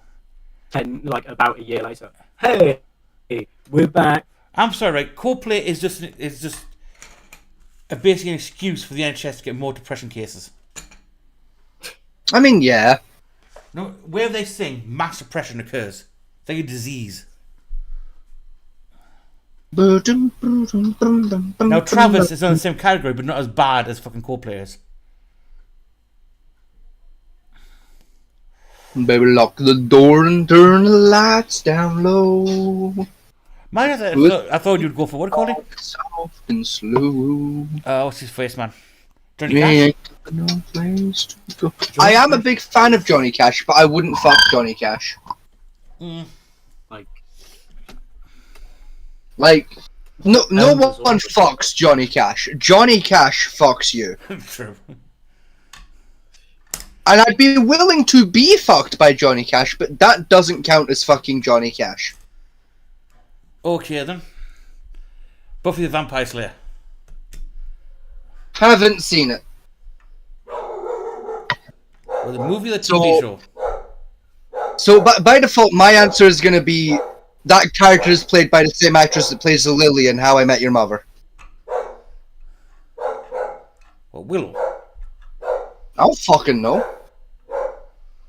That's I've not seen the show. I just know the same actress was in both. So hard. Is it the one that plays Daphne in the Scooby-Doo live-action stuff? No, We have a Sarah Michelle Gellar. the short one.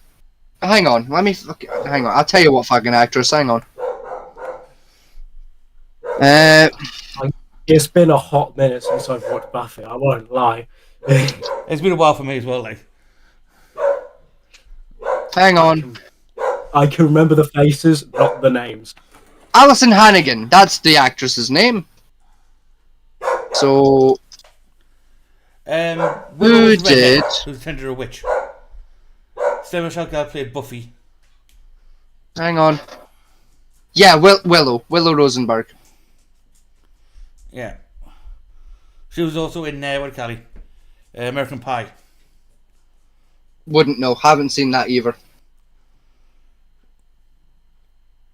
You've not seen American Pie? No, but I've heard the song. Nothing like the song.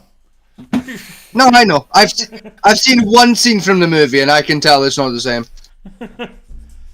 And that was the scene where the guy like fucked a cream pie. So like, It was that pie. I can same difference. You know, either way, I can tell. Yes, but that poor guy who fucks out a pie, he's the one who's going after Willow as his love interest. And Yeah. she brutalised that poor guy. I can imagine. I mean, to the point where she's shoving trumpets up his ass and stuffing his dick down Carol Nets, causing him allergic reactions and shit. Pretty fit. That's pretty sexy. You know, she literally. Just. She, put it, you don't fuck her. She fucks you. I'd risk it. She's a full-on dumb and that type of thing. I mean, that appeals to the femboy in me, so. It appeals to me as well, but like the femboy that's currently inside of me. Dominic here, he agrees. Dominic. Yes. I'm trying to think of anything else. Categories I haven't picked. Chemical Grass yet.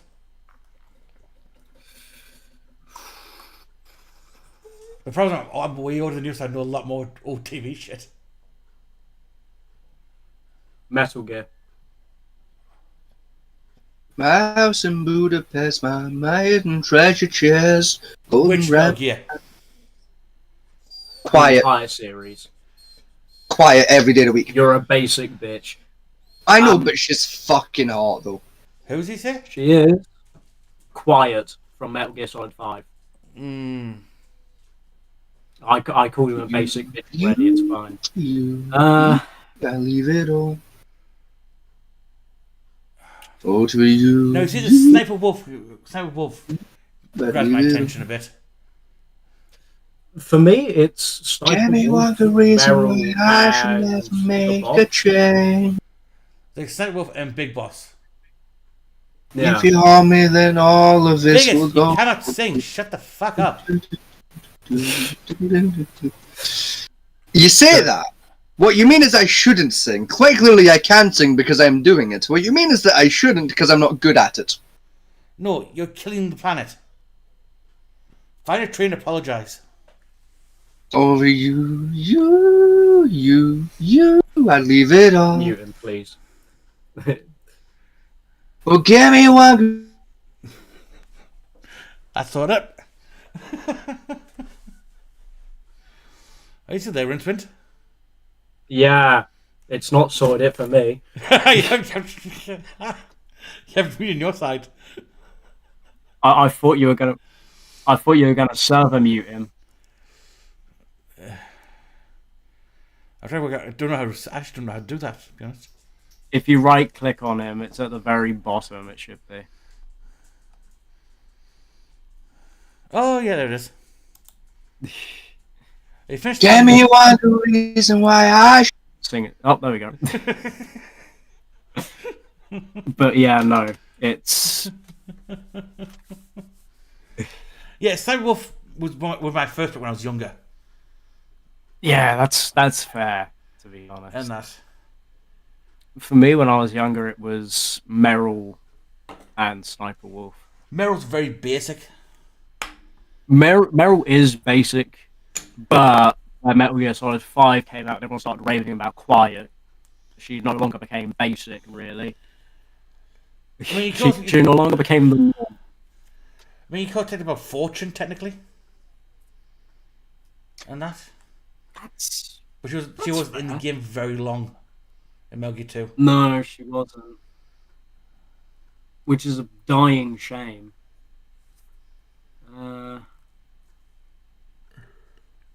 Fuck. Cookie. Oh, you twat! I forgot you could do that.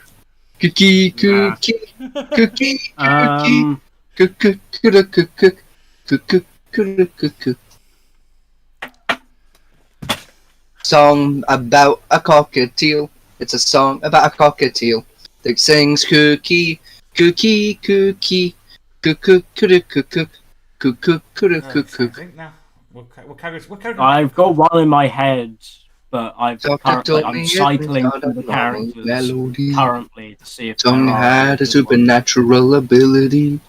Cure any sadness for you and Which me. category you got them? because Why don't we go down to the I've got in my head cockatiel? Alien. Song in- that in only Hull. we need to make us feel alright. Baby, why don't we show everybody how? Alien. Alien, yeah, I got the Sigourney whole Weaver. series. That's fair. Unless you count Prometheus and that. Hmm.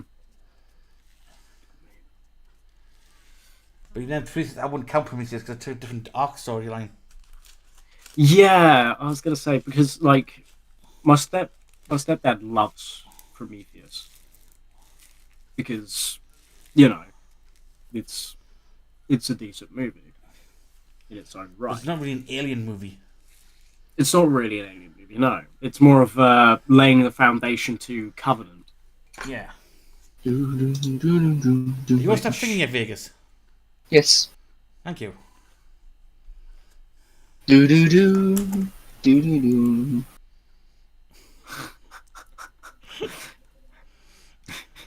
That includes humming. Mm-hmm.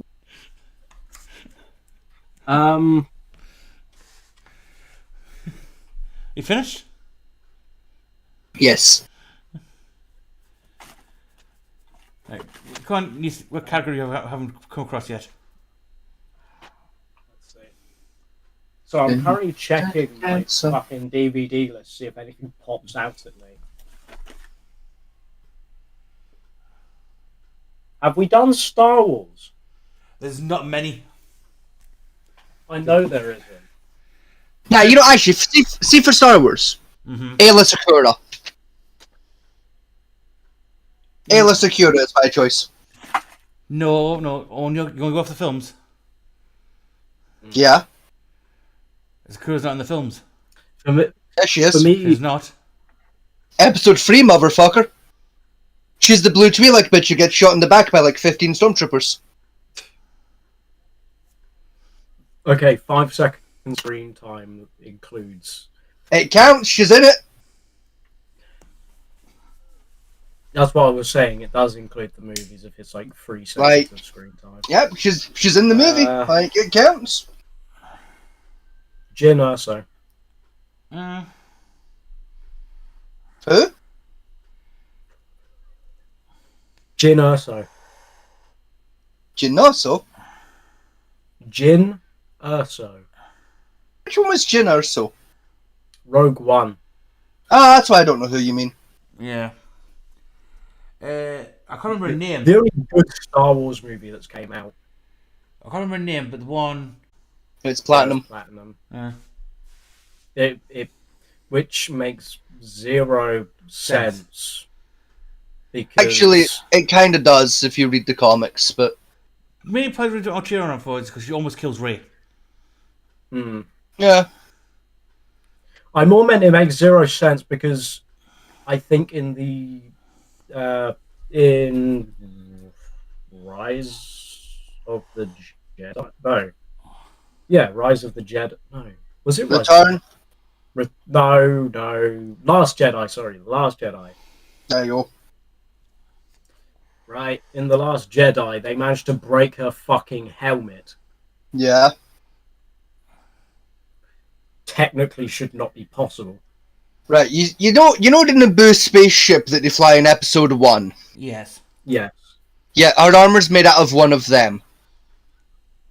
Mm. That's still not dead. That's not even barely destroyed.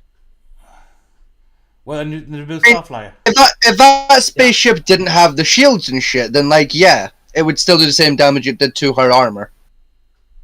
No, because Yeah. in Mandalorian, he uses that exact same Naboo starship that Luke Skywalker had.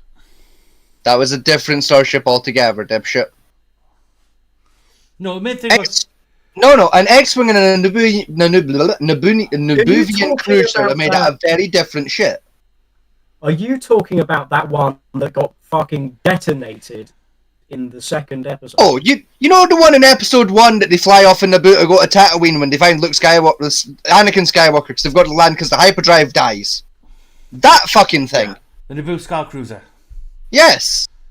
Yeah, It's made out of one of those. It's made of carbonite, No, it doesn't. It's made of carbonite, isn't it? Or something? I don't know off the top of my head. No, I think it is. But either way, that gets destroyed inside. No. That's No. an explosion. No, it's 5. That's well, even if it did get destroyed, they made more than one of that spaceship.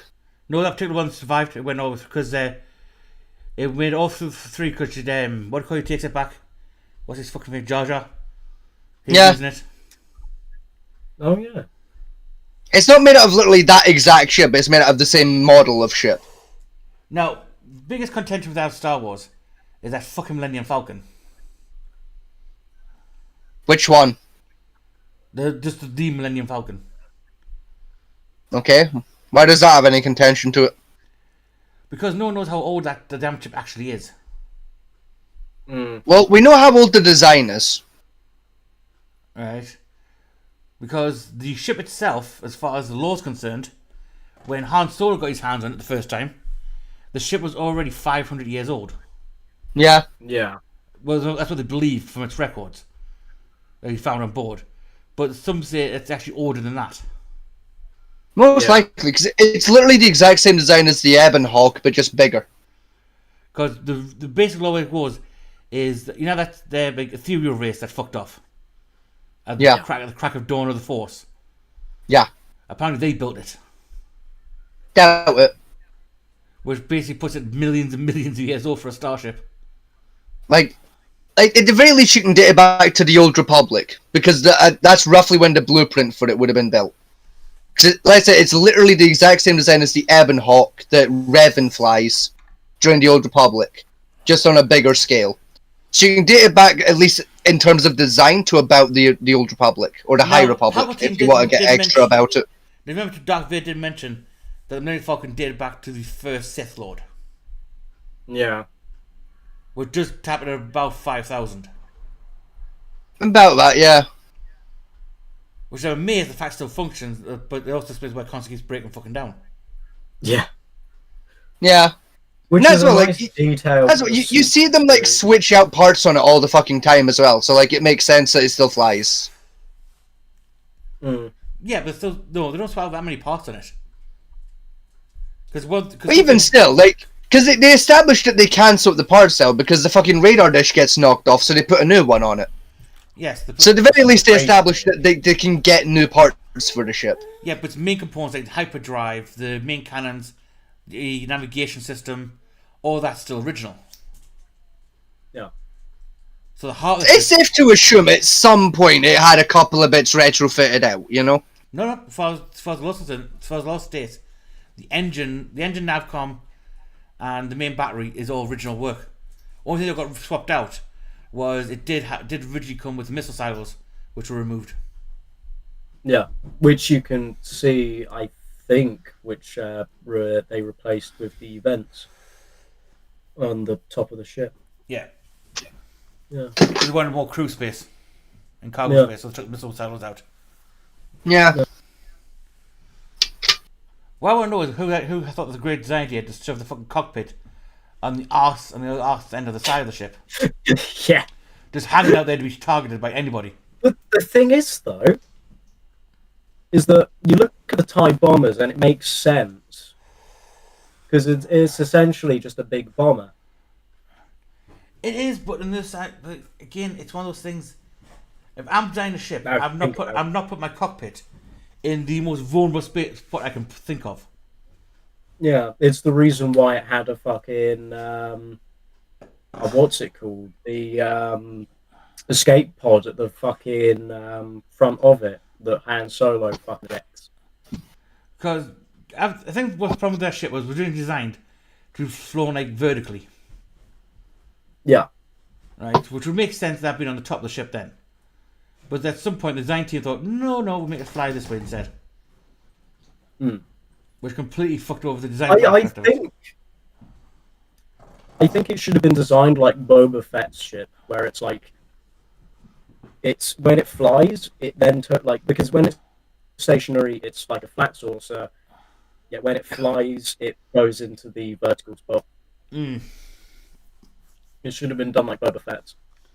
Speaking of interesting, have you heard about the new Star Trek experience coming out?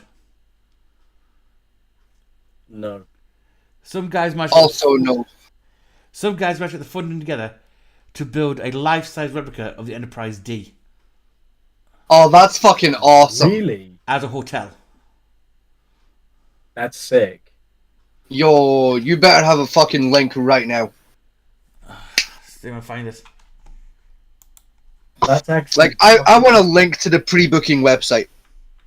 I want to pre-book a ticket.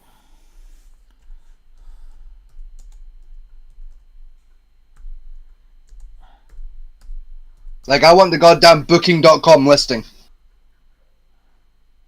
I want the fucking Travago for that shit.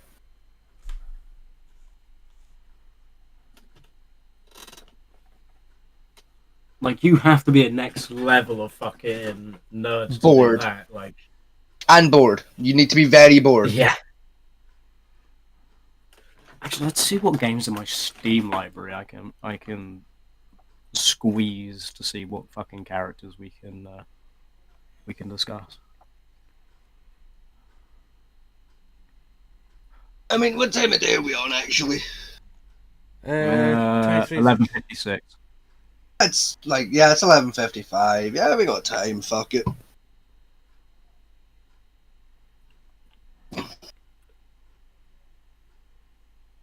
There we go.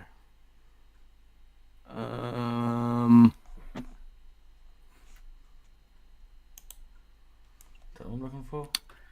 That's a good one, but I haven't played the games, so it would probably just be Fat Man T talking. And Vegas. I was gonna say Dragon Age. That's a tough one. Tell you what, here's one for you. Stardew Valley. Yeah. No idea, never played it. Oh, for fuck's sake. I've How played have you it, never but- played Stardew Valley? Because I'm not so depressed I need to play it. Like, my gamer, treat yourself. Stardew Valley is a fucking hoot and a half. Treat yourself. It's like 10 quid. Treat yourself at some point, my guy. Telling you, best money I ever spent was Stardew Valley.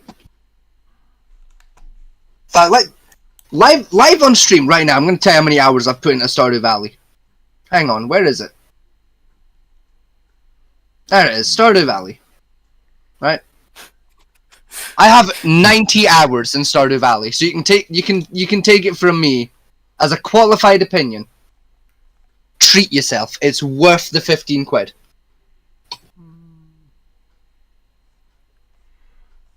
Right, go to the website for you. Is it a website where I can pre-book a ticket? Don't know yet.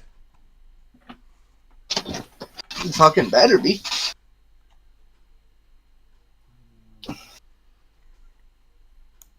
Yeah. Like, if pre-bookings ain't open, I don't want to know.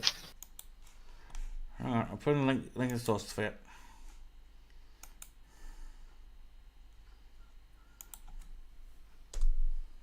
Okay, Steam, you're useless to me. Forgot just how fucking copious my comic book collection is growing. Actually, It's like No, my Steam comic book as well. collection for context people is like literally right next to me right now on the floor. I have a copious amount of them. My fucking comic book collection is growing. It's a problem. nah, never a problem. It's comic books. Nah, like my guy, I've got too many. Let's see.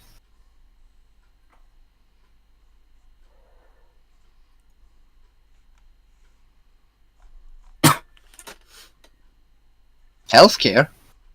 That's a good one. Final Fantasy.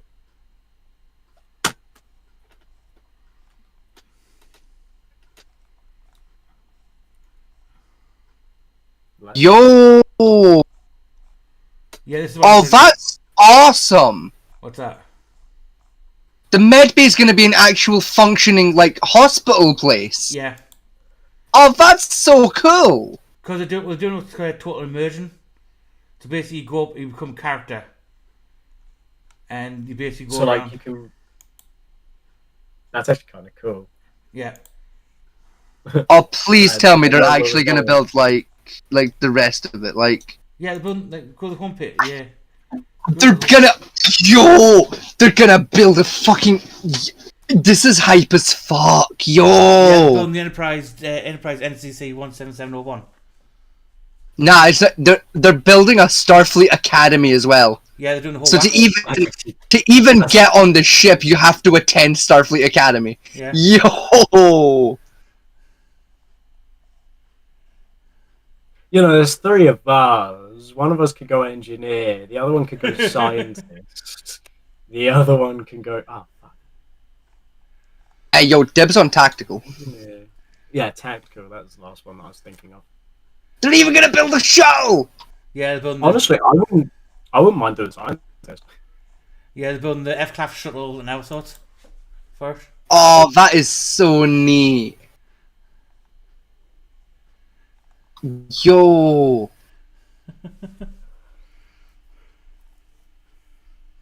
There's a whole ass store page. Got shirts, they got like cups and saucers and things. Membership Nothing on packages. this.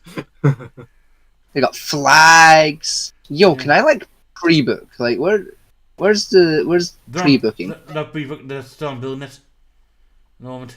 Yeah, but like where's pre-booking? Can I like Yeah, plan that's ahead? part of it. The odds on us being alive by the time it's built is slim. 5 years. 5 That's not years, bad. fuck it now.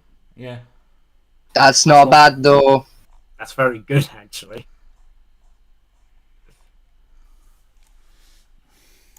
Like that's pretty fire. You know, what's this who are you thing? Like what's the idea here? It's probably Let's see a what's- character It's gonna sheet. be your Kind of like how the Harry Potter sorting hat app works. Who are you, bit? Proper proofs. I can build the same. Oh, yo! That's so cool. What's that? Ready for... They're gonna give out like blank like fucking Federation birth certificates and shit. Yeah. So you have to sit out and like literally go through the bureaucratic bullshit of joining the Federation to get your Federation passport. Yo, that's so fucking neat.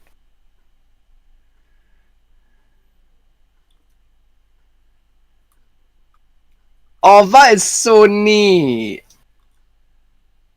Where's it being built? I don't know yet. I haven't read that far yet. Oh, it's even better. It's not just a thing, it's a community.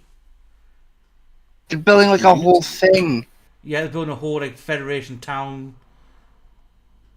Like thing It's like- you go and live in. It's like you're telling me I can like move in and pay rent. Yeah. That's actually really nice. I like Our that. dream to build a sustainable community and a Star Trek theme park, which the centerpiece of the park will be the USS Enterprise. The Enterprise will be a full-scale replica that would include a fully functional source section. The source section will provide the opportunity for the crew and visitors to live and work aboard the ship. The ship and shuttle will be a living momentum to be able to take visitors on virtual space and educational adventures across the galaxy. So basically, if you become part of the crew, like work there, you basically live in the theme park on board the ship. That's actually really nice. Our application open. They've got memberships. I've got membership. Fucking hell. That's actually really fucking cool. This is by far the coolest thing we've ever found on this fucking podcast. Like, this is really cool. Right, are we ready for the next topic? Now, hang on, I'm still reading. Hang on. Membership. Okay. Finish to convert membership. Yeah. Level 2. Primary. $50. You get a t-shirt, certificate, boarding pass.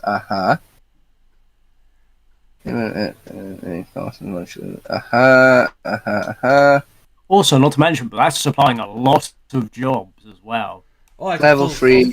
city. Yeah, T-shirt, pen, decals, flat circuit, like boarding pass. that's very good because not only is it just a community project and like a fan commemoration, but that's also supplying I like that. multiple people that can't like get jobs or afford house or afford cost of living. That's the whole thing. It gives us nerds to live out their fantasies. Yeah, it does. All I'm saying is, like, that might just end up being the single most profitable fucking thing anyone has ever done. Oh yeah.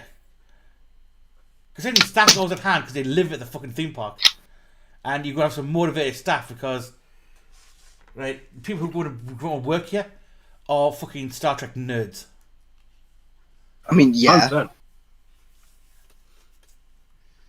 You know what I mean? It So- legit just means that I've got five years of catching up, which I was gonna say, like, that's 5 years for us to, like, save up and, like, go halfers on a Star Trek house. Yeah, Like, if we want to, obviously, but I just bet go there if the and three have of fun. us saved up, if the three of us saved up for long enough, I bet we could like go halvesies on a 3-bedroom Star Trek house. That'd be sick. But Like, if it's I located in reckon America, if we did it, we could.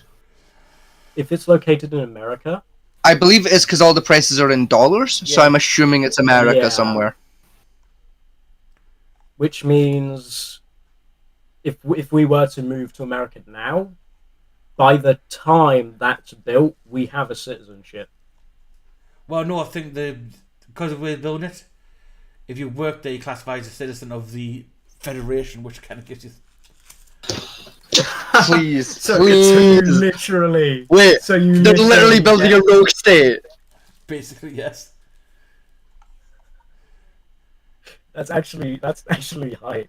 That's actually legit. Now, this is the partners page. We need support from our members. I those who share our dream, fucking love this and those planet who also sometimes. benefit for what you're trying to do. To this end, we are seeking partners. Our overall goal is a better future for mankind and the greatest entertainment attraction of all times.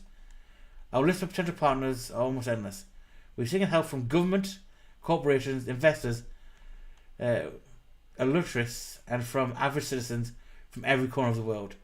We're reaching out to many entities including the Planetary Society, the Smithsonian Institute, NASA, Legacy Entertainment, federal and state government, individuals like Aaron Robbery, Elon Musk, and many more. Our most important partner is you, the Trekkies of the world, and without you, the dream isn't just that, a dream. But with you, we can make a dream reality. Yeah, they're literally building a rogue state and calling it the Federation. Alright, where do I click sick. on the website to offer the... Okay, it's partners, I found... Never mind. Yeah, where's the... Yes, I would Are like you to become a actually partner. signing up? I'm fucking tempted. That's honestly, that's fair. I would do it because space.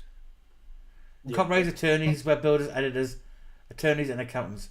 Our mission is to get the world out of millions of Trekkies worldwide via art, video sharing, representative of cons, and events and much more. Time to step up and take the bull by the horns. The Enterprise Project needs you. Oh nah, you know what would be really fucking cool? Every once in a while, like once a month or so, they have, or like even once a year, they have a mini event that goes on that's just like Klingon invasion. That'd be fucking funny and good. Like that would really. I mean, here's my like, how fucking expensive is this? Like, that's what I want to know. Like, how much money is this gonna set them back to build A this? good few fucking million, if not. I was gonna say, like, it's got to be like at least 100 mil. Give the size. Yeah. Give the size of the Enterprise itself to build a full size replica of it. Right. Plus, you need for the Enterprise itself, you need support. A lot of it. Then they're building a whole ass city around it. Yeah.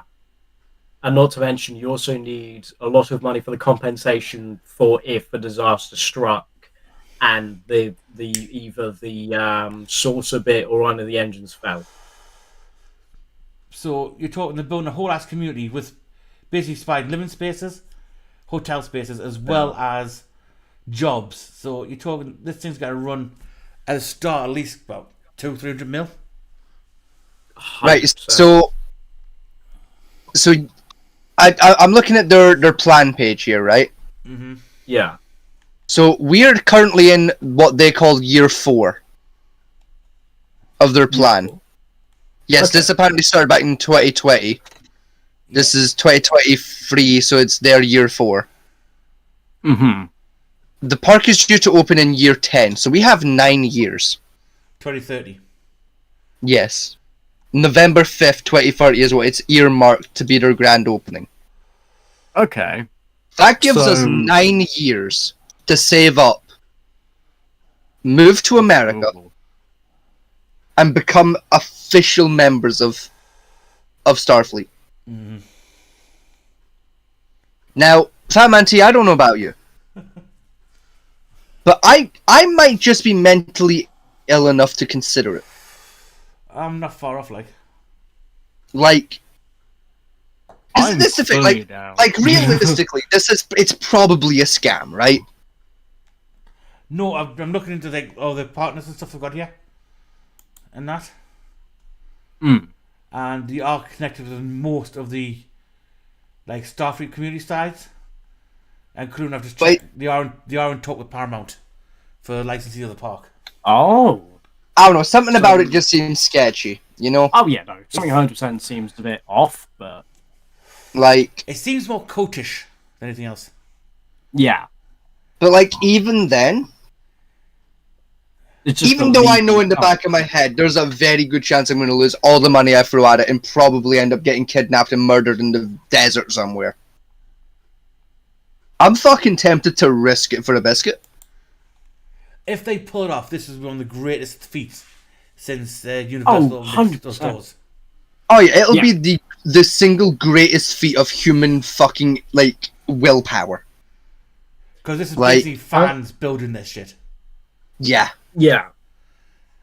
This is Like, massive. I mean, hang on, I'm curious. I'm going to check something out.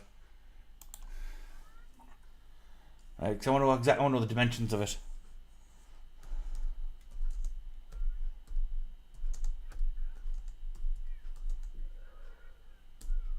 Like, I never thought in my own lifetime I would see the progress of, like, guys turning their spare rooms into the bridge of a starship to a group of people getting together and building a whole ass starship and Starfleet Academy and a whole ass city together. All in one. Like, Right. I never thought I'd live to see that kind of cooperation happen. Right. Measurements. You ready for this? Go on then. Yeah. 947 feet long and 470 feet in diameter. How tall are they planning it? That's.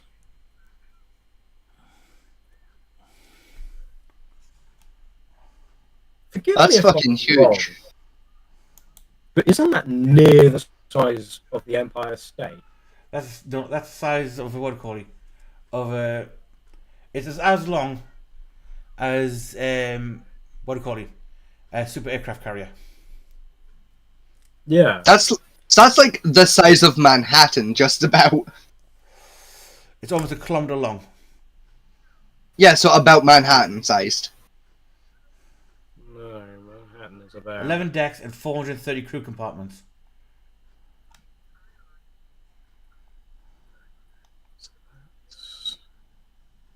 Jesus. jobs. I know we don't talk very Jobs, often, actually. Jesus, but do me a solid, big guy. Let this work, please. Let this one work. Not just the bridge. I'm fucking begging you, Jesus. Let this one work. Thing. Like, please. I want to live in Right. Starfleet. I'm going for scale dimensions here of the original model. Right? The original model was... Right, overall... Yeah, right. We have... It was 2.7 inches, 2 feet 7 inches by 11 foot 3.25 inches. So it was 2 feet wide, 11 foot long, and 5 foot high. Hmm. So the neck, yeah. So given that dimensions there compared to this one, right? You're talking it's about 500 feet high God damn! from bottom to the top of the saucer. Bottom to the top of the saucer. Okay. So that's what 50 That's stories. not. That's That's pretty Twin good. Towers height, isn't it? That's Eiffel Tower, yeah. Yeah. Yeah, But that's that, about you the said size that of was the just Eiffel the Tower. saucer. No, that's from base to the top of the saucer. That's yeah, that's based like on top. Okay. yeah, that's the floor to the saucer. Yeah, I so thought you said that was just the saucer. I was like, fucking hell, that's the saucer. How big's the entire ship gun? the saucer itself Yeah. was 4 feet 11 inches. We're looking at 4 foot 11 inches by 16 inches times 9 3/4 inches and 2 11 1/4 inches. Have they stated where they're planning on building it, or? Not yet. I'm willing to wager the Mojave Desert. I wouldn't No. No, because you need a large water source with the Star Trek feel. The Academy. Yeah. I mean, you could make water happen in a desert. Not easily. I mean, Rinsevind, they're building a whole fucking enterprise. I feel like easy isn't in this equation anymore. That's true. I would say... Oh, you what? About the mentions now. So, yeah. I'd say either Oregon or Colorado. Right, No, Colorado would be a good pick. according to this, right, mass was 190,000 metric tons. I don't think we were that heavy. Length 288.6 meters, so that's 947 feet. Width 127.1 meters, 417 feet, and it was 27.6 meters high, 238 feet high.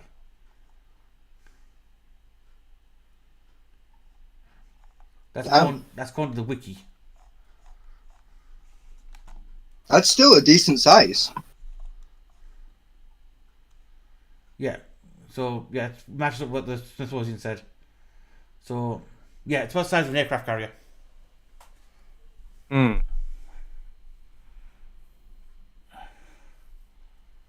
So you've literally got. Is it one to... You what I said?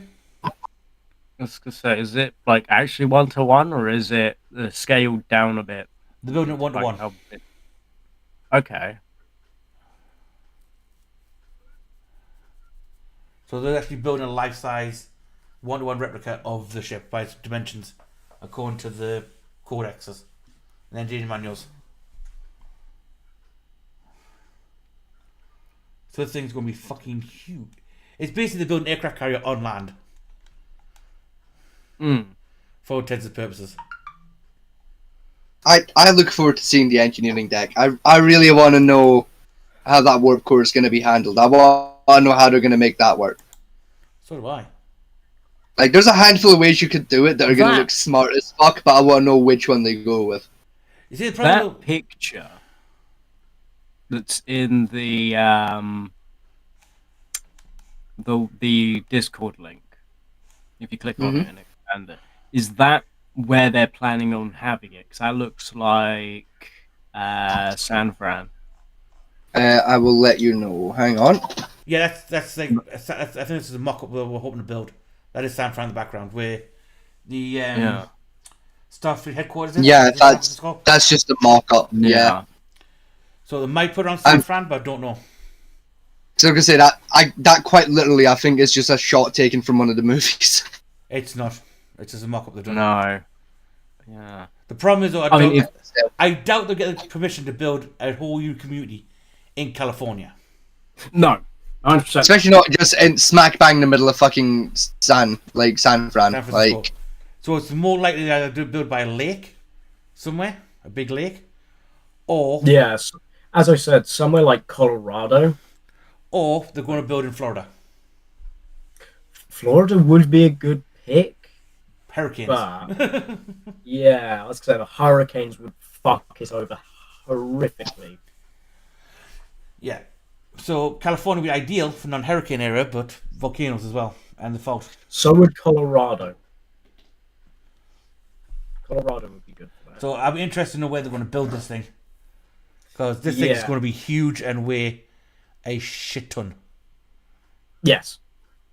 Especially, especially if it's on that mock-up where it's going to be suspended. No, that's on them. No, that mock-up that's on the ground. Oh, okay. If it's going to be on the ground, that's fine. Then. No, because I don't know. Like back in the early 2000s, Las Vegas did like a Star Trek experience system, anyway, where they built, I think, it was a 1/5 scale replica. But it was just like cheaply made. They're talking a full-on lit, like, so it's like basically had some bits you can walk up to, but not much. Yeah. From their designs, they're talking about building a full functional starship. There's only thing you can't do is fly, but everything else inside of it's going to be fully functional. That's actually kind of cool. That's so neat. That's like got my nerd just flowing that one. Like, it's like, wow, you guys are ambitious. Also, for the record, I have joined their Facebook page for their Great British chapter. Oh. So it looks like I might have just joined a cult. Now, so if I suddenly disappear and you never hear from me ever again, you know who's kidnapped me. You know, it'd be cool though, right? Is America gets one, and England gets the Enterprise D. If only. Because I think the D's even bigger by comparison. Nah, I'd rather Britain got a Defiant. Defiant's tiny. Exactly, but so is Britain. But then again, it would. No, actually, you know what? We should get a Miranda class. Britain should get a Miranda.